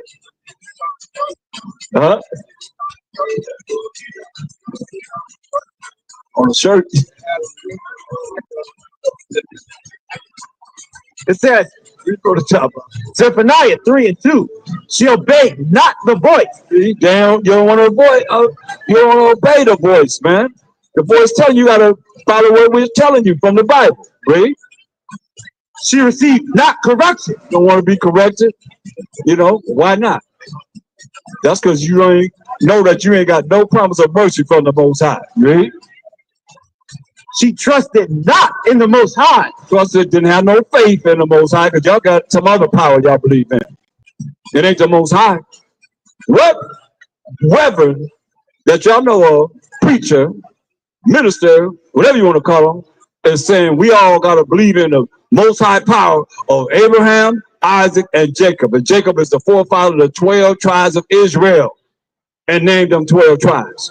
That's what the Most High say the power of. He ain't the power of nobody else. What? Who's doing that? That's why he said, hey, you don't receive correction and you don't want to do this either. Read. She drew not near to her power. What? She drew not near to her power. Man, you ain't trying to draw near to the Most High. And our people not trying to draw near to the Most High because he said, I'm going to go to my place till we acknowledge our offense and seek his face. He turned his face away from us, man. But they don't want to hear it. They don't want to hear it. Read verse 5. Read verse 4. Zephaniah 3 and 4. Her prophets are light and treacherous person. These preachers, man, they light. Airheads. That's what he call light is what? Airheads. And what? Treacherous person. Treacherous persons, man. That's what the Most High called you. Read. Her priests have polluted the sanctuary. They have done violence to the law. Think about it. You're not under the law. You're under grace. That's what they teach you. So what they say, you ain't got to follow the Most High. You got to follow me. You looking at that, bro? What you think about it? Come on, talk to me. Talk to me. No, don't run like that. You are real fast away from me. What's up with y'all, man? Okay. Huh? Uh-huh. So, look what it's saying, man. He's saying the prophets, you know, our people, they light. You know, that's airheads. How many the Bible said, what does it talk about? They really can't tell you. It's about us, man. We the children of Israel. We the people of the book. We the chosen people of the Most High. He called us treacherous persons. Read. Her priests have polluted the sanctuary. The priests have polluted the sanctuary, man.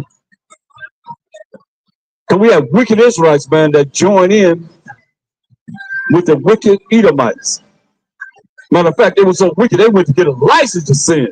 Asked that wicked Antiochus Epiphanes, hey, let us have a license to sin, so we that are trying our best to do righteousness before the Most High can't just deal with them. Oh, it's a price to pay, man. Y'all got a lot to pay for it. Y'all polluted the sanctuary, man. Read. That's the sanctuary where the people, man. Read. They have done violence to the law. They what? They did what? Violence to the law. I did violence to the law, man. Violence. That's how the Most High look at y'all.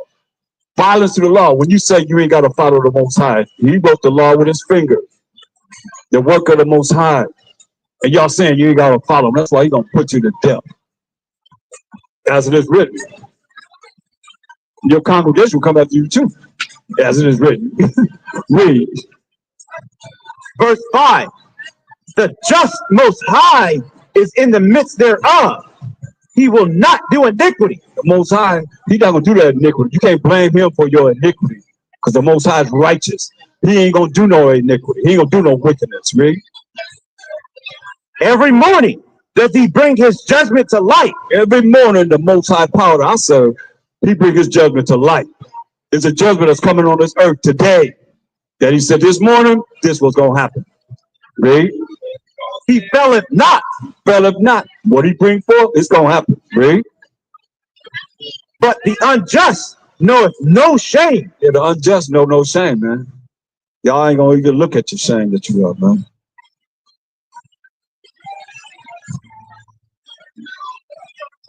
Look, read verse 7. Zephaniah 3 and 7. I said, surely thou wilt fear me. Hear what it said? Read it again. I said, surely thou wilt fear me. Said, surely you gonna fear the Most High. You gonna be afraid. He gonna make you scared. You ever see the tornadoes and the hurricanes when they happen and the floods that he been bringing on this earth lately? Y'all hear what they be screaming? What they be screaming? Oh my! G-O-D. Loud, right? You hear it. What did he say? I said, surely thou wilt fear me. And surely you gonna fear the Most High. Don't wait till he visits you. It's too late then, right? Thou wilt receive instruction. You go receive instruction. You receive an instruction today. What you hear, what you forbear, right? So their dwelling should not be cut off. Hear that? So your habitation that you live in won't be cut off. You better hear this instruction and correction, right? Howsoever I punished them, but they rose early and corrupted all their doings. See? We always rose up early and corrupted all our doings, man. Like y'all don't want to hear, you want to do whatever you want to do, you ain't want to change. You know, you're following your temple, so therefore, hey, he gonna destroy you. That's what he's talking about. That's why he told us this, right? Verse 8, therefore wait ye upon me. We waiting on the Most High. We waiting on Yahweh. We waiting on the power of Abraham, Isaac, and Jacob, right? Saith the Most High, until the day that I rise up to the prey. Most High gonna rise up. So you ain't gonna fear him? He gonna rise up to you. He gonna rise up to you. He gonna make you fear him. I bet you that's a guarantee. Play around with it if you want to. Read. For my determination is to gather the nation. Gather who? The nation. You're going to gather all the nations. His determination is to gather all you nations. Read. That I may assemble the kingdom. Or assemble all the kingdoms. America, Russia, England, France, you name it. All these kingdoms. Japan, China, all of y'all. His determination to do what? My determination is to gather the nations, that I may assemble the kingdoms, to pour upon them my indignation. To pour upon them his love. I thought y'all said God was all love. He gonna gather all you nations to pour upon you what? My indignation. His indignation, read. Even all my fierce anger. Even all his fierce anger. You hear that? He gonna pour upon all you nations. He gonna gather you together to pour upon you nations all this indignation. You want to come back to what we teaching? He said he gonna, what he say? All you nations gonna perish. If you think we up here in these last days for nothing, shaking a hand at you, he say all you nations gonna perish. The kingdom and nation that would not serve thee shall perish. You don't want to learn what it is that we bringing forth in these last days? He said he gonna kill you. He gonna put you to death. All the nations. And if you do learn, you're gonna have a chance to be in the midst of us in our kingdom. It's gonna be a remnant. And we're looking for that remnant. We got a remnant, and y'all got a remnant. For real. That's what this is, man. Read. Zephaniah 3:8. For all the earth shall be devoured with the fire of my jealousy. He said all the earth gonna be devoured. Get some love out of that. Y'all said God is all love. Your God is love. He said what? All the earth shall be devoured with the fire of my jealousy. All the earth gonna be devoured, man, by the fire of his jealousy, man. That's why y'all know him, man. He said he gonna destroy you. Give me Isaiah 34:5. It's coming. What you gonna do when he comes for you?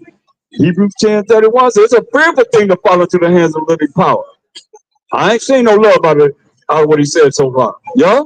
I ain't seen no love. I ain't seen no love, no happiness, no joy, none of that. Because he's mad. He's angry. Read. Isaiah 34:5. For my sword shall be bathed in heaven. He says his sword gonna be bathed right here on the earth. This is heaven right here. For the kingdom that's ruling right now. This is your heaven right now. This is your heaven. Romans 11:11. This is your heaven right here. You know. This all she wrote right here. This is it.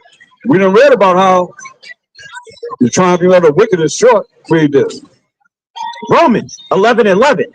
I say then, have they stumbled that they should fall? Have we stumbled that we should fall? Read. The Most High forbid, but rather through their fall, salvation is come into the Gentiles. Salvation, through our fall, salvation came to y'all. You know, the Messiah told us, when you see the city compassed with armies that wronged the Romans, you so-called white, so-called Italians, when y'all surrounded our city of Jerusalem and brought us down, we fought you from 65 AD to 70 AD. And in 70 AD, we ran, during that period of time, we was running into the interiors of Africa. We had provinces in Africa. And y'all brought us down in 70 AD. Understand this. Read on. For to provoke them to jealousy. Provoke us to what? To jealousy. Provoke us to jealousy, man. I mean, he told us he's going to give us to these people that we in captivity and slavery and bondage right now in Ezekiel 7:24. Provoke us to jealousy with these people, man. So y'all supposed to be a servant. It tell you when Esau came out, he's supposed to be a servant to Jacob. That's how it's going to end up being, but it's not that way now because our ancestors knew. We knew the prophecies. Just like I'm telling you now, I can tell you the future. Who cares? You should know all prophecies. You should know the prophecies. You should say, okay, that's happening now. Okay, that's happening. Well, that's happening. That's going down. That's going down right there. But if you don't know, then you're just operating on your own mind, leading on your own understanding, man. When the answers are right here in the scriptures, man. Read this. Ezekiel 7:24. Wherefore I will bring the worst of the heathen. Who? The worst of the heathen. You're gonna bring the worst of the heathen, read. And they shall possess their houses. You're gonna possess our houses, man. That's what he said he's gonna do. That's what was known in Ezekiel. So here we are now, living it through. Didn't happen during this time, but here we are. You know, he done bought the worst of the heathen, and they possessing our houses. Song of Three Holy Children, verse 9. You see, this is what we dealing with, man. We've been brain polluted. You know, read this. A song of three holy children, 9. And thou didst deliver us into the hands of lawless enemies. We got delivered into the hands of lawless enemies, read. Most hateful forsakers of the Most High. Most hateful forsakers of the Most High. That's what he gave us to. This is already known in the past. We didn't know it, you know, but here we are. We dealing with it. We have to deal with it. Really going to talk? And thou didst deliver us into the hands of lawless enemies, most hateful forsakers of the Most High, and to an unjust king. Say the most hateful forsakers of the Most High, and to an unjust king, man. No matter who it is that they put over us and they vote over us, hey, it don't matter. It's gonna be a what? Unjust king. Unjust king. And who else? And the most wicked in all the world. The most wicked in all the world. Here we are. This is the last kingdom. That's why I said, hey, it's almost over, y'all. Jeremiah 4:22. It's almost over. That's why we got to continue to fear the Most High and not offend him. Stop offending him. Stop calling him Lord, which is Baal. That's what it means. Baal is Lord. You understand this? They put it in the Bible because they know that we went into captivity for our iniquity. And we're going to continue to do that. What's that say? Until we acknowledge our offense, man. What's wrong with not saying it? If they saying that this is what they've done, this is what they believe in. What's wrong with not saying it if it's just what they believe in and what they have done? It says they taught my people to call on Baal, which is Lord. They put it in the Bible. What's the difference? If my name is Tommy, my name is Taiwan, but I'm still the same person, right? Same thing. Same thing.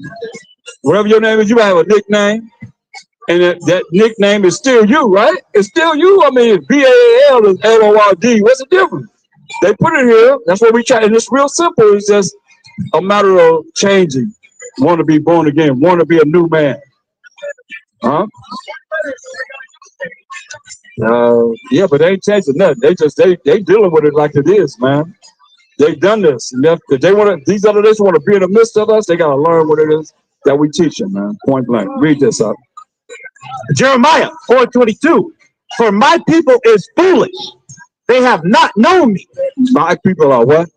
Foolish. You say that we foolish, man, right? They have not known me. We ain't know the Most High. That's why we're trying to get you to stop offending them, to know him. Some way, shape, or form, man. Come on.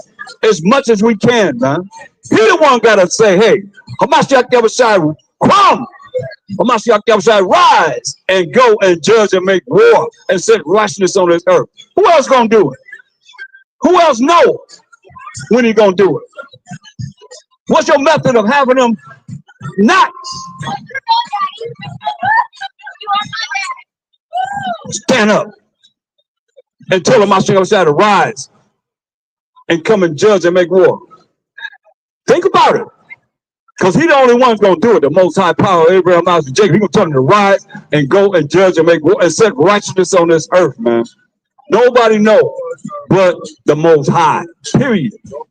And we didn't offend him. He said, I'm going to go to my place so we acknowledge our offense, how we offended him, right?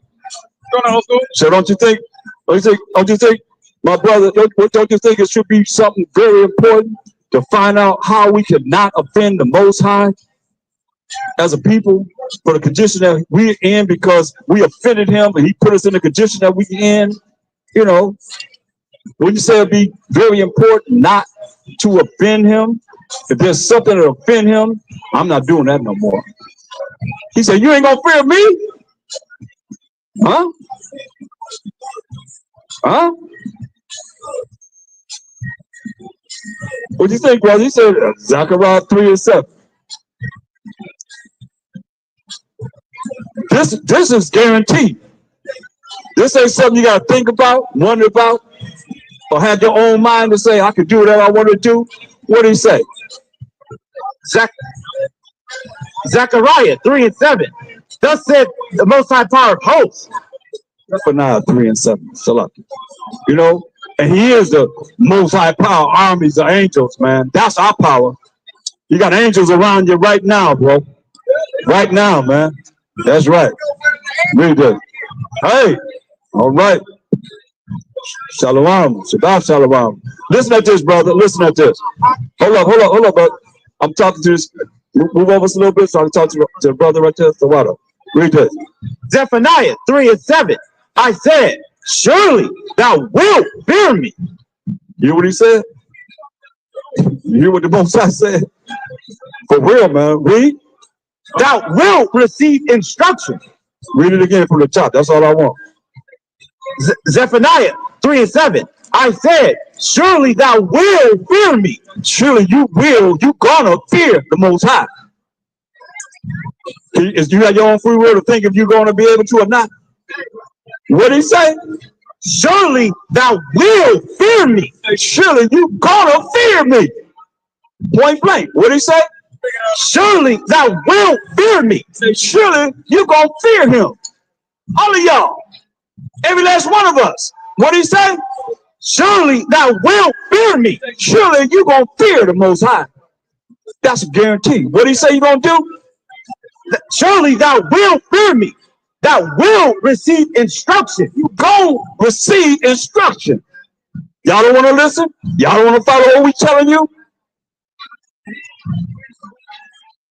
So you can be able to be in the midst of us, you other nations. You want to be in the midst of us, you gotta learn what it is that we teaching, or he gonna kill you. That nation gonna perish. He gonna puff that nation up, and y'all gonna perish. Straight up. We ain't out here for nothing. And we gotta give an account for what I say and what we say as Israelites. This serious, man. That's why he said, what? Surely thou wilt fear me. Surely you gonna fear him. I bet you the ground starts shaking right now. Your heart start beating real fast. I'm talking about a real like that 8.8 earthquake over there in Russia. You think it ain't coming to America? You think it ain't coming here, this wicked place, man? Come on. What? That's why he said, what? Surely thou wilt fear me. Surely you gonna fear him, Reed. Thou wilt receive instruction. So you gonna receive instruction, man. He gonna tell you exactly what you gotta do, man. Proverbs 1 and 7. But see, you're a fool if you don't want to receive it, man. You don't want to do this, he know you're a fool. He call you a fool. Let him tell you out of his own mouth. Wait. Proverbs 1 and 7. The fear of the Most High is the beginning of knowledge. So the fear of the Most High, be afraid of the Most High. You gotta be scared of the Most High. It's the beginning of knowledge. And knowledge is the gathering of the information, man. Read. But fool, but who? But fool, but who? But fool, fools. What's I call you fools? Read. Despise wisdom. Despise wisdom and what? And instruction. God said, you're a fool. He can't tell you what to do. Something wrong with you. That's why he say fools hate what? Despise wisdom. They despise wisdom and what? And instruction. And instruction, man. Can't tell y'all butts nothing. Y'all gonna listen though, because Most High said in Ezekiel 22 and 20. Y'all gonna listen. You gonna fear him because he got a threat out. And I'm just the head of the Most High, putting that threat out for the Most High. You don't want to come back to him? Hey, it is, but hey, you better understand. You better take this instruction. Just what the Most High said. What did he say? Ezekiel 22 and 20.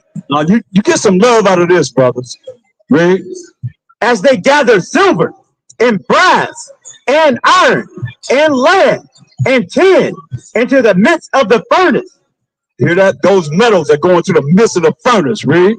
To blow the fire upon it. Blow what? To blow the fire upon it. To blow the fire upon it, man. Read. to melt it. To what? To melt it. He said, you ain't gonna fear me? He said, what? To what? To melt it. Thank you, brother. Read.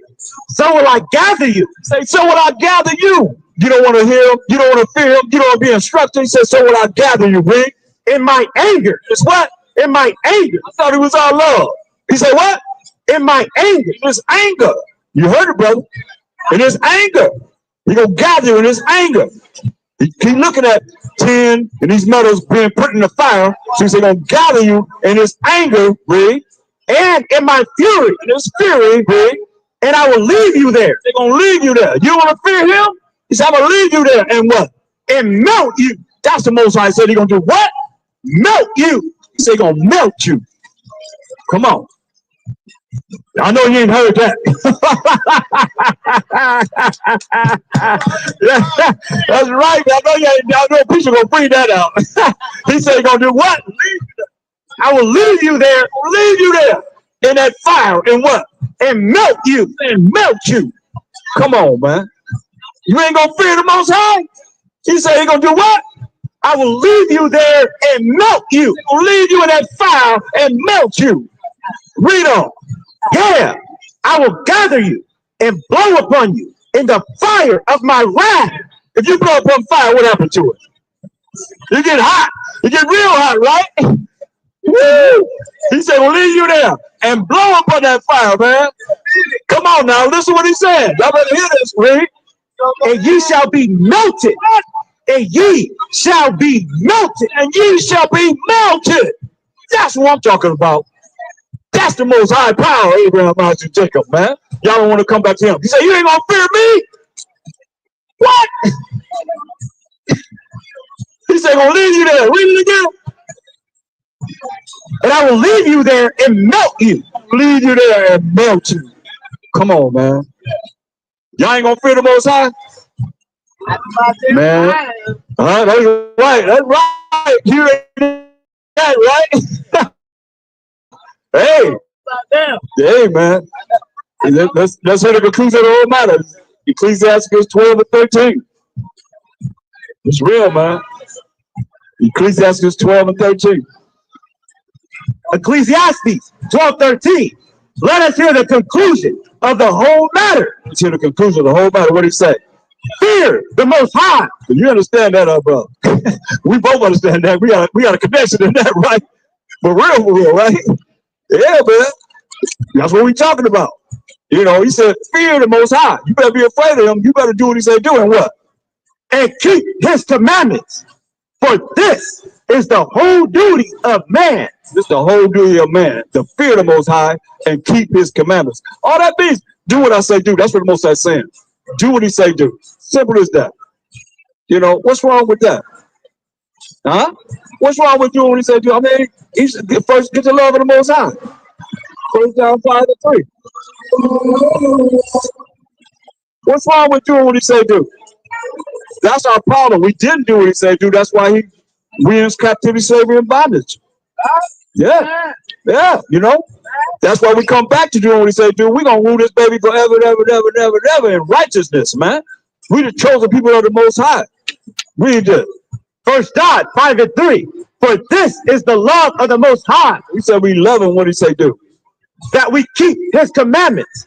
And his commandments are not grievous. That's the love of the Most High, brother. That we keep his commandments, man. The commandments are not grievous. You see? And then you can read from Genesis, the first 5 books of the Bible. That's the laws that he gave us. From Genesis to Deuteronomy.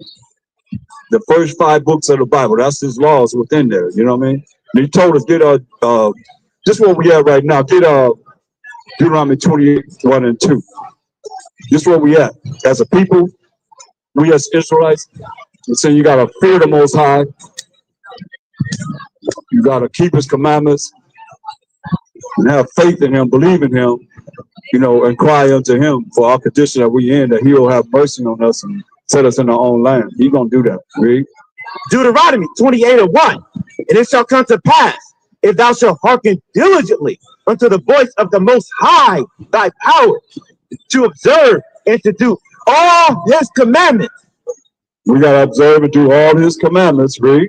which I command thee this day, that the Most High thy power will set thee on high above all nations of the earth.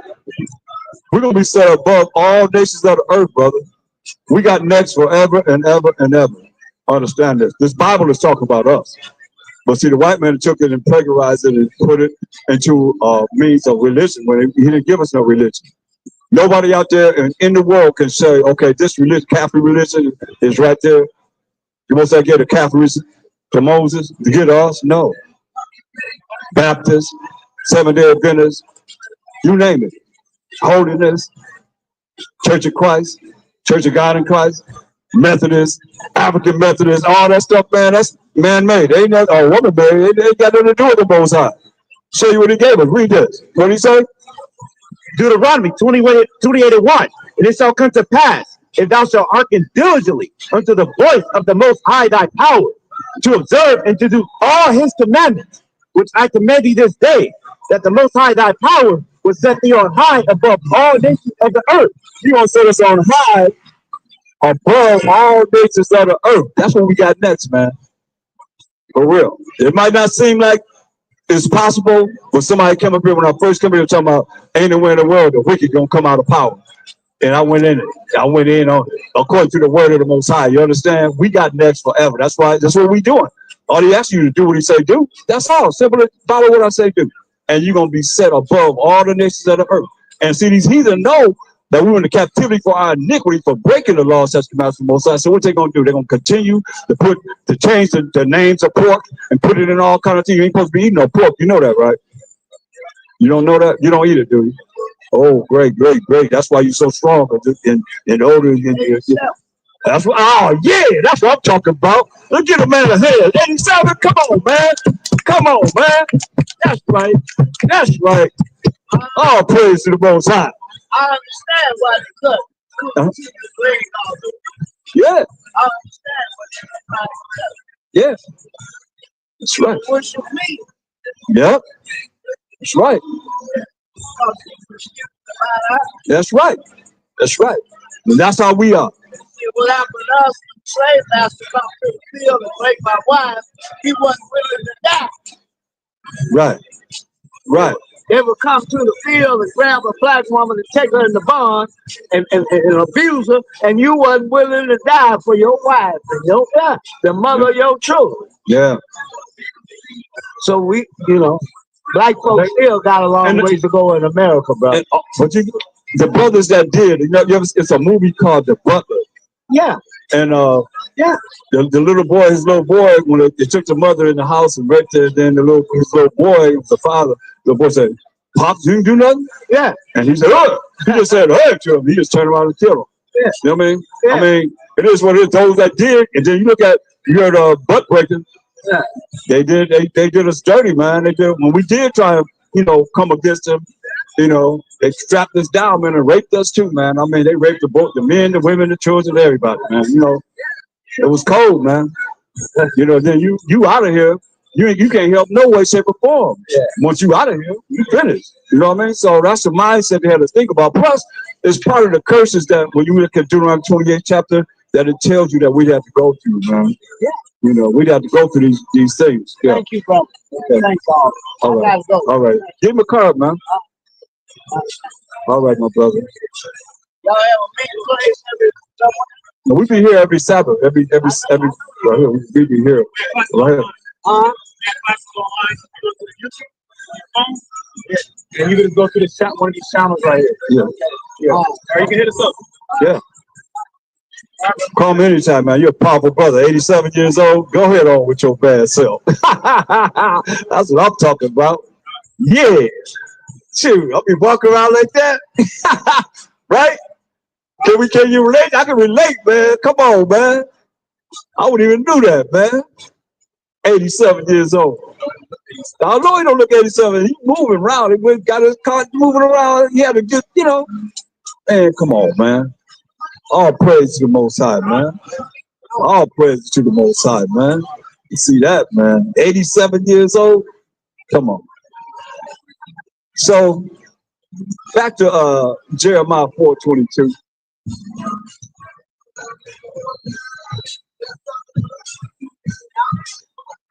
Jeremiah 4:22. For my people is foolish.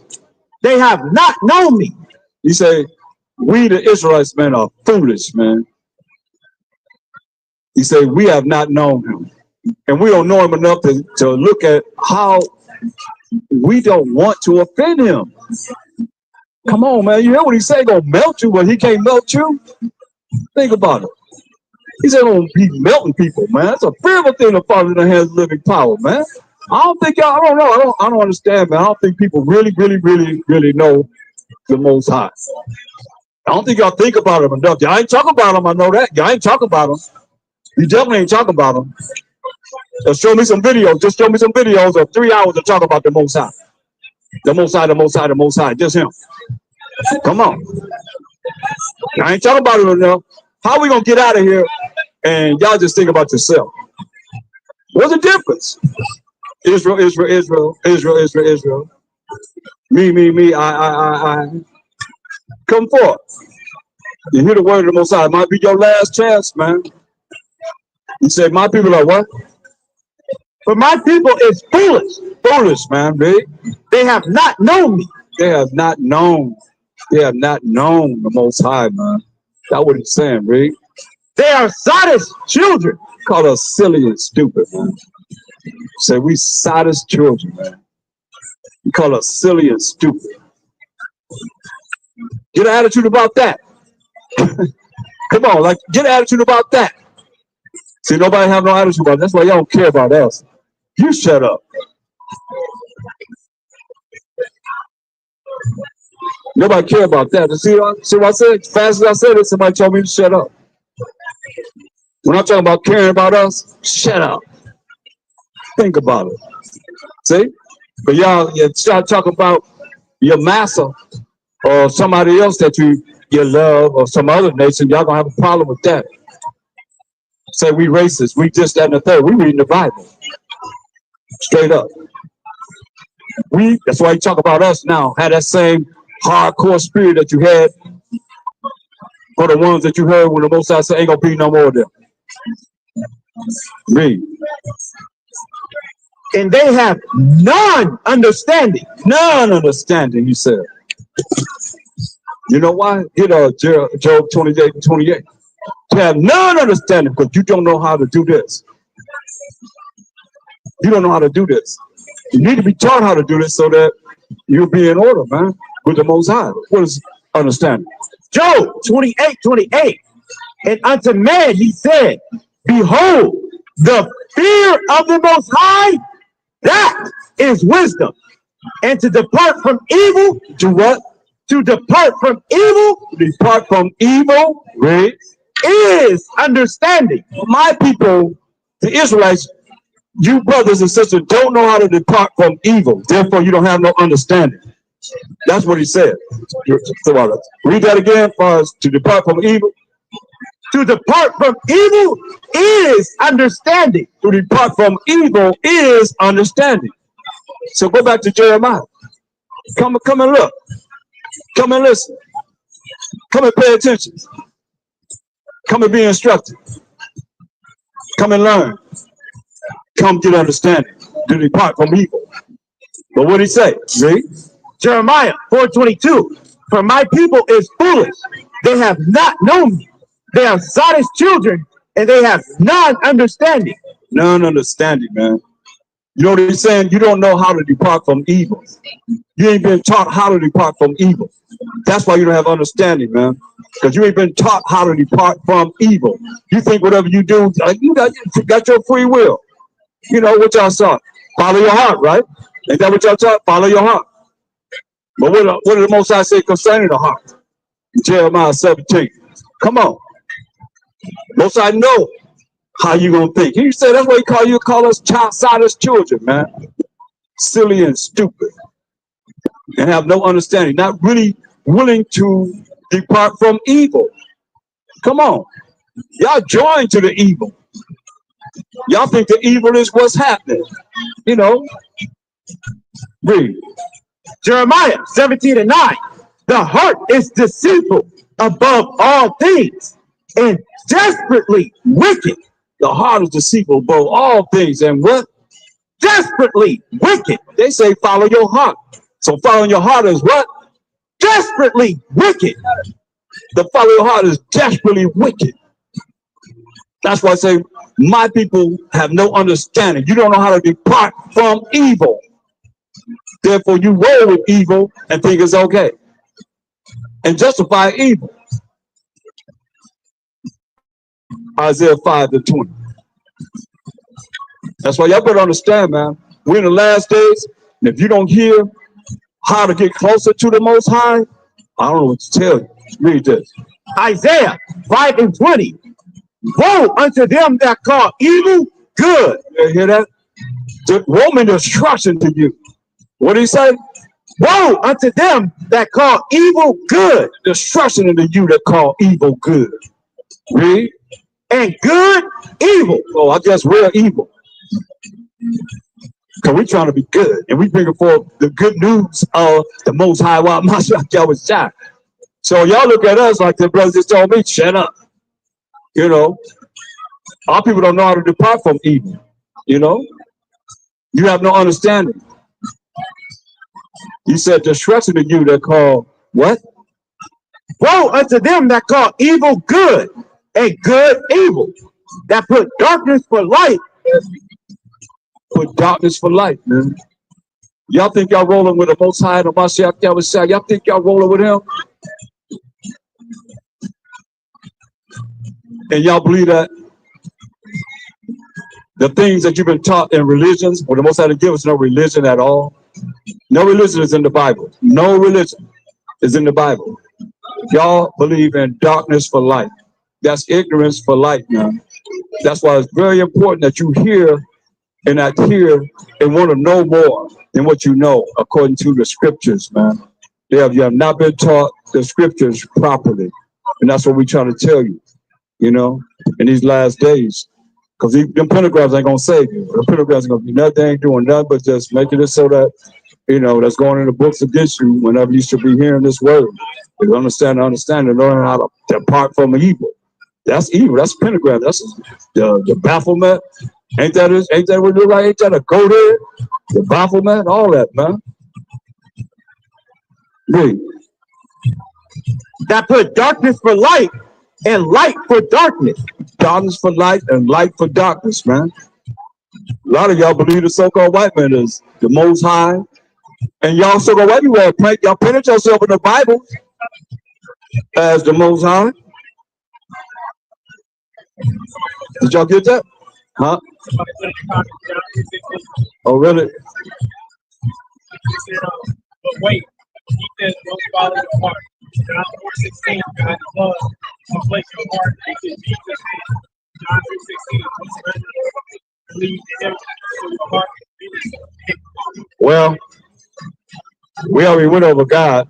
Who is he? Let's find out who he is. So first and foremost, for God so loved the world. For God, who is God? Let's find out who he is. Read. This is the book of Exodus, chapter 3 and 15. And the Most High said moreover unto Moses, thus shalt thou say unto the children of Israel, the Most High power of your fathers, the power of Abraham, the power of Isaac, and the power of Jacob have sent me unto you.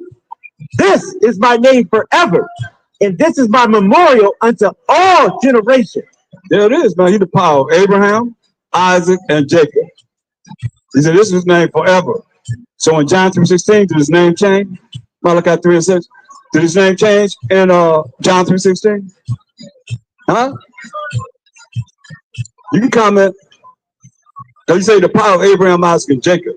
He said, this is my name forever, more to all generations. Jacob is the forefather of the 12 tribes of Israel, who is Judah, Benjamin, Levi, Simeon, Zebulun, Ephraim, Manasseh, Gad, Reuben, Naphtali, Asher, and Issachar. Those 12 tribes, that's who the power of. Point blank. Read. Malachi 3:6. For I am the Most High, I change not. What? I thought the Most High changed when you get to the New Testament. What did it say? For I am the Most High, I change not. I change not, man. How about that? So, hey, he the power of Abraham, Isaac, and Jacob. Acts 3:13. Let's see if he changed. Let's see if he changed at all. So you say, but God so loved the world. Let's see if he changed at all. Read that. Acts 3:13, the power of Abraham and of Isaac and of Jacob, the power of our fathers. Power of who? Of our fathers. Power of our fathers, man. Let's see, let the Mashiach ever say who you believe in, supposedly. Who do he call the Most High? Matthew 22, 31, 32. So he identified him with his name also. You see, these things are missing in Christian insanity, man. You probably somebody that's dealing with Christian insanity, probably. Why you going to John 3:16? But let's read. We just talking about the Most High. Once you deal with this, hey, if you ain't part of them 12 tribes, he ain't talking to you no way, right? Matthew 22:31. But as touching the resurrection of the dead, have ye not read that which was spoken unto you by the Most High, saying, I am the power of Abraham, and the power of Isaac, and the power of Jacob. Both hear that? Be the power of Abraham, what a son named Isaac, what a son named Jacob, right? That's his name forever, immortal all generations. So for the Most High power of Abraham, Isaac, and Jacob, so love, okay, that's the one that said John 3:16. So it says, so love, who we say love? Romans 9:13. Let's go through it. Who we say love? Romans 9:13. Romans 9:13. As it is written. Oh, it says as it is written. So it got to be written somewhere. Where in the Old Testament? What does it say? As it is written, read. Jacob have I loved. There it is. Jacob have I loved. So who we say hate? But Esau have I hated. We don't love everybody. That John 3:16 is not to everybody because he just said he hated Esau. The so-called white man. So how is it that you don't use John 3:16 for everybody in the world? When he said the Most High power of Abraham, Isaac, and Jacob, so love who? Jacob, as it is written, Malachi 1:1. Huh? It's real. Malachi 1:1. I mean, it is what it is. It's just we've been programmed for our minds to be polluted. Remember, Most High polluted us and gave us over to the so-called white man. I can tell you that in the Bible. You know, Babylon. Read. Malachi 1:1. The burden of the word of the Most High to Israel by Malachi. Now remember, it said, as it is written, Jacob have I loved. So it's just, when each time in the New Testament says, as it is written, have you not heard? It has been said. Where is it at? Oh, that's from the Old Testament. This is what he's saying, right? I have loved you, saith the Most High. Here it is again. I have loved you. Who? Jacob. Israel, the Israelites. Read. Yet ye say, wherein hast thou loved us? Say, hey, we say, how you loved us, man. That's a cold-blooded saying right there, ain't it? That's us, right? How you loved us, you know. You don't love me. Yep. Quick, faster than her to say that. You don't love me. Any reason. You don't love me. But I love you all day long, man. Something happened. You don't love me. Come on. Hey, that's how we are, though. Especially now because a lot of brothers are feminine. They ain't master like that. They got that feminine vibe just like that woman is. You don't love me. And we probably like that back in the day, read. Was not Esau Jacob's brother? We went all the way back to Genesis 25:25, man. It said, was not Esau Jacob's brother? Read. Saith the Most High. Who said it? Saith the Most High. Now, probably you got to take it up with who? Saith the Most High. Most High said this. You got to take it up with the Most High. Read. Yet I love Jacob. But I what? Yet I love Jacob. Yet I love Jacob. Read. And I hated Esau. What? And I hated Esau. You got it? It's your time. He said what? And I hated Esau. He said what? And I hated Esau. He said what? And I hated Esau. Say he hated Esau and what? And laid his mountains and his heritage waste for the dragons of the wilderness. He said laid his what? His mountains. So where did Esau come from? Huh?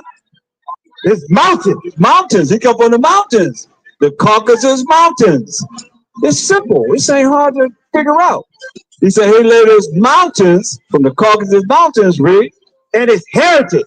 Heritage, what? Waste for the dragons of the wilderness. For the dragons of the wilderness, man. So now, we know the Most High said, so love. The world? Who the world? He said he loved. Most High Power, Abraham, Isaac, Jacob. So love, he said he loved Jacob. He loved the Israelites.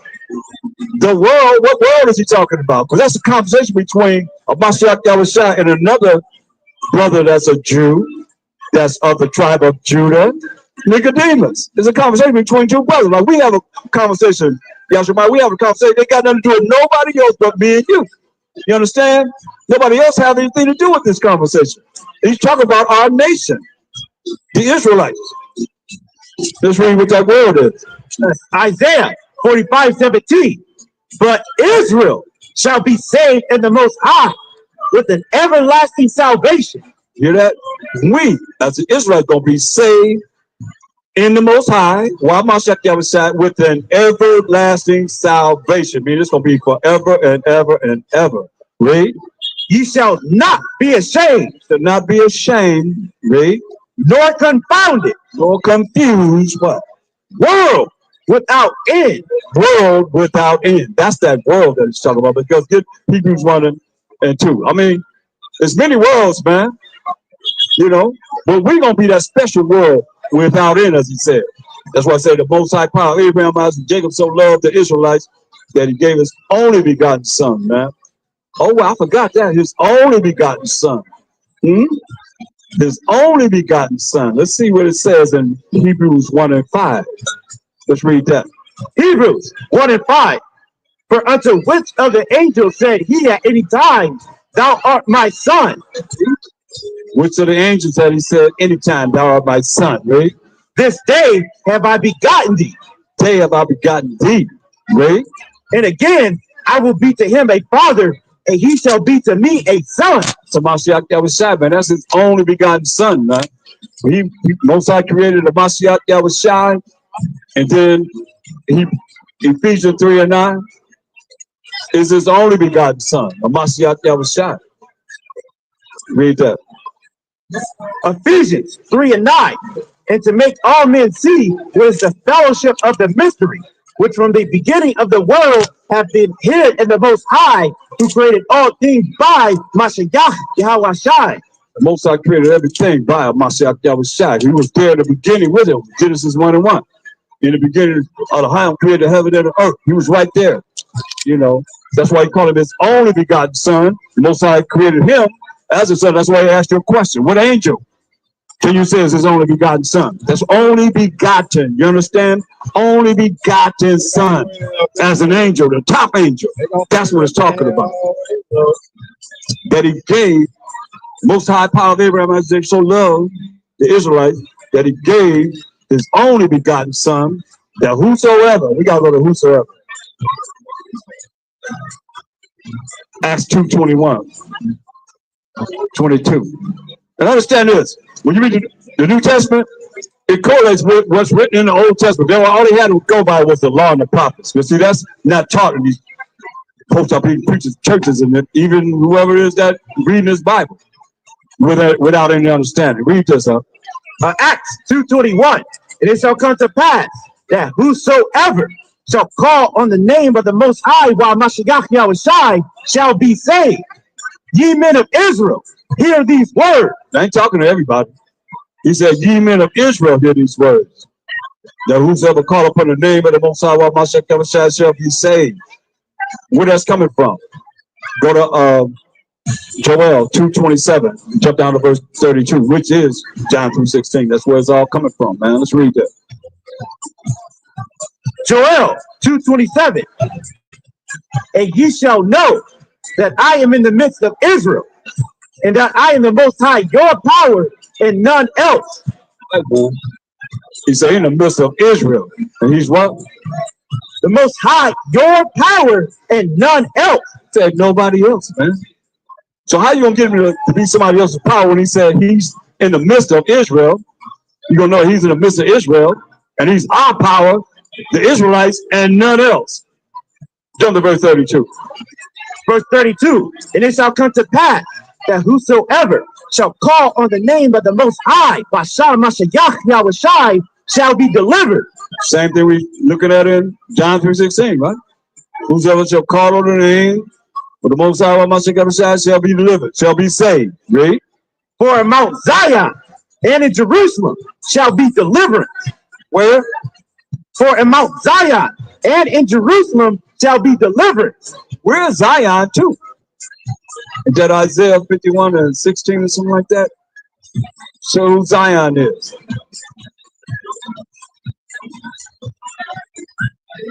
Yeah, man. So in Mount Zion and Jerusalem shall be deliverance. What's on your mind? What you thinking about? What you got? What you got on your mind? Isaiah 51:16. What you think? All that's lies, man. That's why we got it out there. You believe that? You know he wasn't no so-called white man, though, right? You know. Not American. I don't understand. You don't understand? Not American. Oh, not American. Where you from? Europe. Europe. Well, you know Europe. You know they I speak Jesus. It's not black. he is black. Okay, want to hear? Do you understand English? If I read it to you a little bit, but you understand if it said his feet like a defined brass if it burned in the furnace. Let me ask you something. You ever seen anything? You ever cook? You ever cook anything and you burned it up? Like you cooking. The Bible tells you what color it is. That's why I say y'all. Most gonna come after you. You'll be all right. You know, you're gonna find out. He ain't representing for Europe. He been in America too long. That's the problem. So who is Zion? Isaiah 51:16. Isaiah 51:16. And I have put my words in thy mouth, and I have covered thee in the shadow of my hand, that I may plant the heavens and lay the foundations of the earth, and say unto Zion, thou art my people. Zion is the Most High's people. Understand this. So go back to Joel 2:32. So Zion is the Most High's people. We the children of Israel. Let's read that. Read it. Joel 2:32. And it shall come to pass that whosoever shall call on the name of the Most High shall be delivered. For in Mount Zion and in Jerusalem shall be deliverance. That's right. In Zion, in the children of Israel, and in Jerusalem shall be deliverance, man. I want you to get 2nd Ezra, the 3rd chapter.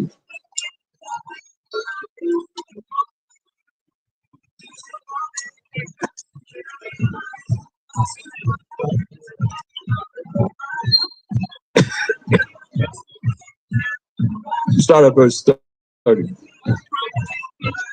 2nd Ezra 3:30. For I have seen how thou sufferest them sitting, and have spared wicked doers. Ezra seen how, just like y'all here, it's the Sabbath of the Most High, and we see it too. I see it. What do you say? For I have seen how thou sufferest them sitting.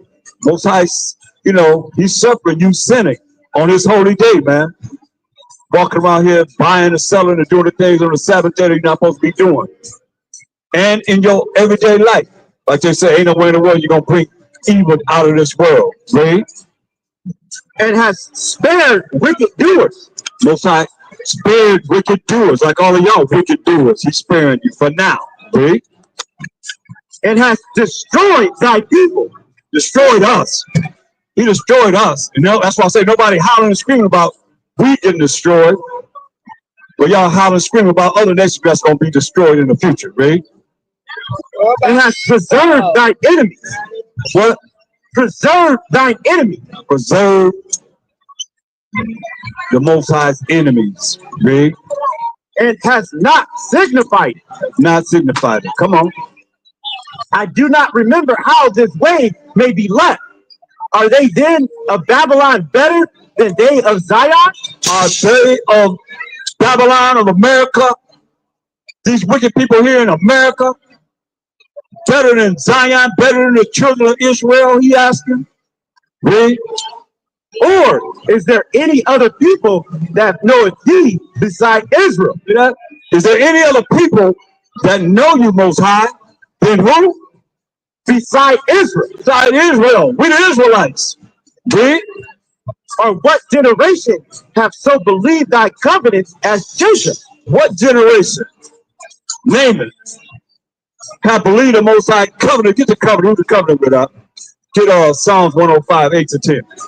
What generation or what people have believed in the Most High's covenant more than Jacob? He's asking that question, man. Psalms 105 and 8. He have remembered his covenant forever. How long?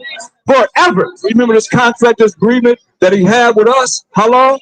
Forever. So don't try and say T.D. Jakes or anybody else, a covenant for everybody. Here is telling you who the covenant is for and with. Read, point blank, read. The word which he commanded to 1,000 generations, which covenant he made with Abraham. Covenant, his contract agreement he made with Abraham, read. And his oath unto Isaac. Made the oath unto Isaac. And confirmed the same to Jacob. From the same to Jacob, read. For a law, read. And to Israel. To who? And to Israel. Read the Israelites, the 12 tribes of Israel, read. For an everlasting covenant. Everlasting covenant, man. Now go back to Ezra 3. Come on. Verse 32 again. Y'all better hear what he's saying, read. Ezra, second Ezra 3 and 32. Or is there any other people that knoweth thee beside Israel? Is there any other people, Most High, that know the Most High beside Israel? Who we know? Amos 3, 1 and 2. How about that? Do we know everybody? Is he involved with everybody? The Most High power of Abraham, Isaac, Jacob, what he said out of his own mouth. Read. Amos 3 and 1. Hear this word that the Most High has spoken against you, O children of Israel. Okay, we the 12 tribes of Israel again. What he said? Against the whole family, which I brought up from the land of Egypt, saying, you only have I known of all the families of the earth. You can't get no clearer than that. He said, you only have I known of all the families of the earth. The Israelites, we the Israelites, we the people of the book. He said, he only know us. He don't know nobody else. That's what he said.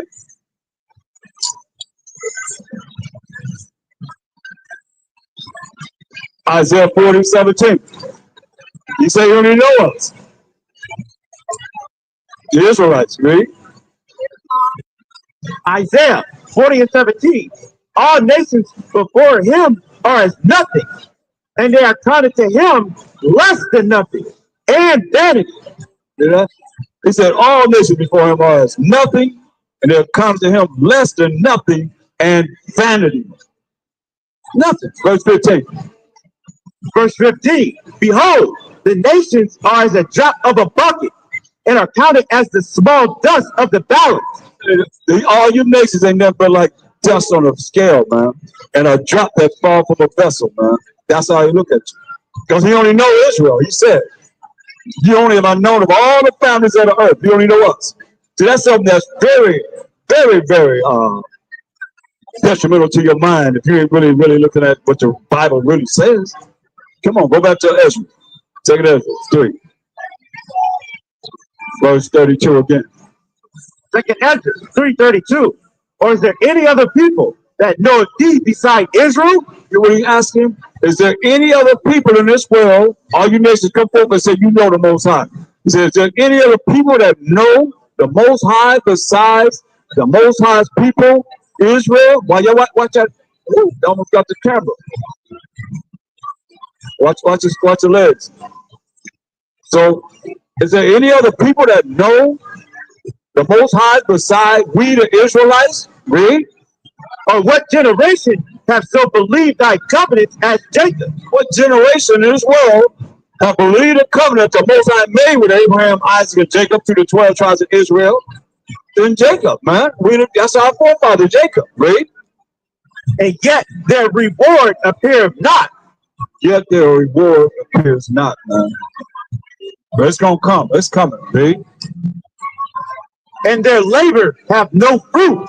Our labor have no fruit, man. He's saying, read. For I have gone here and there through the heathen. Say, Ezra said he done went here and there like I've been through a lot of you heathen places, man. Where y'all at? He said he gone here and there through the heathen, wherever y'all at. You other nations outside of the 12 tribes of Israel, read. And I see that they flow in wealth. I see that you flow in what? In wealth. In wealth, man. Look at how they live. Ezra said he going to and fro like we going to and fro all over where the heathen you are. And I see you flowing what? In wealth. Y'all flowing in wealth, man. How much wealth did you get from free labor of slavery? Huh? Think about it. How much wealth did they get from free labor in slavery? $7 trillion in today's money. $7 trillion in today's money. Think about it. $7 trillion in today's money from slavery, free labor. Read that again. Ezra say he going looking at the heathen. You heathen nations, man. Like we looking at you right now. What did he say? Second Ezra 3:33. For I've gone here and there through the heathen, and I see that they flow in wealth. You're flowing in wealth, man. $7 million in today's money and from slavery. Trillion. $7 trillion. Come on now. How much is the deficit of America? Think about it. Think about that. And y'all made $7 trillion off of free labor of slavery. So read that again. You got to hear this clearly, y'all, because a lot of y'all, you got to be smacked. Bam, bam. I'm smacking you. I'm doing invisible smacks in your faces. Bam, bam, bam, bam. Wake up. Listen to what he's saying. Read. Second Ezra 3:33. For I've gone here and there. He's gone here and there. Like I'd have been a lot of places looking at all this wealth that y'all have. What do you say?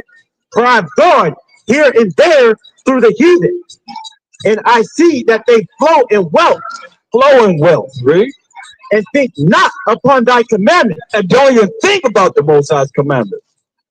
Hey, name 5 commandments. You right there in the black church. You know 5 commandments of the Most High? No? What about you? You know 5 commandments?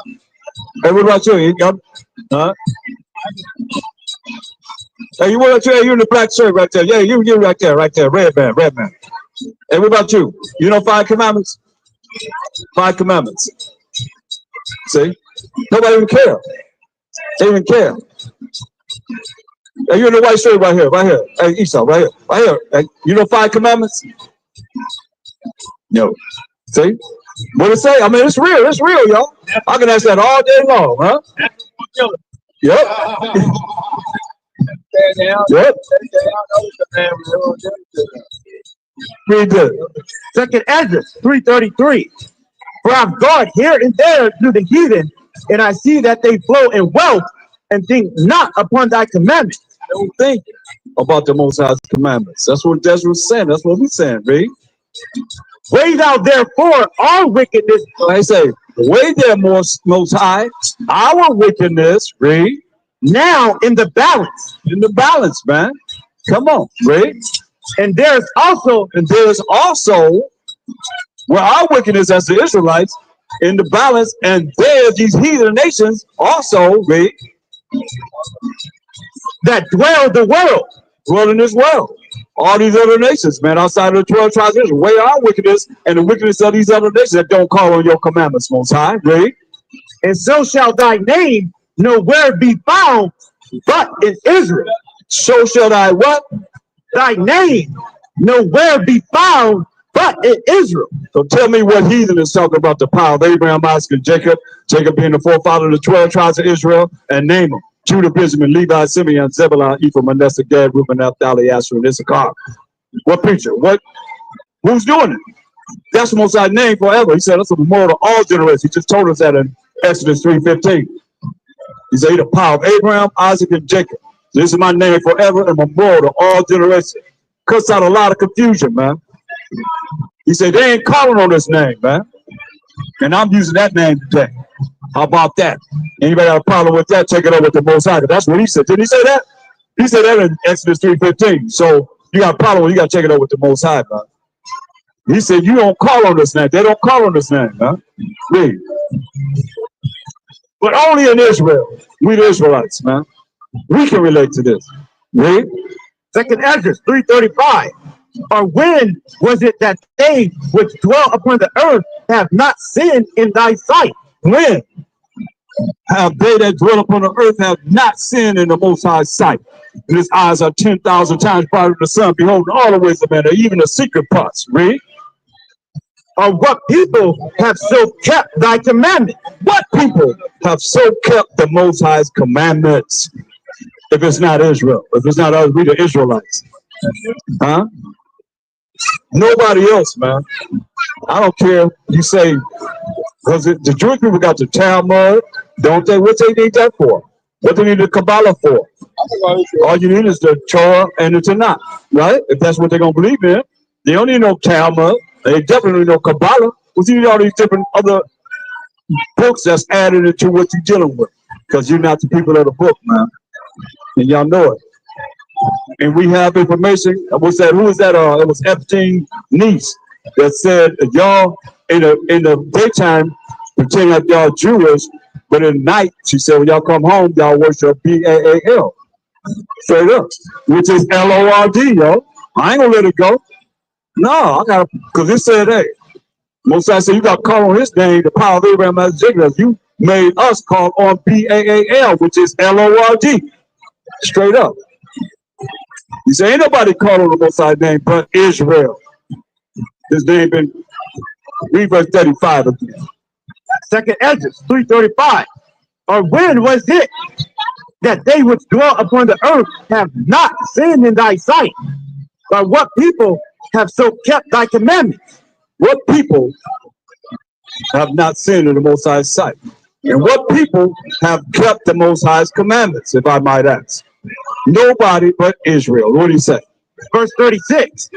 Thou shalt find that Israel by name, Israel, the Israelites by name, read, have kept thy precepts, kept the precepts of the Most High, read, but not the heathen. but not the heathen, man. Y'all ain't kept the heathen. That's why he said, hey, this is only for the Israelites. And you nations, y'all supposed to learn the way that we're teaching, or you're going to perish. Point blank. Them pentagrams, all that stuff ain't going to do you no good when the Most High visits this earth, man. He coming here. You know, they was talking about what they talking about, a tidal wave going to hit California. When y'all scared, everybody scared of that 8.8 earthquake happened in Russia. Everybody paranoid, right? Y'all know, y'all white folks need to be paranoid because you know what they did to Paris Virgins. Huh? And now Tadina, come on. Y'all think the Most High ain't gonna visit this place, wicked as it is, and y'all don't want to turn around and do what he say do? Oh, you ain't got no choice. You ain't got no choice, man. He gonna beat you down, man. Y'all ain't got no choice but to come back to the Most High. Y'all got a minute for the word?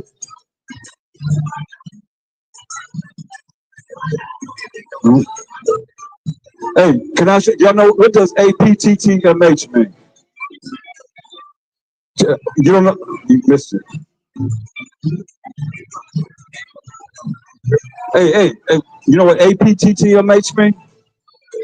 Hey, they look at us like they insane. See, there it is.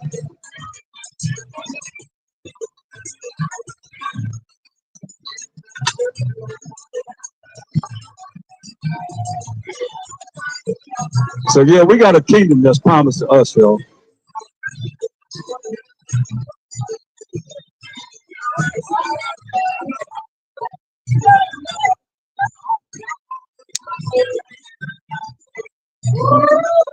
Read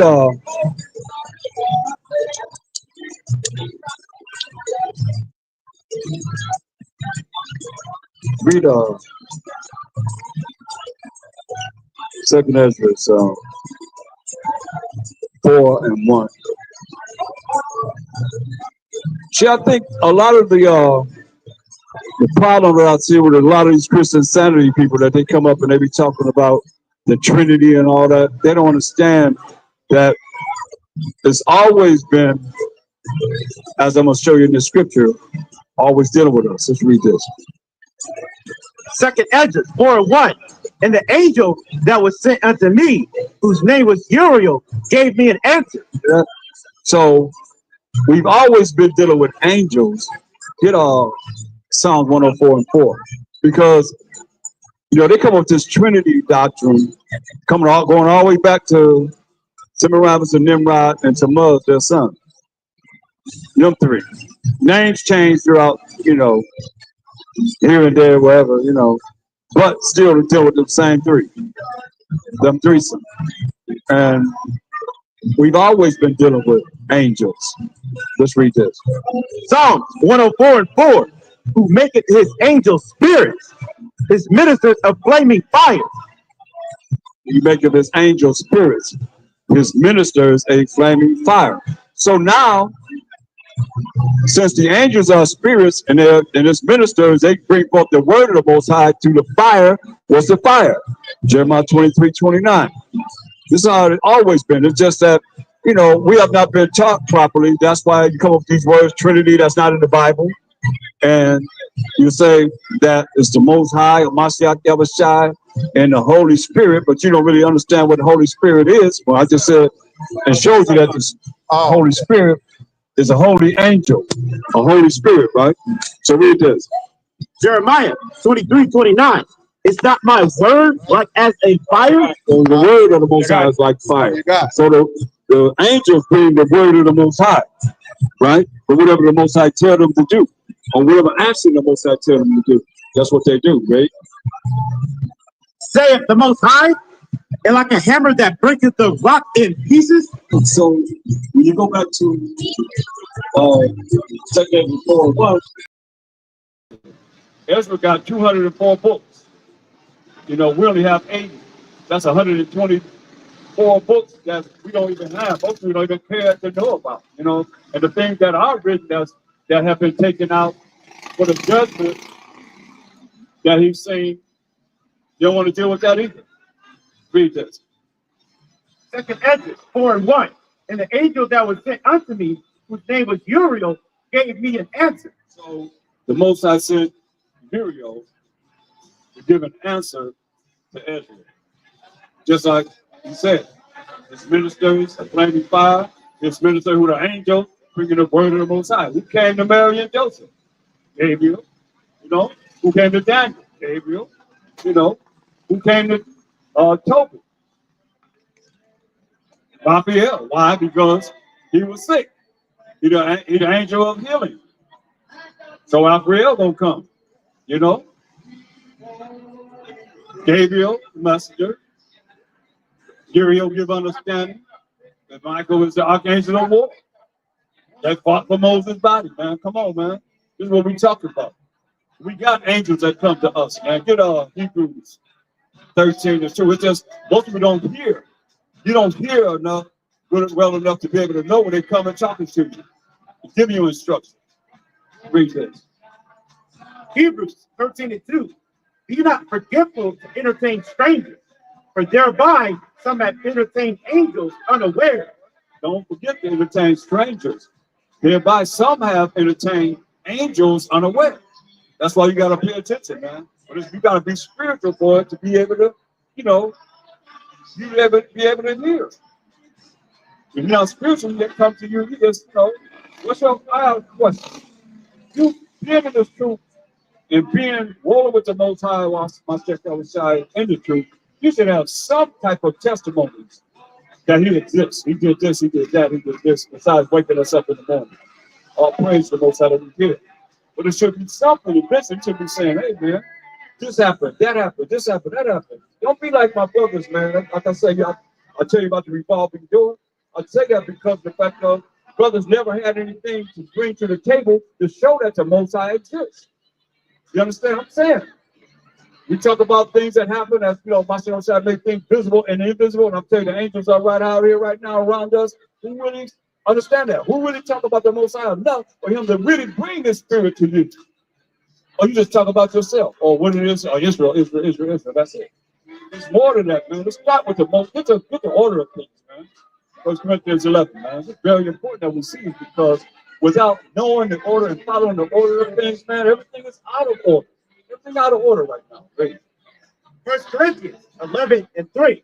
But I will have you know that the head of every man is Mashiach Yahushai. The head of every man is Mashiach Yahushai. That's the order, right? And the head of the woman is the man. The head of the woman is the man, right? And the head of Mashiach Yahushai is the Most High. the order of things. Head of Mashiach Yahushua is the Most High. It's the Most High, Mashiach Yahushua, and we as the children of Israel, man. That's the order of things, man. We can't get no clear to that, man. Bless the ring. Bless it. All right. Bless it. At least touch it. At least touch it so I know as the original. All right. The original man. That's right. Israel. Where you from, man? Diana? All right. West Indian. Tribe of Benjamin. Tribe of Benjamin. All right. I got you. In the house. That's beautiful, man. See, I ain't going out, boy. He said, Guyana. That's South America on the coast, right by the Caribbean. Yeah.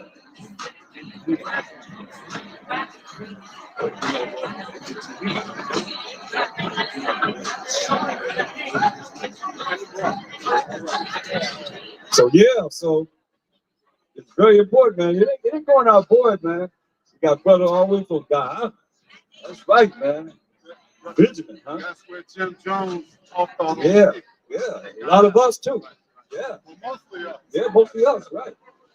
You know, people that have family members that went down there. They got friends that Jim Jones went down there. They don't drink that Kool-Aid. Man. Yeah. Read where you at, huh? 1 Corinthians 11:3.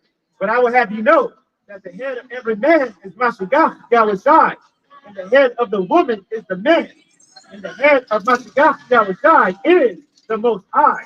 Right, man. That's the order of things. The Most High, Mashiach Yahushua, and the man and the woman. That's just the order of things. That's how it goes, man. But in this world, it's all out of order right now. That's why everybody's doing what they're doing.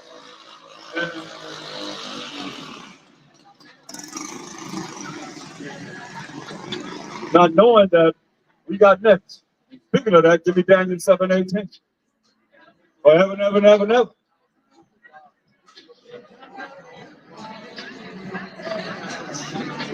Daniel 7:18. But the saints of the Most High shall take the kingdom. We ain't defined the saints. Who the saints? Psalms 148:14. It say the saints of the Most High gonna take the kingdom. Not you that just go to church and sing, oh, when the saints go marching in. When the saints go marching in. They ain't talking about y'all. Unless you are these people. Read. Psalm 148:14. He also exalted the horn of his people. Exalted the horn, the power of his people. Read. The praise of all his saints. Definition of the saints in the Bible. What? Even of the children of Israel. Even of who? The children of Israel. The saints are the children of Israel. Who are we? A people near unto him. A people near to him. What did he say? Praise ye the Most High. Can we say it together? Praise ye the Most High. Can we say it again? Praise ye the Most High. Can we say it another time? Praise ye the Most High. One more time. Praise ye the Most High. That's right. Yeah. Daniel 7:18. Daniel 7:18. But the saints of the Most High shall take the kingdom. The 12 tribes of Israel, the saints, gonna take the kingdom, right? And possess the kingdom. Possess the kingdom, how long? Forever. How long? Forever. Forever, right? Even forever and ever. Even forever and ever. Verse 27. Verse 27. And the kingdom and dominion and the greatness of the kingdom under the whole heaven shall be given to the people of the saints of the Most High. Shall be given to the people of the saints of the Most High, the 12 tribes of Israel, right? Whose kingdom is an everlasting kingdom. Kingdom is an everlasting kingdom. It's going to last forever and ever and ever. Everlasting kingdom, right? And all dominions shall serve and obey him. All dominions shall serve and obey him, right? Hitherto is the end of the matter. Hitherto is the end of the matter. That's all we got to say. A great day of teaching on a multi-Sabbath day. I say, come over now, Yahweh. Come over now, Yahweh. Come over now, Yahweh. Come over now, Yahweh. Come over now, Yahweh. Come over now, Yahweh. Come over now, Yahweh. Come over now, Yahweh. Come Mashiach Yahushua. Come Mashiach Yahushua. Come Mashiach Yahushua. Come Mashiach Yahushua. Come Mashiach Yahushua. Come Mashiach Yahushua. Come Mashiach Yahushua. Come Mashiach Yahushua. Come Yasharala. Come Yashala. Come Yasharala. Come Yashala. Come Yasharala. Come Yashala. Come Yasharala. Come Yashala. We got it. Yeah. Sorry. Sorry. All I know it's a beautiful day out here in Hollywood, California, on the Most High Shabbat day. It ain't over yet. Sabbath ain't over yet. So we're going to find a way, continue to operate in the spirit and love of the Most High, power of Abraham, Isaac, and Jacob being the forefather of the 12 tribes of Israel. Say, come Most High, Yahweh, come Mashiach, that was shy. Rise, Most High, rise, your Lord and Savior, and come, Yahshua, rise, 12 tribes of Israel. And we out. We have classes tomorrow on the first day at 2 p.m. Pacific time. We have them on the second day at 9 p.m. Pacific time. On the fourth day, we have classes at 7 p.m. Pacific time and Sabbath night at 7 p.m. And we be here every Shabbat in Hollywood at 1:30 p.m. Join us. We see you then. And we out.